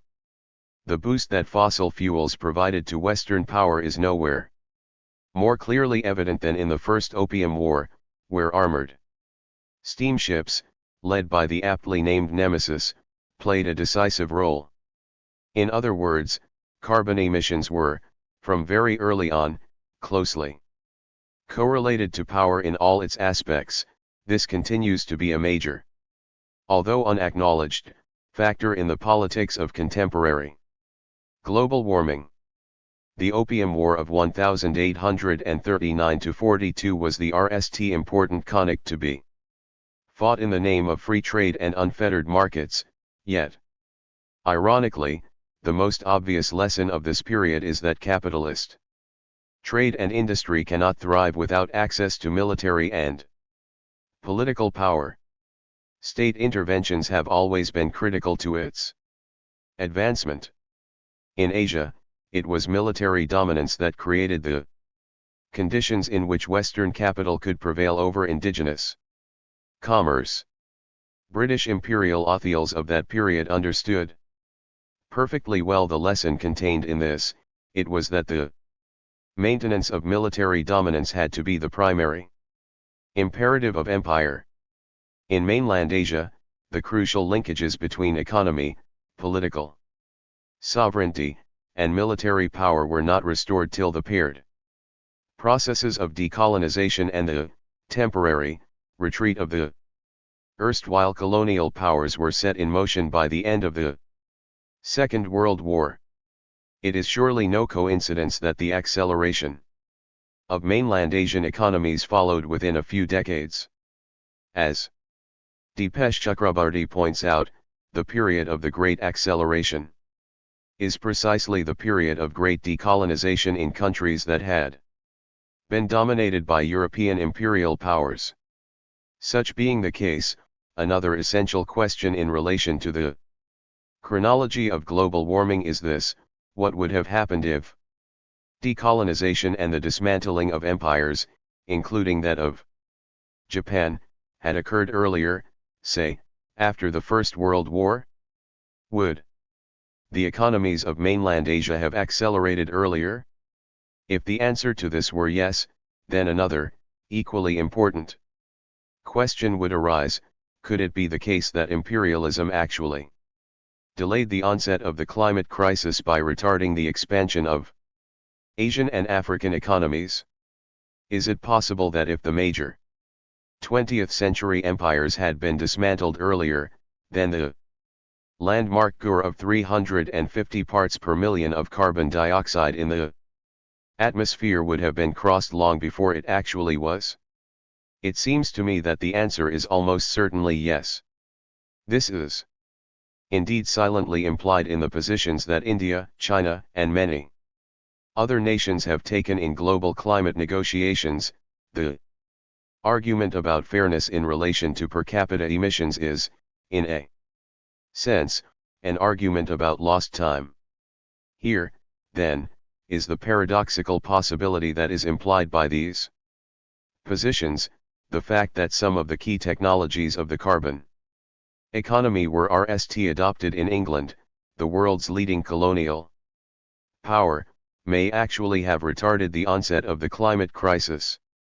To acknowledge the complexity of the history of the carbon economy is not in any way to diminish the force of the argument for global justice regarding greenhouse gas emissions. To the contrary, it places that argument within the same contexts as debates about inequality, poverty, and social justice within countries like Britain and the United States. It is to assert that the poor nations of the world are not poor because they were indolent or unwilling. Their poverty is itself an act of the inequities created by the carbon economy. It is the result of systems that were set up by brute force to ensure that poor nations remained always at a disadvantage in terms of both wealth and power. Inasmuch as the fruits of the carbon economy constitute wealth, and inasmuch as the poor of the global south have historically been deprived of this wealth, it is certainly true, by every available canon of distributive justice, that they are entitled to a greater share of the rewards of that economy. But even to enter into that argument is to recognize how deeply we are mired in the great derangement. Our lives and our choices are enframed in a pattern of history that seems to leave us nowhere to turn but toward our self-annihilation. Money owes toward short-term gain, writes the geologist David Archer, and toward the overexploitation of unregulated common resources. These tendencies are like the invisible hand of fate, guiding the hero in a Greek tragedy toward his inevitable doom. This is indeed the essence of humanity's present derangement. 9. Imperialism was not, however, the only obstacle in Asia's path to industrialization. This model of economy also met with powerful indigenous resistances of many different kinds. While it is true that industrial capitalism met with resistance on every continent, not least Europe, what is distinctive in the case of Asia is that the resistance was often articulated and championed by figures of extraordinary moral and political authority, such as Mahatma Gandhi. Among Gandhi's best-known pronouncements on industrial capitalism are these famous lines written in 1928, "God forbid that India should ever take to industrialism after the manner of the West. If an entire nation of 300 million took to similar economic exploitation, it would strip the world bare like locusts." This quote is striking because of the directness with which it goes to the heart of the matter, numbers. It is proof that Gandhi, like many others, understood intuitively what Asia's history would eventually demonstrate, that the universalist premise of industrial civilization was a hoax, that a consumerist mode of existence, if adopted by a sufficient number of people, would quickly become unsustainable and would lead, literally, to the devouring of the planet. Of course, Gandhi was not alone in being granted this insight. Many others around the world were to arrive at the same conclusion, often by completely different routes. But Gandhi occupied a position of unique social and cultural importance, and, what was more, he was willing to carry his vision to its logical conclusion by voluntarily renouncing, on behalf of his nation, the kind of power and owens that is conferred by industrial civilization.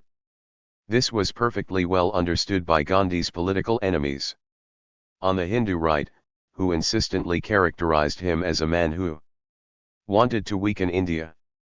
And indeed it was for this very reason that Gandhi was assassinated by a former member of an organization that would later become the nucleus of the political formation that now rules India.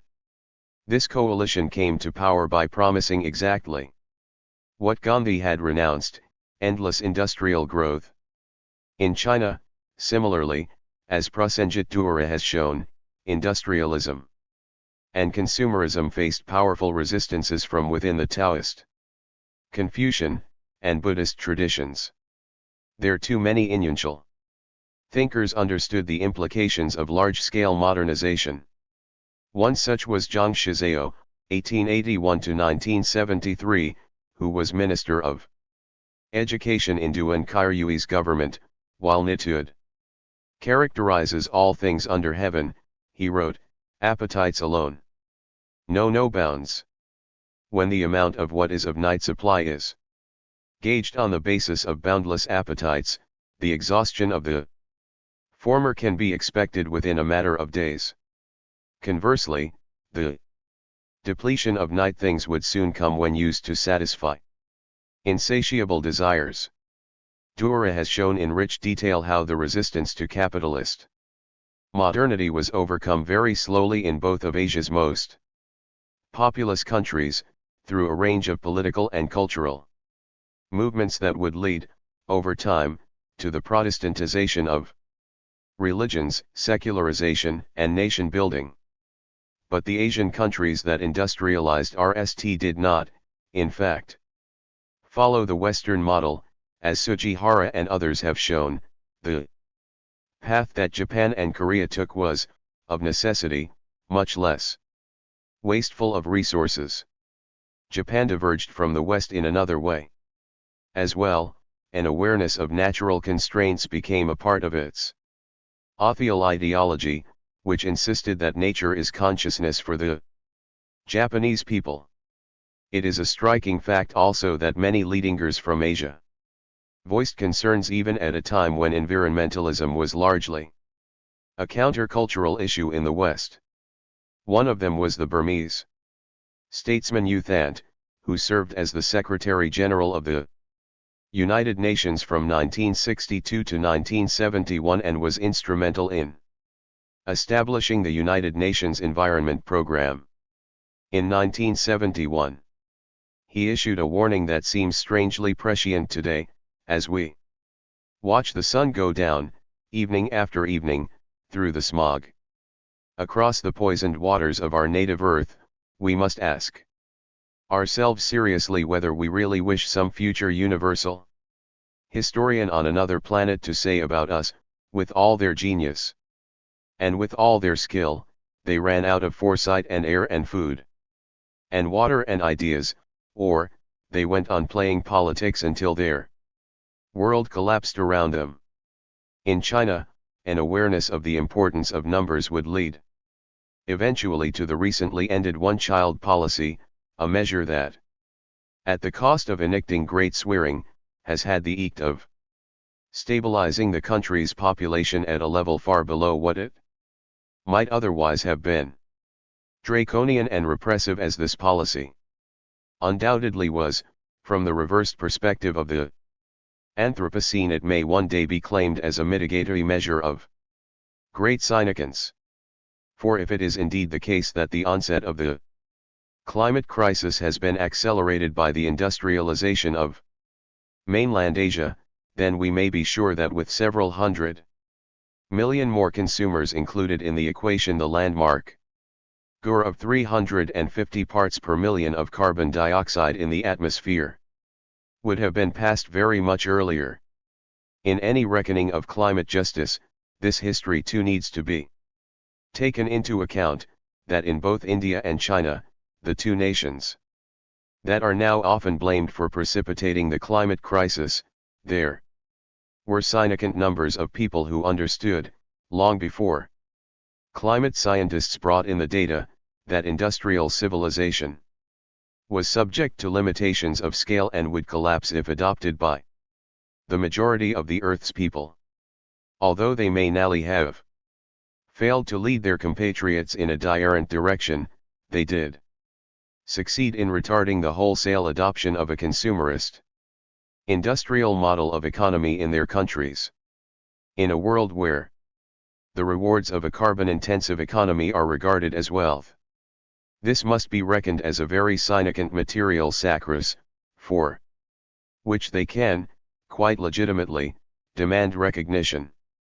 The demand for climate reparations is therefore founded on unshakable grounds, historically and ethically. Yet the complexity of the carbon economy's genealogy holds a lesson also for those in the global south who would draw a wide and clear line between us and them in relation to global warming. While there can be no doubt that the climate crisis was brought on by the way in which the carbon economy evolved in the West, it is also true that the matter might have taken many different turns. The climate crisis cannot therefore be thought of as a problem created by an utterly distant other. The phrase common but differentiated responsibilities, frequently heard during the Paris climate change negotiations of 2015, is thus a rare example of bureaucraties that is both apt and accurate. Anthropogenic climate change, as Chakrabarty and others have pointed out, is the unintended consequence of the very existence of human beings as a species. Although different groups of people have contributed to it in vastly different measure, global warming is ultimately the product of the totality of human actions. Over time, every human being who has ever lived has played a part in making us the dominant species on this planet, and in this sense, every human being, past and present, has contributed to the present cycle of climate change. The events of today's changing climate, in that they represent the totality of human actions over time, represent also the terminus of history. For if the entirety of our past is contained within the present, then temporality itself is drained of significance. Or, in the words of the Japanese philosopher Watsuji Tetsuro, rather than trace historical development, all one need do is to distinguish the various formal transformations of the present. The climate events of this era, then, are distillations of all of human history, they express the entirety of our being over time. Part 3. Politics. 1. Climate change poses a powerful challenge to what is perhaps the single most important political conception of the modern era, the idea of freedom, which is central not only to contemporary politics, but also to the humanities, the arts, and literature.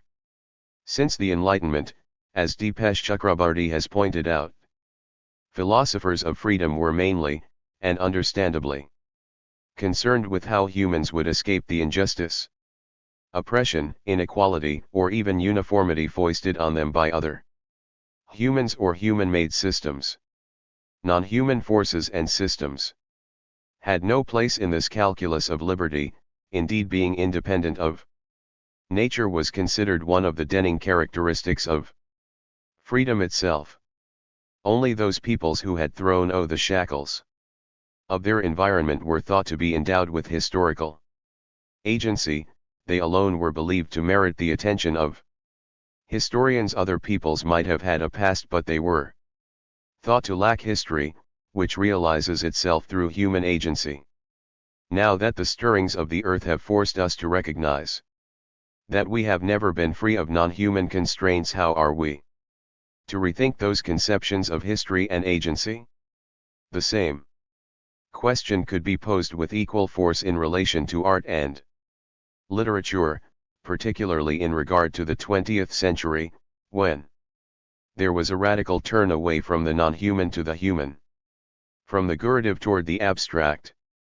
These developments were not, of course, generated by purely aesthetic considerations. They were influenced also by politics, especially the politics of the Cold War, as, for example, when American intelligence agencies intervened to promote abstract expressionism against the social realism favored by the USSR. But the trajectory of the arts had been determined long before the Cold War, through the 20th century they followed a course that led them to become increasingly self-reactive.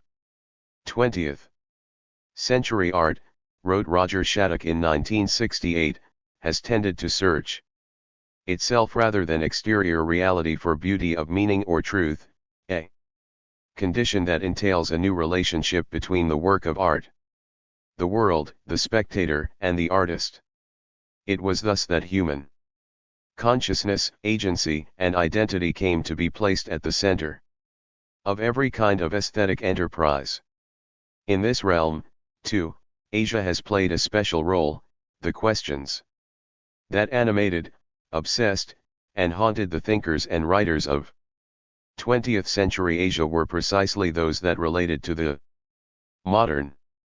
Jawaharlal Nehru's passion for dams and factories and Mao Zedong's war on nature had their counterparts also in literature and the arts.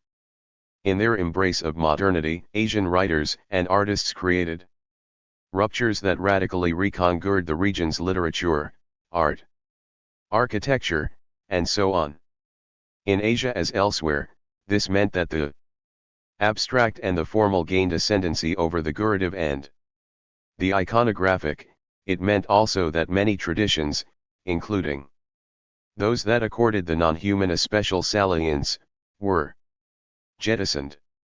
Here, as elsewhere, freedom came to be seen as a way of transcending the constraints of material life, of exploring new regions of the human mind, spirit, emotion, consciousness.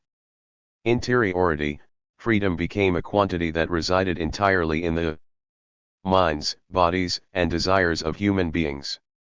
There is, of course, as Moretti notes, a sort of ascetic heroism in such a vision, but it is also clear now that the more radical and clear-sighted the aesthetic achievements of that time, the more unlivable the world they depict. And now, when we look back upon that time, with our gaze reversed, having woken against our will to the knowledge that we have always been watched and judged by other eyes, what stands out? Is it possible that the arts and literature of this time will one day be remembered not for their daring, nor for their championing of freedom, but rather because of their complicity in the great derangement?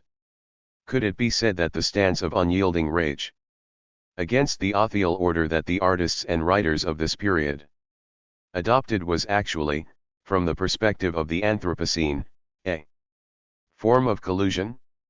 Recent years have certainly demonstrated the truth of an observation that Guy Debord made long ago, that spectacular forms of rebelliousness are not, by any means, incompatible with a smug acceptance of what exists, for the simple reason that dissatisfaction itself becomes a commodity. If such a judgment or even the possibility of it seems shocking, it is because we have come to accept that the front ranks of the arts are in some way in advance of mainstream culture, that artists and writers are able to look ahead, not just in aesthetic matters, but also in regard to public affairs.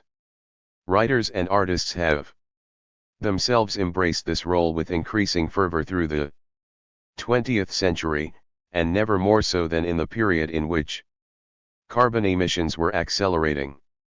As proof of this, let us imagine for a moment, just as a thought experiment, that a graph could be drawn of the political engagements of writers and artists through the 20th century and into the 20th.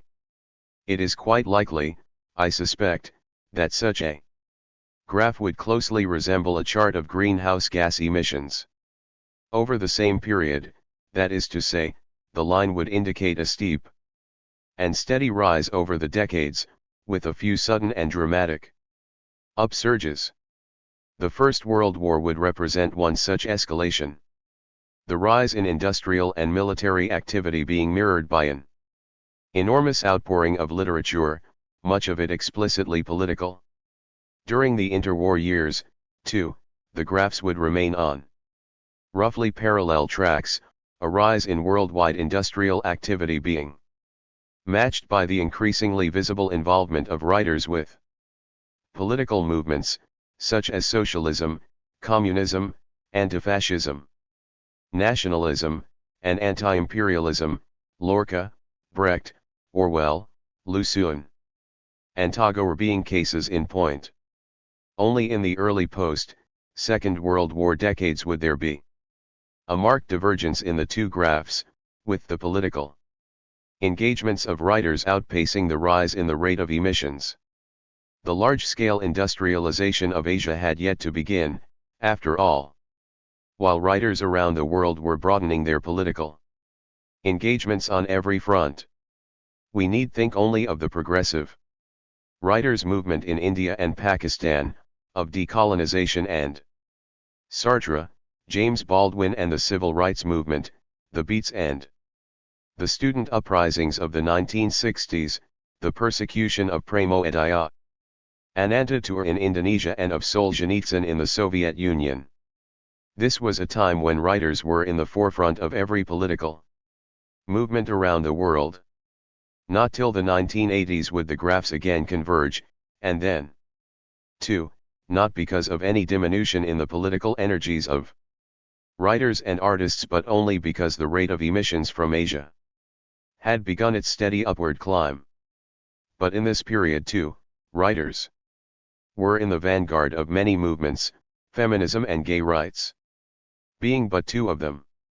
This was also a time in which the paradoxical coupling of the processes of decolonization, on the one hand, and the increasing hegemony of the English language, on the other, made it possible for writers like myself to enter the global literary mainstream in a way that had not been possible in the preceding 2 centuries.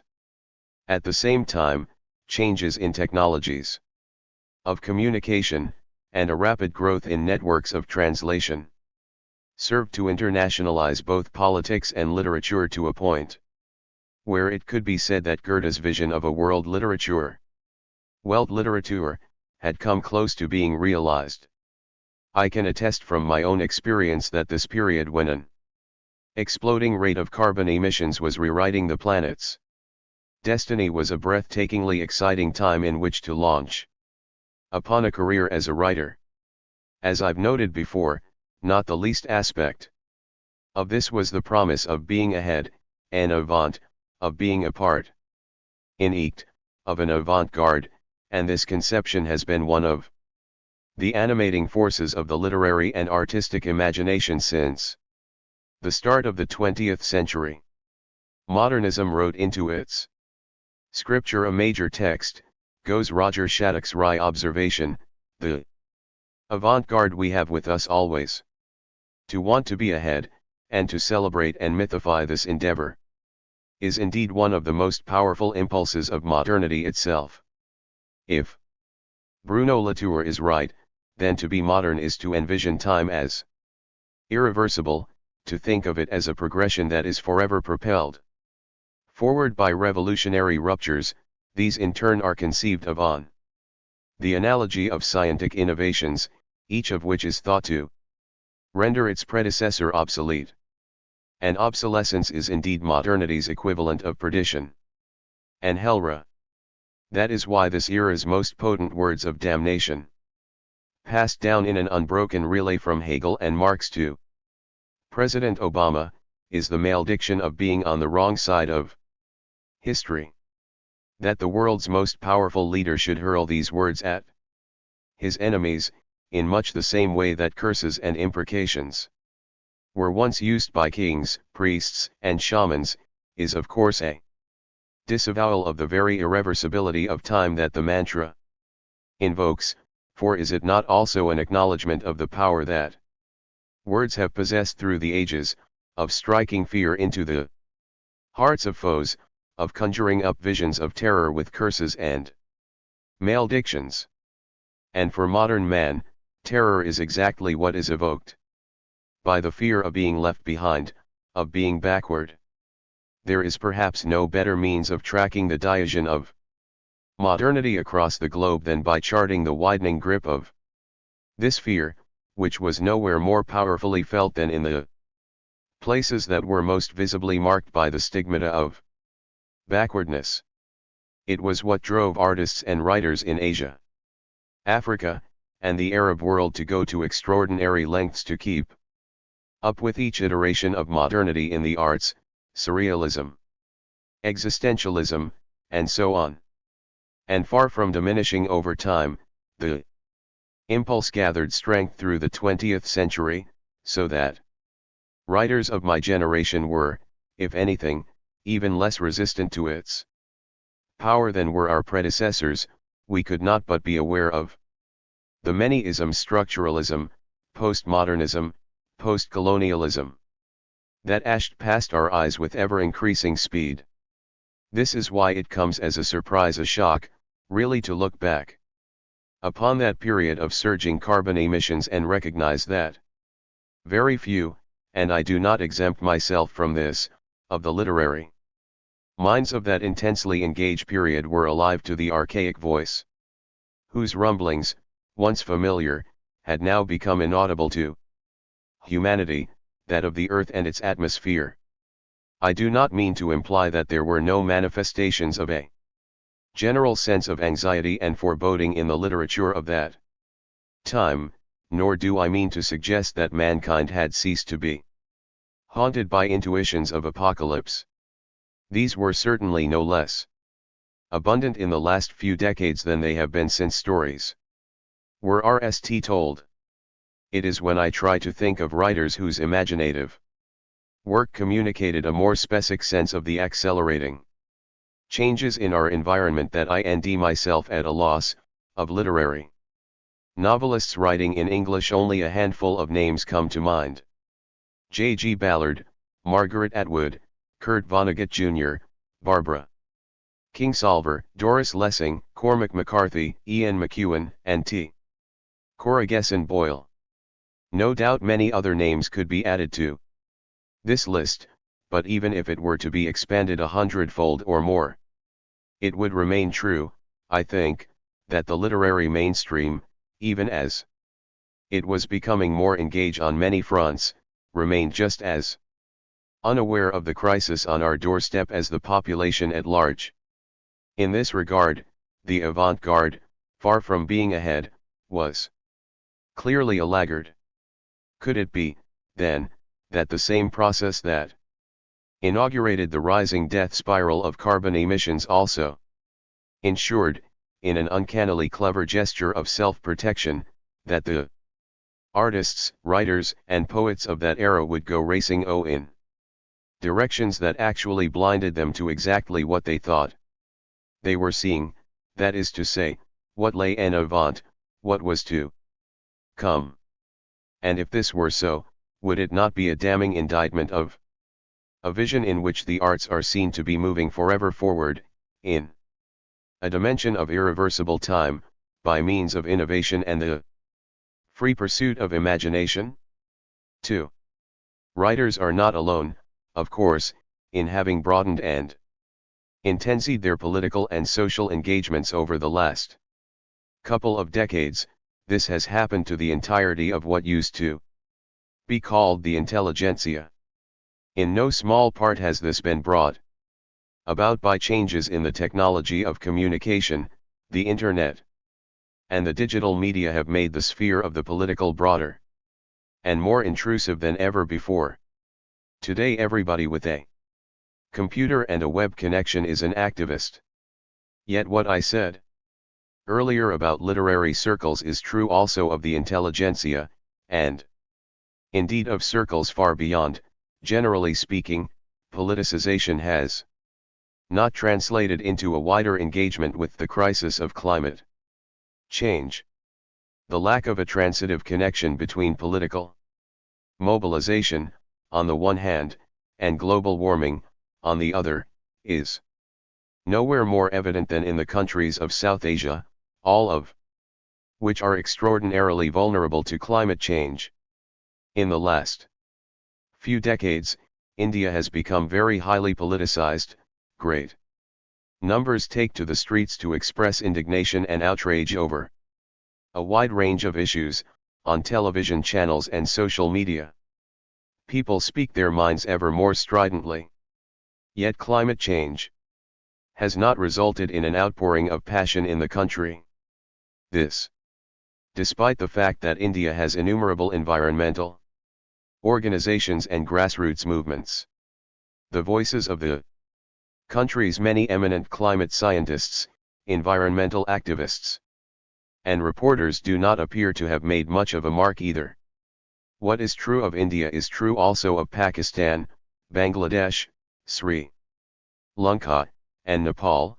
Climate change has not been a significant political issue in any of those countries, even though the impacts are already being felt across the Indian subcontinent, not only in an increasing number of large-scale disasters but also in the form of a slow calamity that is quietly but inexorably destroying livelihoods and stoking social and political conflicts.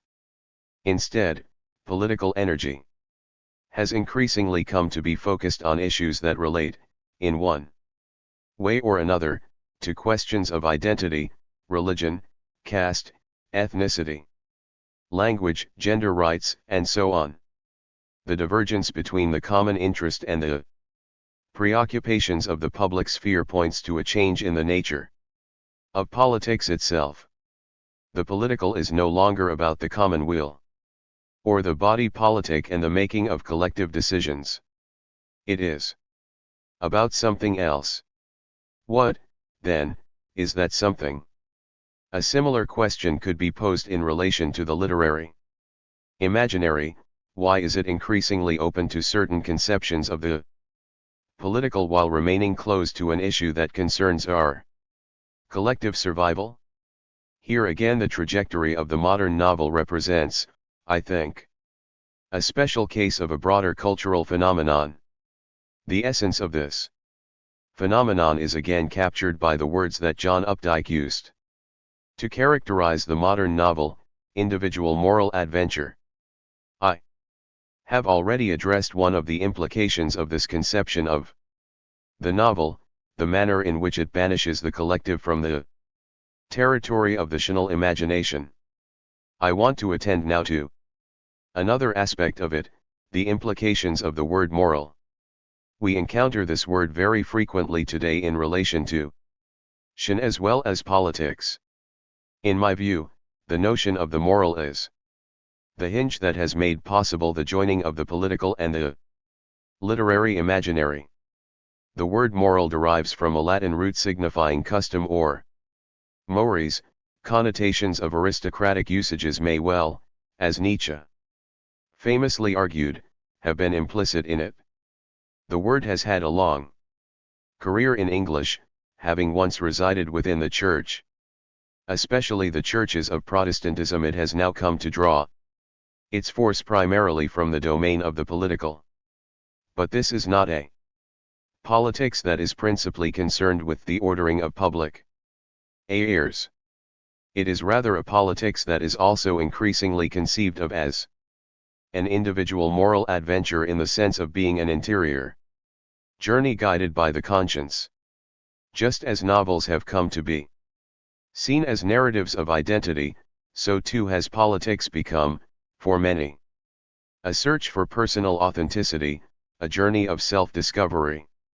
Although the evolution of the term moral has brought it squarely into the secular domain, the term continues to be powerfully marked by its origins, which clearly lie within Christianity and particularly Protestantism. The moral political, as thus conceived, is essentially Protestantism without a God.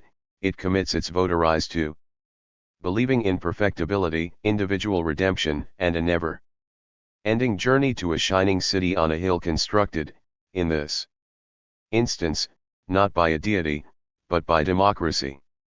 This is a vision of the world as a secular church, where all the congregants owe testimony about their journeys of self-discovery. This imagining of the world has profound consequences for raison as well as the body politic. Fiction, for one, comes to be reimagined in such a way that it becomes a form of bearing witness, of testifying, and of charting the career of the conscience.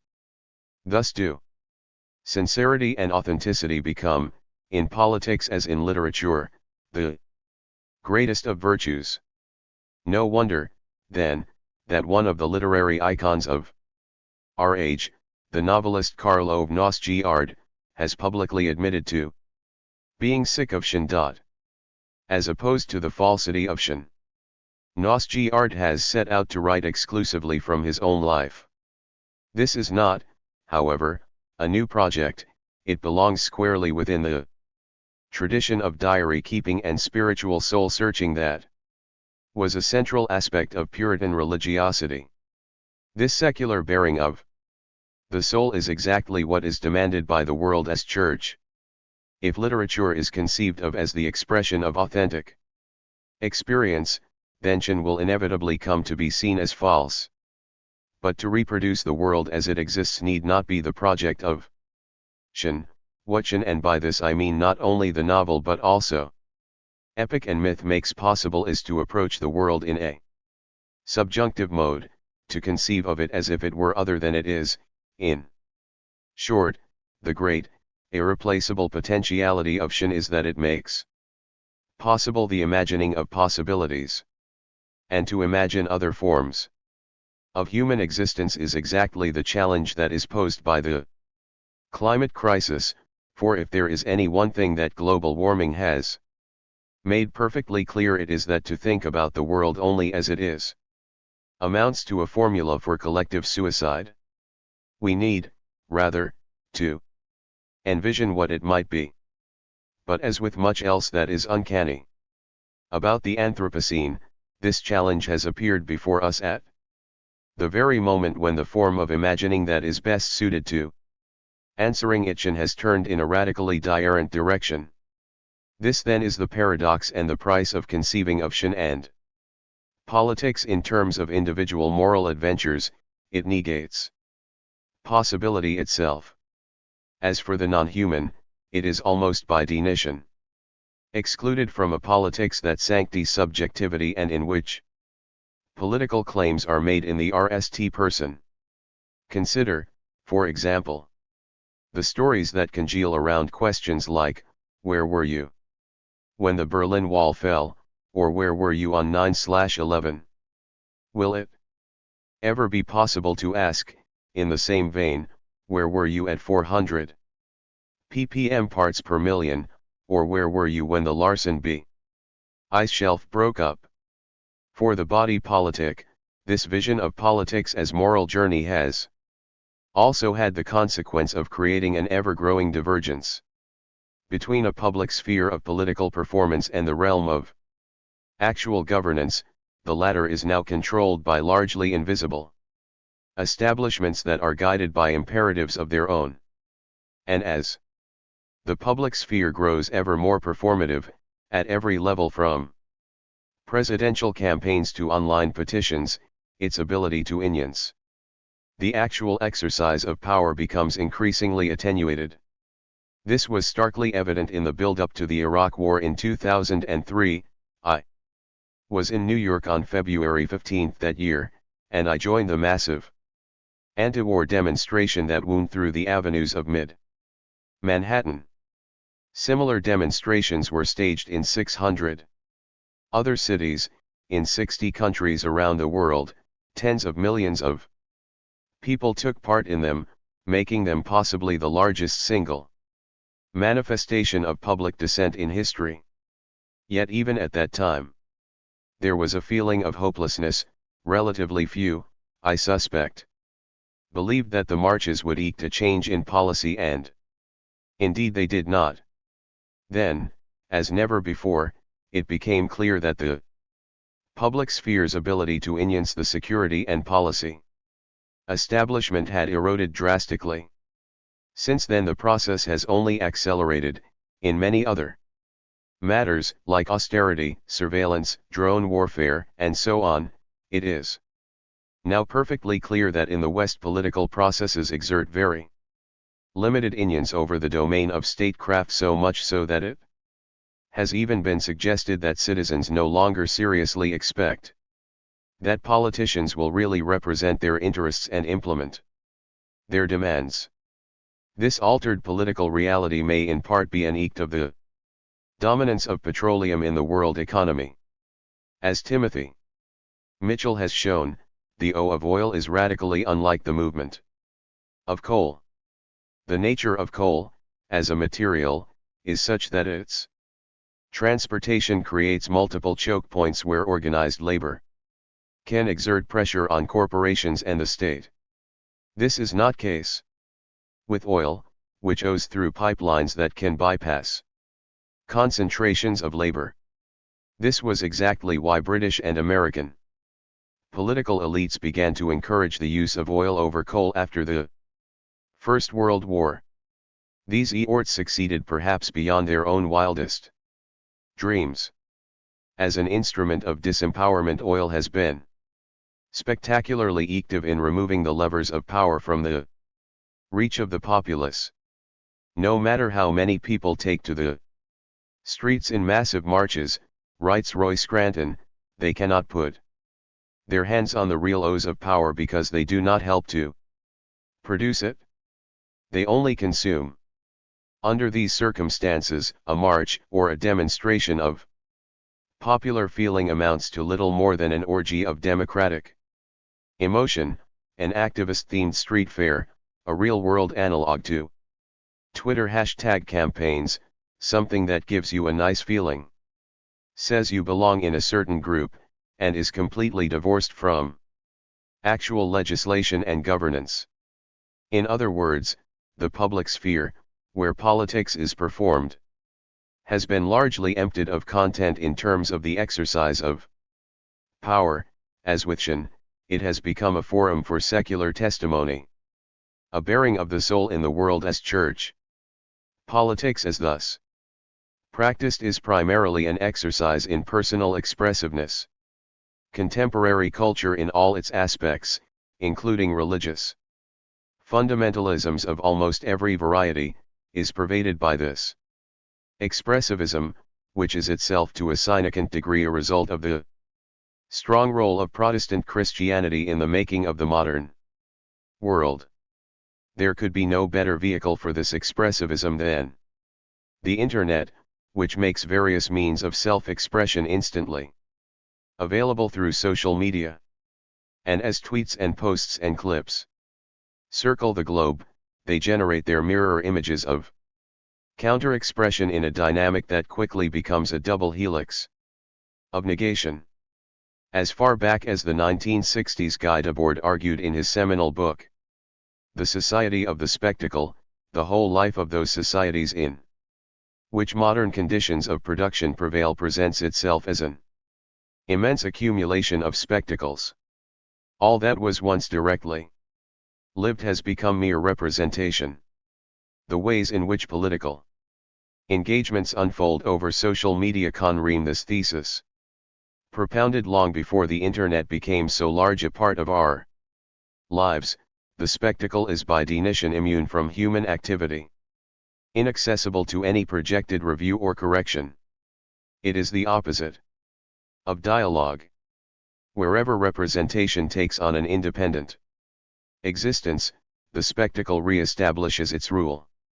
The net result is a deadlocked public sphere, with the actual exercise of power being relegated to the interlocking complex of corporations and institutions of governance that has come to be known as the deep state.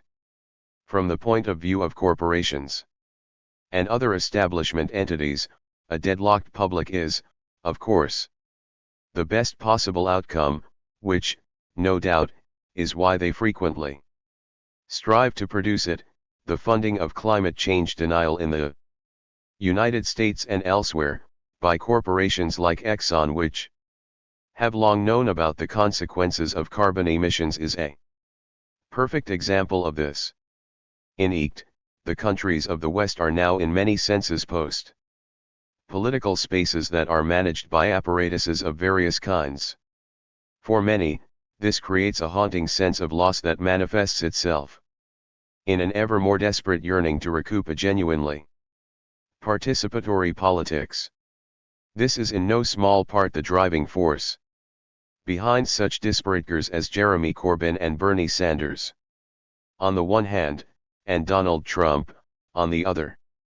But the collapse of political alternatives, the accompanying disempowerment, and the ever-growing intrusion of the market have also produced responses of another kind, nihilistic forms of extremism that employ methods of spectacular violence. This too has taken on a life of its own. 3. The public politics of climate change is itself an illustration of the ways in which the moral political can produce paralysis. Of late, many activists and concerned people have begun to frame climate change as a moral issue.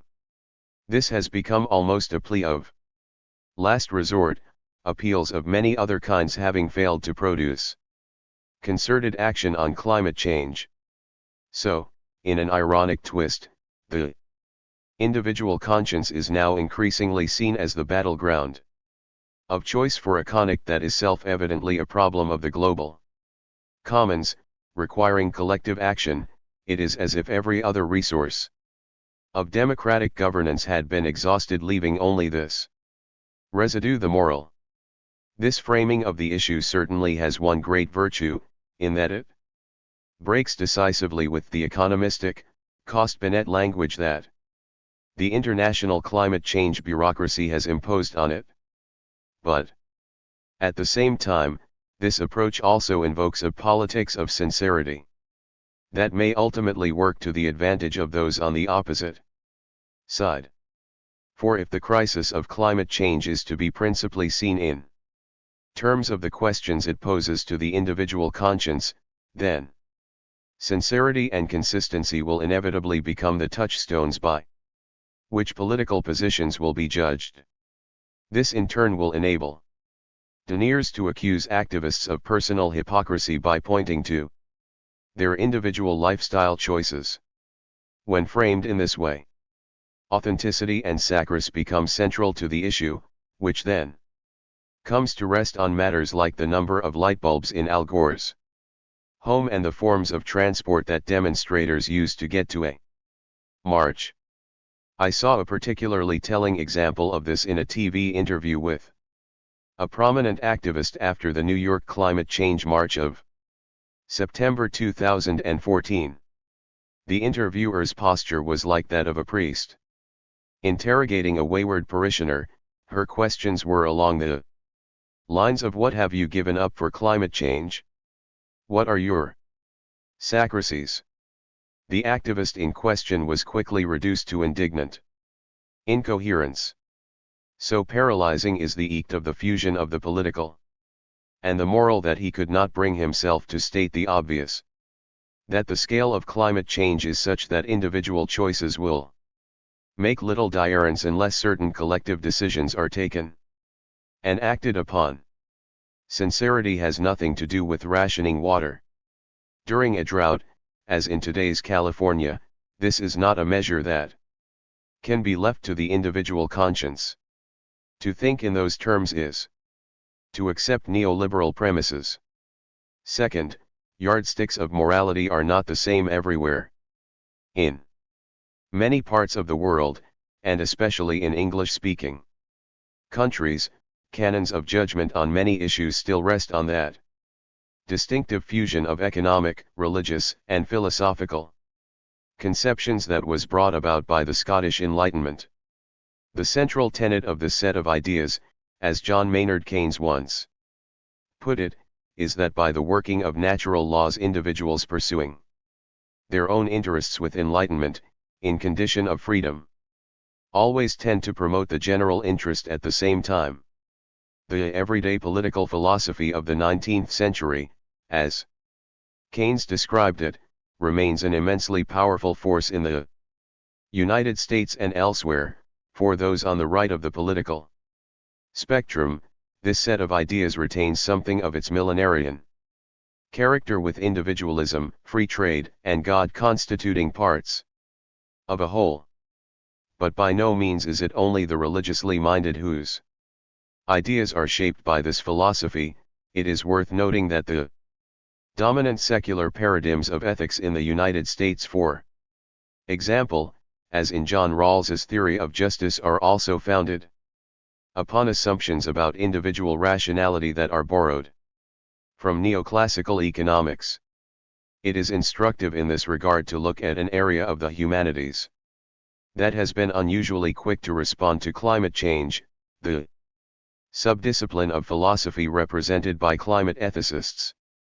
The dominant approach in this discipline is again posited on rational actors, freely pursuing their own interests. A philosopher of this tradition, in responding to the argument that the moral imperative of climate change comes from the need to save the millions of lives in Asia, Africa, and elsewhere, might well quote David Hume, "'Tis not contrary to reason to prefer the destruction of the whole world to the scratching of my injured dot."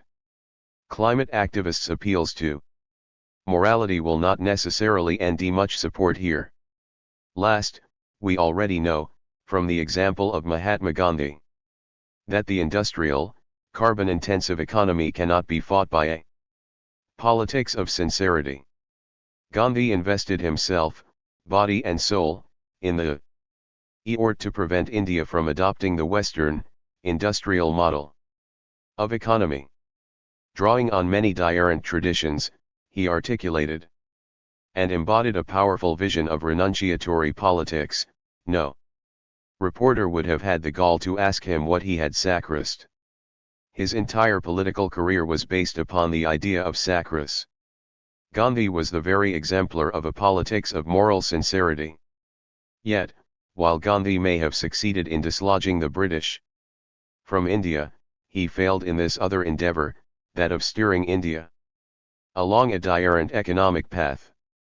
He was able, at best, to slightly delay a headlong rush toward an all-devouring, carbon-intensive economy. There is little reason to believe that a politics of this kind will succeed in relation to global warming today. Climate change is often described as a wicked problem. One of its wickedest aspects is that it may require us to abandon some of our most treasured ideas about political virtue, for example, be the change you want to see. What we need instead is to end a way out of the individualizing imaginary in which we are trapped. When future generations look back upon the Great Derangement, they will certainly blame the leaders and politicians of this time for their failure to address the climate crisis. But they may well hold artists and writers to be equally culpable, for the imagining of possibilities is not, after all, the job of politicians and bureaucrats. 4. One of the most important factors in the global politics of climate change is the role the Anglosphere plays in today's world. This is true for many reasons, not the least of which is that the Anglosphere is no longer a notional entity, it has been given formal expression in the Five Eyes alliance that now binds the intelligence and surveillance structures of the United States, Great Britain, Australia, Canada, and New Zealand. The ACUSA Security Agreement that formalized the arrangement implicitly acknowledges that this alliance undergirds the world's current security architecture. The fact that laissez-faire ideas are still dominant within the Anglosphere is therefore itself central to the climate crisis. In that, global warming poses a powerful challenge to the idea that the free pursuit of individual interests always leads to the general good. It also challenges a set of beliefs that underlies a deeply rooted cultural identity, one that has enjoyed unparalleled success over the last 2 centuries. Much of the resistance to climate science comes exactly from this, which is probably why the rates of climate change denial tend to be unusually high throughout the Anglosphere. Yet it is also true that the Anglosphere, the United States in particular, has produced the overwhelming bulk of climate science, as well as some of the earliest warnings of global warming. Moreover, many, if not most, of those who have taken the lead on the issue politically, whether it be as thinkers, theorists, or activists, are from these VE countries, which together possess some of the most vigorous environmental movements in the world. Bill McKibben's 350.org is but one example of a group that has spearheaded a global movement. The tension between these two polarities, widespread denialism on the one hand, and vigorous activist movements, on the other, now deans the public politics of climate change throughout the Anglosphere, but particularly in the United States. And since identity and performativity are now central to public discourse, climate change too has become enmeshed with the politics of self-denition. When American and Australian politicians speak of climate change negotiations as posing a threat to our way of life, they are following the same script that led Ronald Reagan to speak of the reduction of the use of oil as an assault on what it means to be American. The enmeshment of global warming with issues of an entirely different order has given a distinctive turn to the politics of climate change in the Anglosphere. Instead of being seen as a phenomenon that requires a practical response, as it largely is in Holland and Denmark, or as an existential danger, as it is in the Maldives and Bangladesh, it has become one of many issues that are clustered along a fault line of extreme political polarization. Those on the rightward side of this line view climate science through a conspiratorial lens, linking it with socialism, communism, and so on.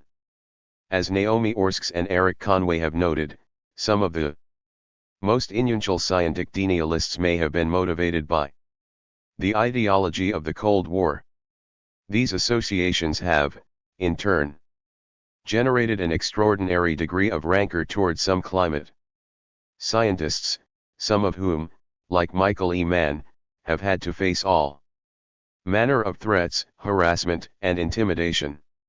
It is a tribute to their courage that they have persevered with their work despite these attacks. The opposition to climate science is not, however, a self-subsisting phenomenon. As Orskes, Conway, and others have shown, it is enabled, encouraged, and funded by certain corporations and energy billionaires. These vested interests have supported organizations that systematically spread misinformation and create confusion within the electorate. The situation is further compounded by the mass media, which have generally underplayed climate change and have sometimes even distorted the endings of climate scientists. This bias owes much, no doubt, to the fact that large sections of the media are now controlled by climate skeptics, like Rupert Murdoch, and by corporations that have vested interests in the carbon economy.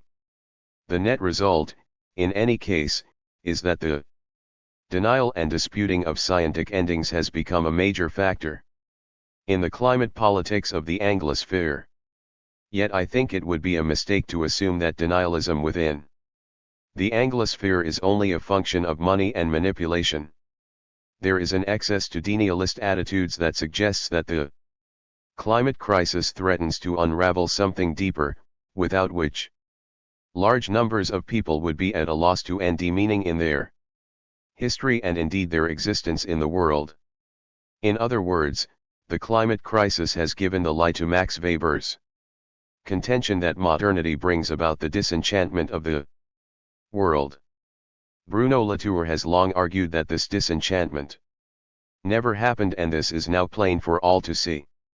The everyday political philosophy of the 19th century is, as Keynes understood very well, an enchantment just as powerful as any dithyrambic mythology. And it is perhaps even harder to disavow, because it comes disguised as a truthful description of the world, as fact, not fantasy. This perhaps is why, despite every effort to disseminate accurate information about climate science, the public domain of the Anglosphere remains deeply divided on the issue of Climate change. But strangely, the picture takes on a completely different appearance when we look to other domains of the American body politic, for example, the security establishment. There is no sign there of either denial or confusion. To the contrary, the Pentagon devotes more resources to the study of climate change than any other branch of the U.S. government. The writer and climate activist George Marshall notes, the most rational and considered response to the uncertainties of climate change can be found among military strategists. As General Chuck Wald, former deputy commander of U.S. European Command puts it, there's a problem there and the military is going to be a part of the solution. Other top-ranking officers have been equally blunt. In 2013, when Admiral Samuel J. Locklear III, then head of the U.S. Pacific Command, was asked about the biggest long-term security threat to the United States in the Pacific region, he pointed immediately to climate change, identifying it as the factor that was most likely to cripple the security environment.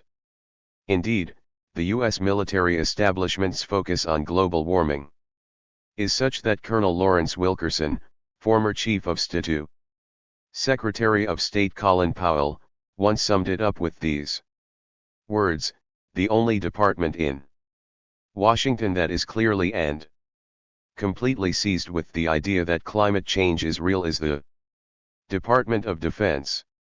The seriousness of this commitment is evident in the fact that the U.S. military, which is also the single largest user of fossil fuels in the country, has launched several hundred renewable energy initiatives and is investing heavily in biofuels, microgrids, electric vehicles, and so on. Between 2006 and 2009, its investments in this sector rose by 200%, to over $1 billion, and is expected to go up to $10 billion by 2030. All of this has been done in such a way as to bypass the contentious debates of the public sphere. Indeed, it would seem that the American military has in some instances appropriated the language and even the tactics of climate change activism.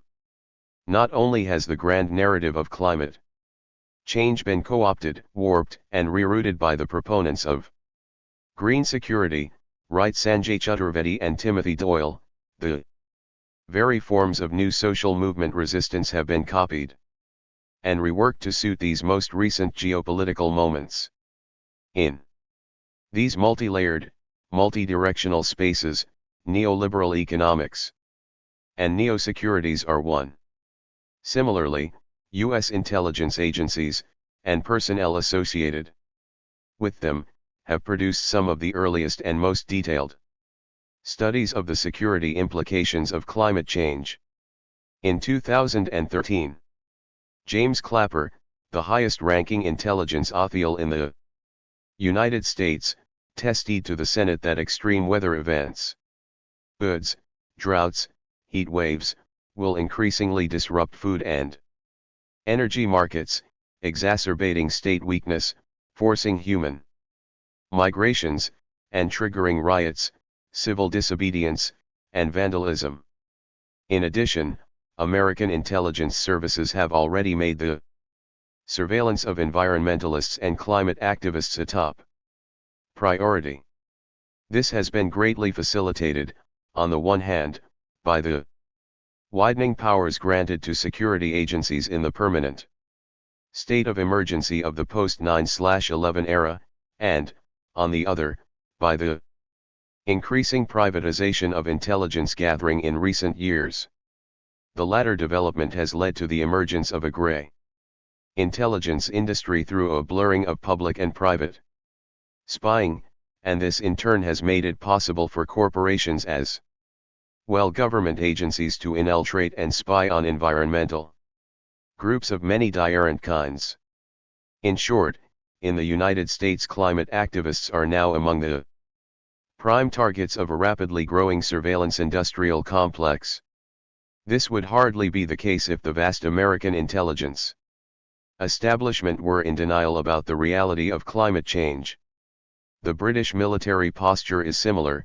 This is how a report by an Australian military think tank sums it up, from mainstreaming climate change into national planning to appointing senior military authorities to lead on climate change within the Defence Force. The UK and US governments have directed their militaries to rapidly prepare for climate change and its impacts. The Australian Defence Establishment is also working hard to coordinate its climate security strategy with the United States and United Kingdom. This posture has been maintained even at times when the stance of the country's political leadership was denialist. 5. Clearly, despite the deep public divisions in the Anglosphere, there is no denial or division about global warming within the military and intelligence establishments of these countries. To the contrary, there is every indication that their political elites and security structures have tacitly adopted a common approach to climate change.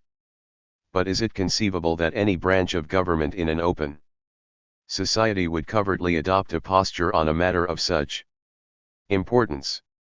That surely is not how liberal democracies are supposed to work. Or have they ever really worked as they were supposed to? It is in the colonies, as Sartre once said, that the truths of the metropolis are most visible, and it is a fact certainly that the forms of statecraft that Britain used in its colonies were quite different from those of the metropole.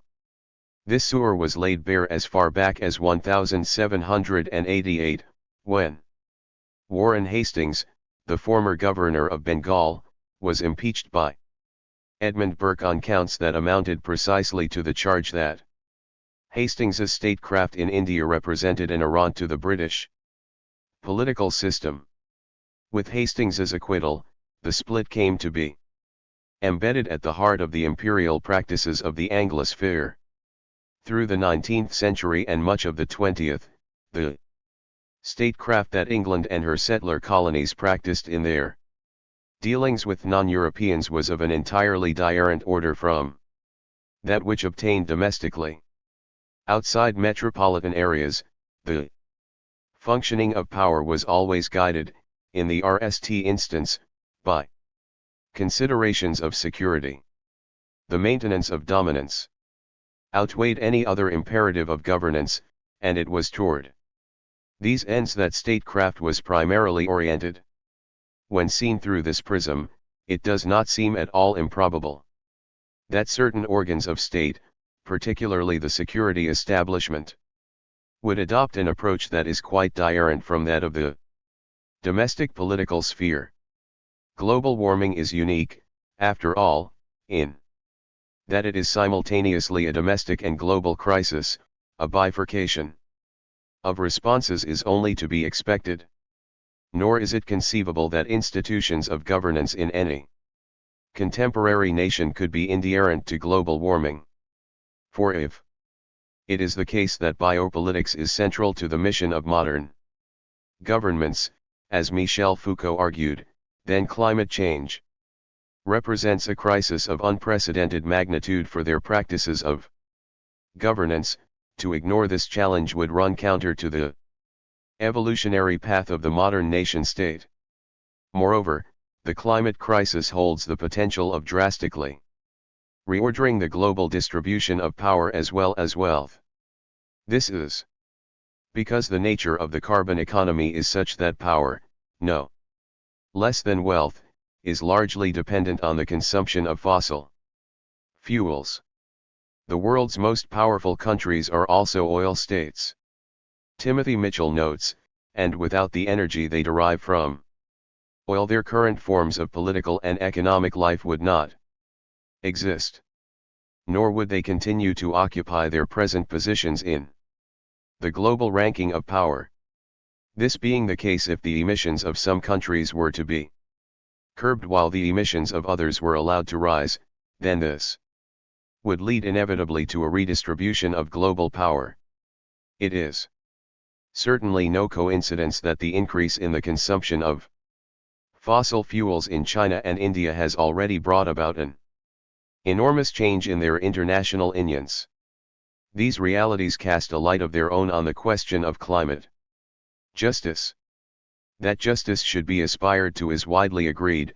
It could hardly be otherwise, since this ideal lies at the heart of all contemporary claims of political legitimacy. How such an end could be reached is also well known. An equitable regime of emissions could be created through any one of many strategies, such as contraction and convergence, for instance, or a per capita climate accord, or a fair apportioning of the world's remaining climate budget. But the resulting equity would lead not just to a redistribution of wealth but also to a recalibration of global power. And from the point of view of a security establishment that is oriented toward the maintenance of global dominance, this is precisely the scenario that is most greatly to be feared. From this perspective, the continuance of the status quo is the most desirable of outcomes.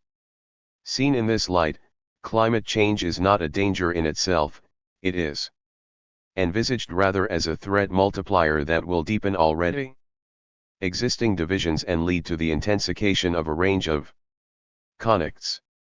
How will the security establishments of the West respond to these threat perceptions? In all likelihood they will resort to the strategy that Christian Parenti calls the politics of the armed lifeboat, a posture that combines preparations for open-ended counterinsurgency, militarized borders, and aggressive anti-immigrant policing. The tasks of the nation-state under these circumstances will be those of keeping blood-dim tides of climate refugees at bay and protecting their own resources. In this worldview, humanity has not only declared a war against itself, but is also locked into mortal combat with the earth. The outlines of an armed lifeboat scenario can already be discerned in the response of the United States, United Kingdom, and Australia to the Syrian refugee crisis. They have accepted very few migrants, even though the problem is partly of their own making. The adoption of this strategy might even represent the logical culmination of the biopolitical mission of the modern nation-state, since it is a strategy that conceives of the preservation of the body of the nation in the most literal sense, by a reinforcement of boundaries that are seen to be under threat from the infiltration of the pathological bare life that is spilling over from other nations. The trouble, however, is that the contagion has already occurred. Everywhere, the ongoing changes in the climate, and the perturbations that they will cause within nations, cannot be held at bay by reinforcing man-made boundaries. We are in an era when the body of the nation can no longer be conceived of as consisting only of a territorialized human population. Its very sinews are now revealed to be intertwined with forces that cannot be conned by boundaries. 6. It goes without saying that if the world's most powerful nations adopt the politics of the armed lifeboat, explicitly or otherwise, then millions of people in Asia, Africa, and elsewhere will face doom. Unthinkable though this may appear, such a Darwinian approach would not be in conflict with free market ideology. That is why it has a long pedigree in the statecraft of the Anglosphere. Lest this seems far-fetched, let us recall that this is not the first time that British and American atheism has had to confront catastrophes brought on by vagaries of climate. In the 19th and early 20th centuries, El Niño events caused enormous disruption in India and the Philippines, and as Mike Davis has shown in his remarkable study Late Victorian Holocausts, in dealing with drought and famine, British and American colonial atheisms consistently placed far greater store on the sanctity of the free market than on human life. In these instances, as with the famines of Mao's China and Stalin's USSR, ideology prevailed over the preservation of life. Malthusian ideas were also often invoked in the context of famine and starvation in Asia and Africa, as, for example, by Winston Churchill when he said, "Famine or no famine, Indians will breed like rabbits." Although we are unlikely to hear words of this kind in our era, there can be little doubt that there are many who believe that a Malthusian correction is the only hope for the continuance of our way of life. From this perspective, global inaction on climate change is by no means the result of confusion or denialism or a lack of planning. To the contrary, the maintenance of the status quo is the plan.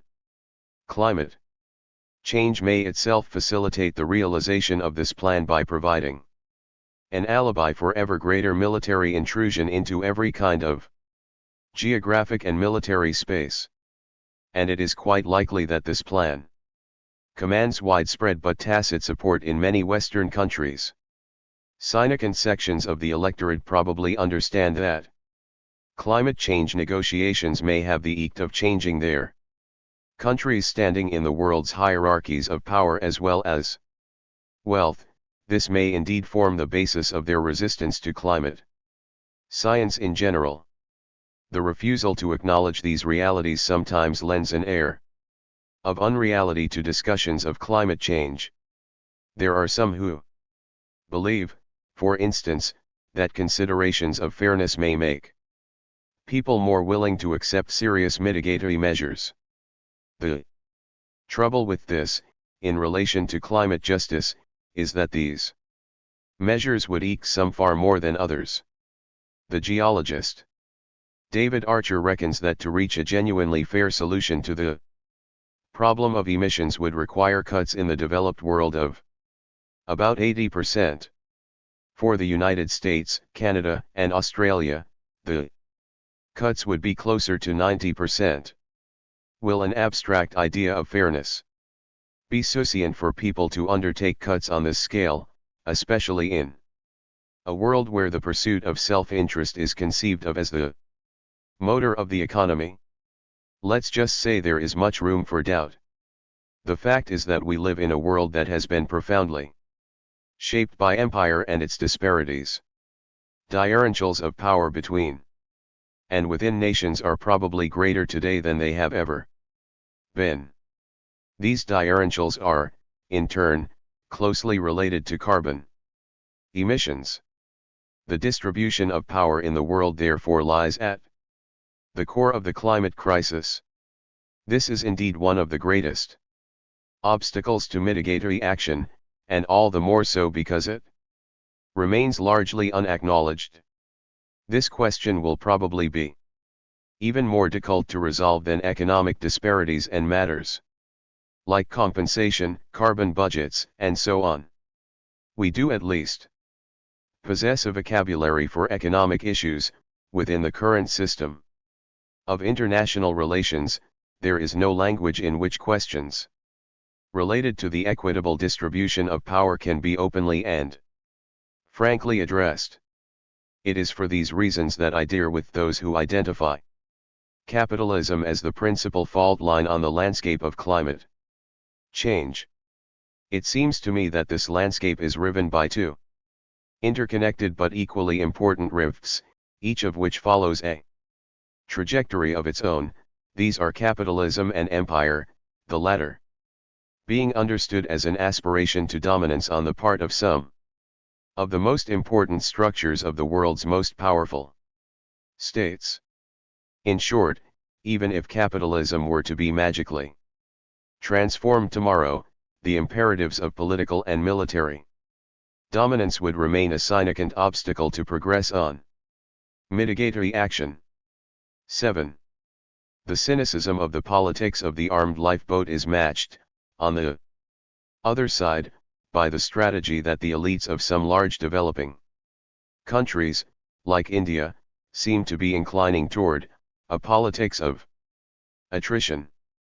The assumption underlying this is that the populations of poor nations, because they are accustomed to hardship, possess the capacity to absorb, even if at great cost, certain shocks and stresses that might cripple rich nations. This may not be as delusional as it sounds. It is not impossible.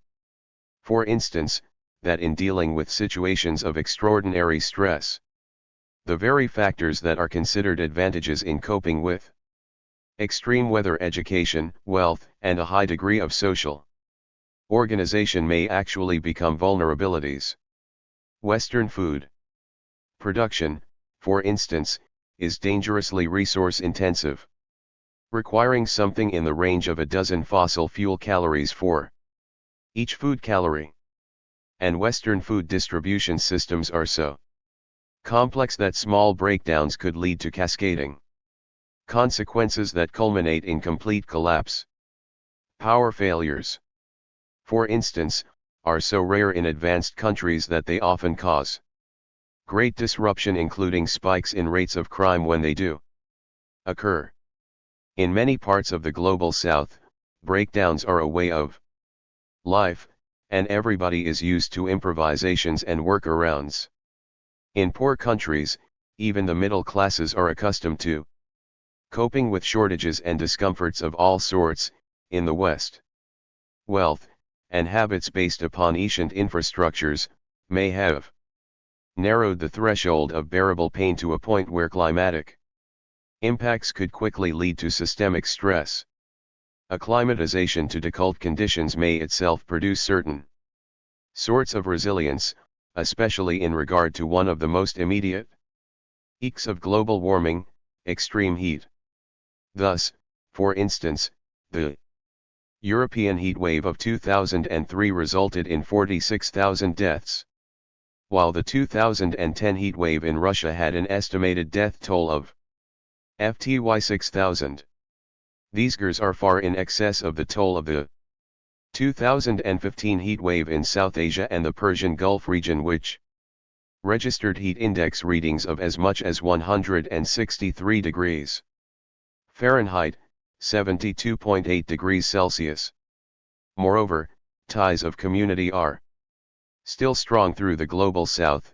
People who are completely cut off from others are relatively rare. This too is a safety net of a kind. Recent experience shows that the absence of community networks can greatly amplify the impact of extreme weather events. After the 2003 heatwave in Europe, for instance, it was found that many of the dead were elderly people living in isolation. In short, the rich have much to lose, the poor do not. This is true not just of international relations but also of the internal structure of the developing world, where the urban middle classes have a carbon footprint that is not much lower than that of the average European. However, it is not the middle classes and the political elites of the global south that will bear the brunt of the swearing, but rather the poor and the disempowered. This too is a brake on active progress in climate negotiations in that it reduces the incentive to compromise. The belief that they are not gambling with their own lives is, no doubt, just as important a factor for the political elites of the developing world as it is for their counterparts in the West. It is therefore not totally unrealistic to assume that poor countries may be able to force rich countries to make greater concessions merely by absorbing the impacts of climate change, at no matter what cost. These considerations are, as I have noted, just as cynical as those that underlie the politics of the armed lifeboat. Yet, it is hard also to determine what an ethical strategy might be for poor countries like India. Should they perhaps abandon the quest for Western-style prosperity, so that a greater number will survive to take the struggle for justice forward in some uncertain future? But this would require the abandonment also of the project of modernization that was often implicit in decolonization. It would put a freeze on a system of colonial-style inequality. In any case, who could possibly make a convincing case for the poor to make sacrifices so that the rich can continue to enjoy the fruits of their wealth. To do so would be an acknowledgement that the ideas of equality and justice from which the dominant political imaginary draws its legitimacy have never been anything other than grotesques, designed to secure exactly the opposite of those professed ends.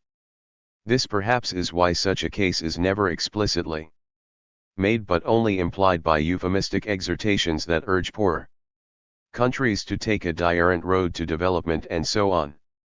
Take the use of coal. Much concern has been expressed in the West about coal plants in India. Yet, analysts have calculated that in 2014 the average Indian accounted for around 20% of the average American's coal consumption and around 34% of those from the OECD. The logical and equitable response might be for the United States or the Organization for Economic Cooperation and Development to shut down one of their coal plants every time a new plant is commissioned in India, until a convergence occurs. But this is, of course, highly unlikely to happen. This then is another way in which the terrain of global warming has been shaped, not just by capitalism but also by empire. The impetus for industrialization in much of the world was a part of the trajectory of decolonization, and the historical legacy of those conics is also embedded in the context of climate change negotiations. The end result is that these negotiations now resemble a form of high-stakes gambling in which catastrophe is the card that is expected to trump all others. 8. In the annals of climate change, 2015 was a momentous year. Extreme weather events abounded, a strong El Niño, perching upon the ramp of global warming, wrought havoc upon the planet. Many millions of people found themselves at the mercy of devastating floods and droughts, freakish tornadoes and cyclones. Churned through places where they had never been seen before, and extraordinary temperature anomalies were recorded around the globe, including unheard of midwinter highs over the North Pole. Within days of the year's end, 2015 was declared the hottest year since record-keeping began. It was a year in which the grim predictions of climate scientists assumed the ring of prophecy. These disturbances were almost impossible to ignore. On the web, as in the traditional media, the phrase climate change was everywhere. Few indeed were the quarters that remained unperturbed, but literation and the arts appear to have been among them. Short lists for prizes, reviews, and so on, betray no signs of a heightened engagement with climate change. But 2015 did produce two very important publications on climate change. The RST, Pope Francis's encyclical letter Laudato Si, was published in May, while the second, the Paris Agreement on Climate Change, appeared in December. These two documents occupy a realm that few texts can aspire to, one in which words eke changes in the real world.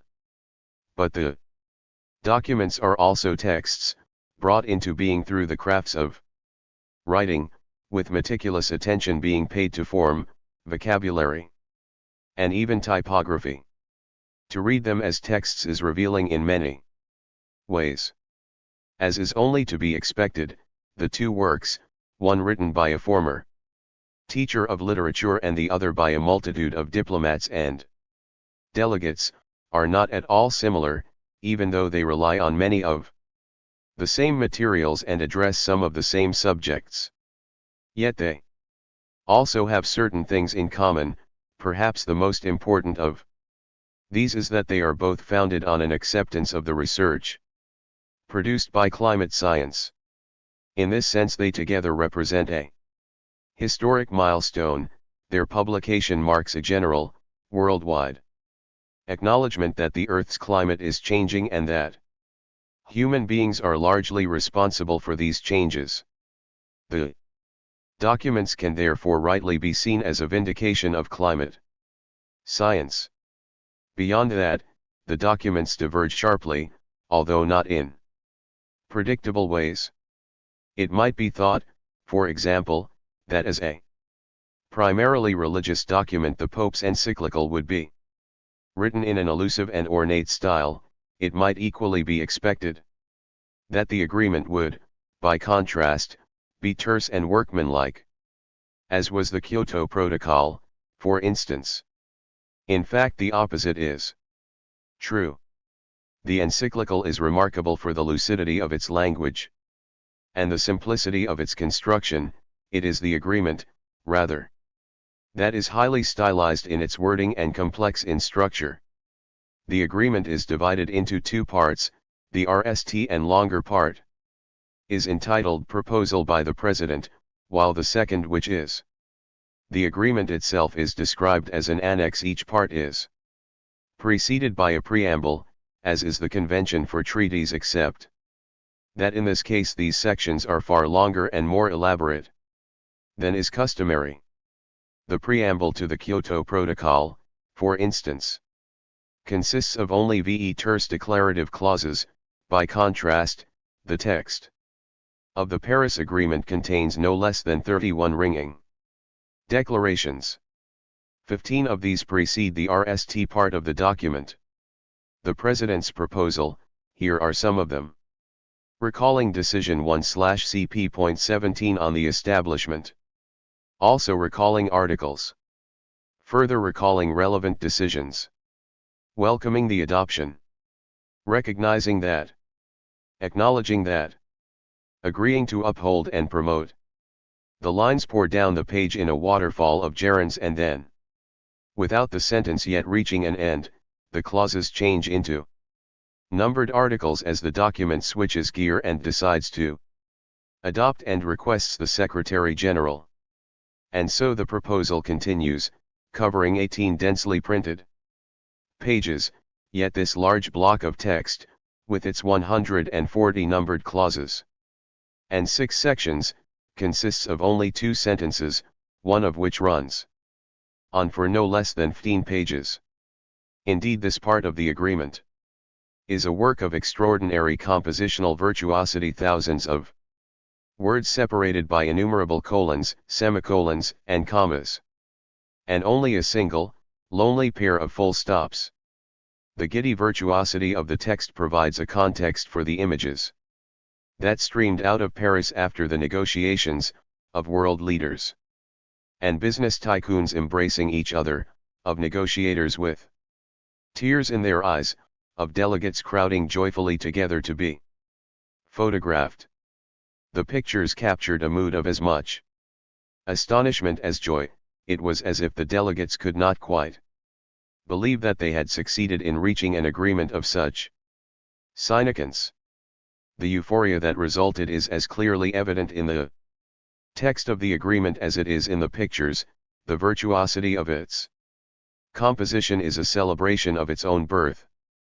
There is no such exuberance in Laudato Si, which is remarkable instead for the sober clarity with which it addresses complex questions.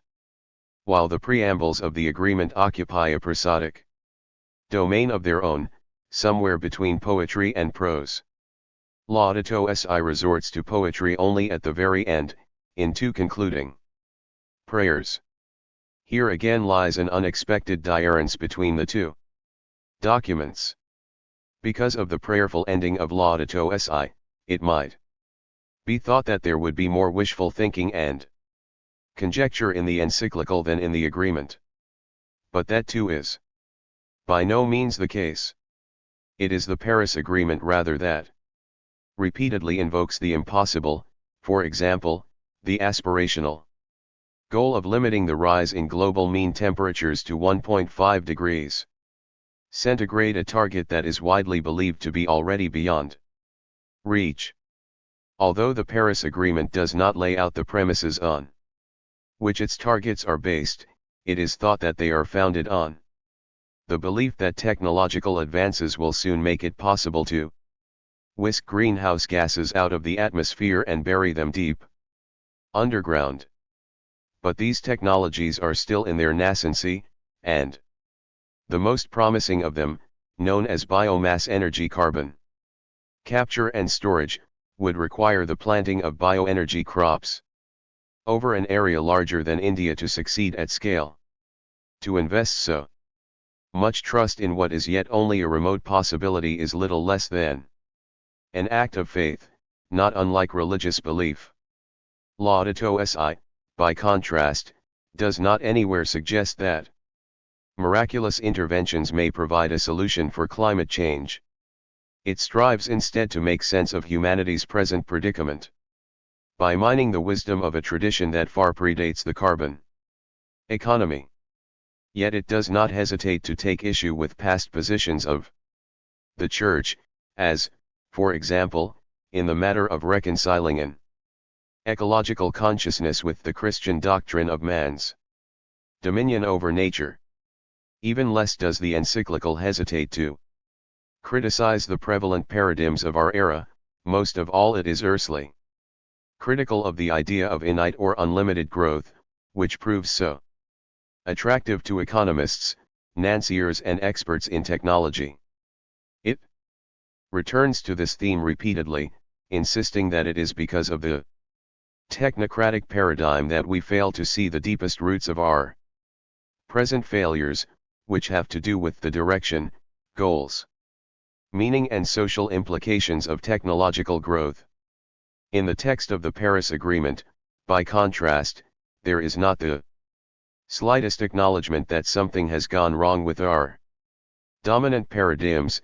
It contains no clause or article that could be interpreted as a critique of the practices that are known to have created the situation that the agreement seeks to address.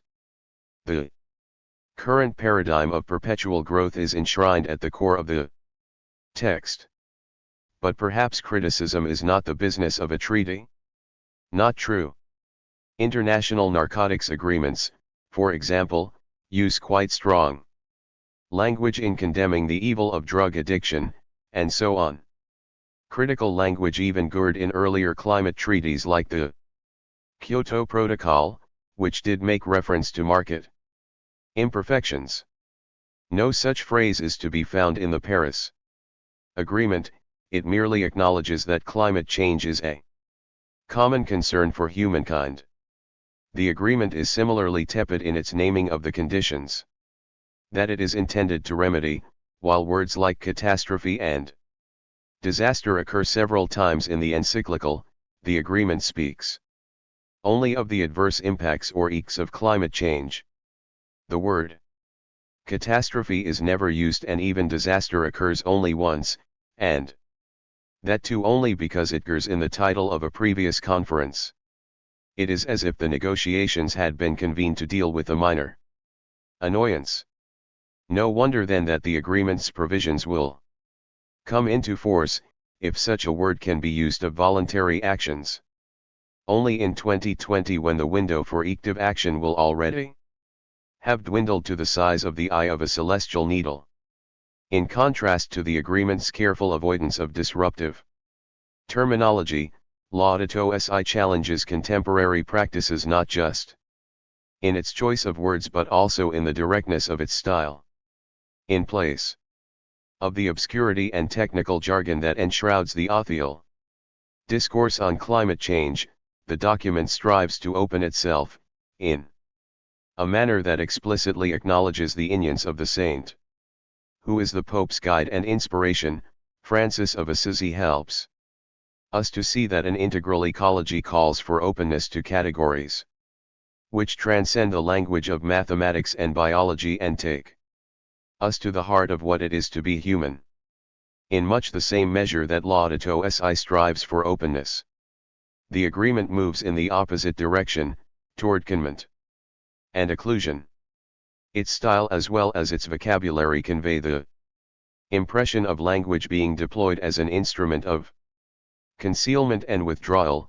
Even its euphoria is suggestive of the heady joy of a small circle of initiates celebrating a rite of passage. In clause after clause, the agreement summons up mysterious structures, mechanisms, and strange new avatars of atheism, as, for example, when it decides that two high-level champions shall be appointed, and invites all interested parties to support the work of the champions, where, one wonders, is the Colosseum in which these champions have dueled their way to the highest level. That the word champion is left undefined is telling. It implies that the document's authors know tacitly whom they are referring to. And who could that be but others like themselves? This is indeed an agreement of champions, authored by and for those of that ilk. Strangely, Laudato Si seems to anticipate this possibility, in a passage that refers to the way that decisions are made in international political and economic discussions. It points to the role of professionals, opinion makers, communications media and centers of power who, being located in and urban areas, are far removed from the poor, with little direct contact with their problems. They live and reason from the comfortable position of a high level of development and a quality of life well beyond the reach of the majority of the world's population. It is with exactly this in mind that the style of Laudato Si seems to have been forged, as an attempt to address those to whom it repeatedly refers as the excluded. The opacity of the agreement, on the other hand, hints at the opposite intention. Its rhetoric is like a shimmering screen, set up to conceal implicit bargains, unspoken agreements, and loopholes, visible only to those in the know. It is no secret that various billionaires, corporations, and climate entrepreneurs played an important part in the Paris negotiations. But even if this were not publicly known, it would be deducible from the diction of the agreement, which is borrowed directly from the free trade agreements of the neoliberal era. These clearly are the provenance of its references to accelerating, encouraging, and enabling innovation, and of many of the terms on which it relies, such as stakeholder, good practices, insurance solutions, public and private participation, technology development, and so on. As is often the case with texts, the agreement's rhetoric serves to clarify much that it leaves unsaid, namely, that its intention, and the essence of what it has achieved, is to create yet another neo-liberal frontier where corporations, entrepreneurs, and public officials will be able to join forces in enriching each other. Might the Paris Agreement have taken a different turn if the terrorist attacks of December 2 had not radically changed the context of the negotiations by providing the French government with an alibi for the banning of demonstrations, marches, and protests? What would have happened if the delegates had been forced to deal with a great wave of popular pressure, as climate activists had planned? These questions will haunt historians for years to come, and the answers, of course, will never be known. However, the alacrity with which the French authorities moved against climate activists, and the efficiency with which it put dozens of them under house arrest, suggests that even in the absence of the attacks a means would have been found for corralling the protesters, as has been the case at many other international negotiations during the last 2 decades. This is one area in which governments and corporations around the world have grown extraordinarily skilled, and there is every reason to believe that the investments that they have made in surveilling environmental activists would have paid once again, to enforce the exclusions that are hinted at in the agreement's text. If exclusion is a recurrent theme in Laudato Si, it is for exactly the opposite reason, because poverty and justice are among the encyclical's central concerns. The document returns over and again to the theme of how inseparable the bond is between concern for nature, justice for the poor, commitment to society, and interior peace. In Laudato Si, the words poverty and justice keep close company with each other. Here poverty is not envisaged as a state that can be managed or ameliorated in isolation from other factors, nor are ecological issues seen as problems that can be solved without taking social inequities into account, as is often implied by a certain kind of conservationism. Laudato Si excoriates this latter kind of green rhetoric and insists that a true ecological approach always becomes a social approach. It must integrate questions of justice in debates on the environment, so as to hear both the cry of the earth and the cry of the poor.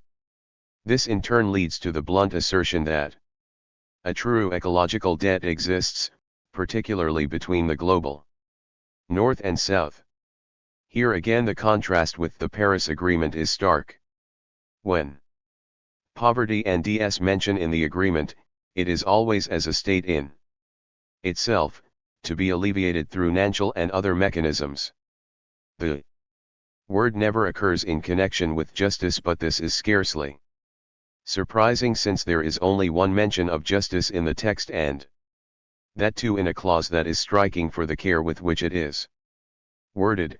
The preamble to the annex merely takes note of the importance for some of the concept of climate justice when taking action to address climate change. The scare quotes that bracket the phrase climate justice and the description of the concept as being important only for some amount to nothing less than an explicit disavowal of the concept. But an implicit disavowal occurs much earlier, in one of the few passages in the text that is pellucid in its clarity. The agreement does not involve or provide a basis for any liability or compensation. With these words, the agreement forever strips the victims of climate change of all possible claims to legal recompense. For their losses, they will have to depend instead on the charity of a fund that developed nations have agreed to set up. The differences between the two texts is never clearer than in the manner of their endings. The agreement concludes by conjuring itself into being through the will of the signatories and by announcing the date of its self-actualization, the 12th day of December, in the year 2015. The very syntax is an expression of faith in the sovereignty of man and his ability to shape the future. The prayers with which Laudato Si concludes, on the other hand, are an appeal for help and guidance. As such, they are also acknowledgments of how profoundly humanity has lost its way and of the limits that circumscribe human agency. In this they echo one of the most radical elements of Pope Francis's critique of the era, that he describes as a period of irrational cadence in progress and human abilities. It is his questioning of the idea that human freedom is limitless. We have forgotten, goes the text, that man is not only a freedom which he creates for himself. He is spirit and will, but also nature. It is by this route that the themes of Laudato Si lead back to the territory that I explored earlier in trying to locate the fronts where climate change resists contemporary literature and the arts. Insofar as the idea of the limitlessness of human freedom is central to the arts of our time, this is also where the Anthropocene will most intransigently resist them. 9. Bleak though the terrain of climate change may be, there are a few features in it that stand out in relief as signs of hope: a spreading sense of urgency among governments and the public, the emergence of realistic alternative energy solutions, widening activism around the world, and even a few signal victories for environmental movements. But the most promising development, in my view, is the increasing involvement of religious groups and leaders in the politics of climate change. Pope Francis is, of course, the most prominent example, but some Hindu, Muslim, Buddhist, and other groups and organizations have also recently voiced their concern. I take this to be a sign of hope because it is increasingly clear to me that the formal political structures of our time are incapable of confronting this crisis on their own. The reason for this is simple. The basic building block of these structures is the nation-state, inherent to the nature of which is the pursuit of the interests of a particular group of people. So powerful is this imperative that even transnational groupings of nation-states, like the UN, seem unable to overcome it. This is partly due, of course, to questions of power and geopolitical rivalries. But it may also be that climate change represents, in its very nature, an unresolvable problem for modern nations in terms of their biopolitical mission and the practices of governance that are associated with it. I would like to believe that a great upsurge of secular protest movements around the world could break through the deadlock and bring about fundamental changes. The problem, however, is time. One of the reasons why climate change is a wicked as opposed to a normal problem is that the time horizon in which active action can be taken is very narrow. Every year that passes without a drastic reduction in global emissions makes catastrophe more certain. It is hard to see how popular protest movements could gain enough momentum within such a narrow horizon of time. Such movements usually take years, even decades, to build. And to build them in the current situation will be all the more difficult because security establishments around the world have already made extensive preparations for dealing with activism. If a significant breakthrough is to be achieved, if the securitization and corporatization of climate change is to be prevented, then already existing communities and mass organizations will have to be in the forefront of the struggle. And of such organizations, those with religious affiliations possess the ability to mobilize people in far greater numbers than any others. Moreover, religious worldviews are not subject to the limitations that have made climate change such a challenge for our existing institutions of governance. They transcend nation-states, and they all acknowledge intergenerational, long-term responsibilities. They do not partake of economistic ways of thinking and are therefore capable of imagining nonlinear change catastrophe, in other words, in ways that are perhaps close to the forms of reason deployed by contemporary nation-states. Finally, it is impossible to see any way out of this crisis without an acceptance of limits and limitations, and this in turn is, I think, intimately related to the idea of the sacred, however one may wish to conceive of it. If religious groupings around the world can join hands with popular movements, they may well be able to provide the momentum that is needed for the world to move forward on drastically reducing emissions without sacrificing considerations of equity. That many climate activists are already proceeding in this direction is, to me, yet another sign of hope. The ever-shrinking time horizon of the climate crisis may itself be a source of hope in at least one sense. Over the last few decades, the arc of the Great Acceleration has been completely in line with the trajectory of modernity.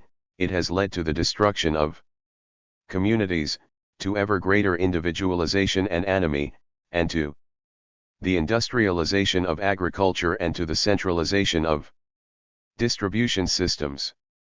At the same time, it has also reinforced the mind-body dualism to the point of producing the illusion, so powerfully propagated in cyberspace, that human beings have freed themselves from their material circumstances to the point where they have become owning personalities decoupled from a body.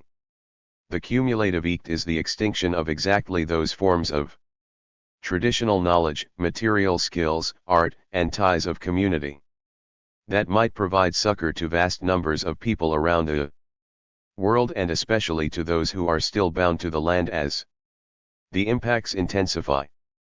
The very speed with which the crisis is now unfolding may be the one factor that will preserve some of these resources. The struggle for action will no doubt be difficult and hard fought.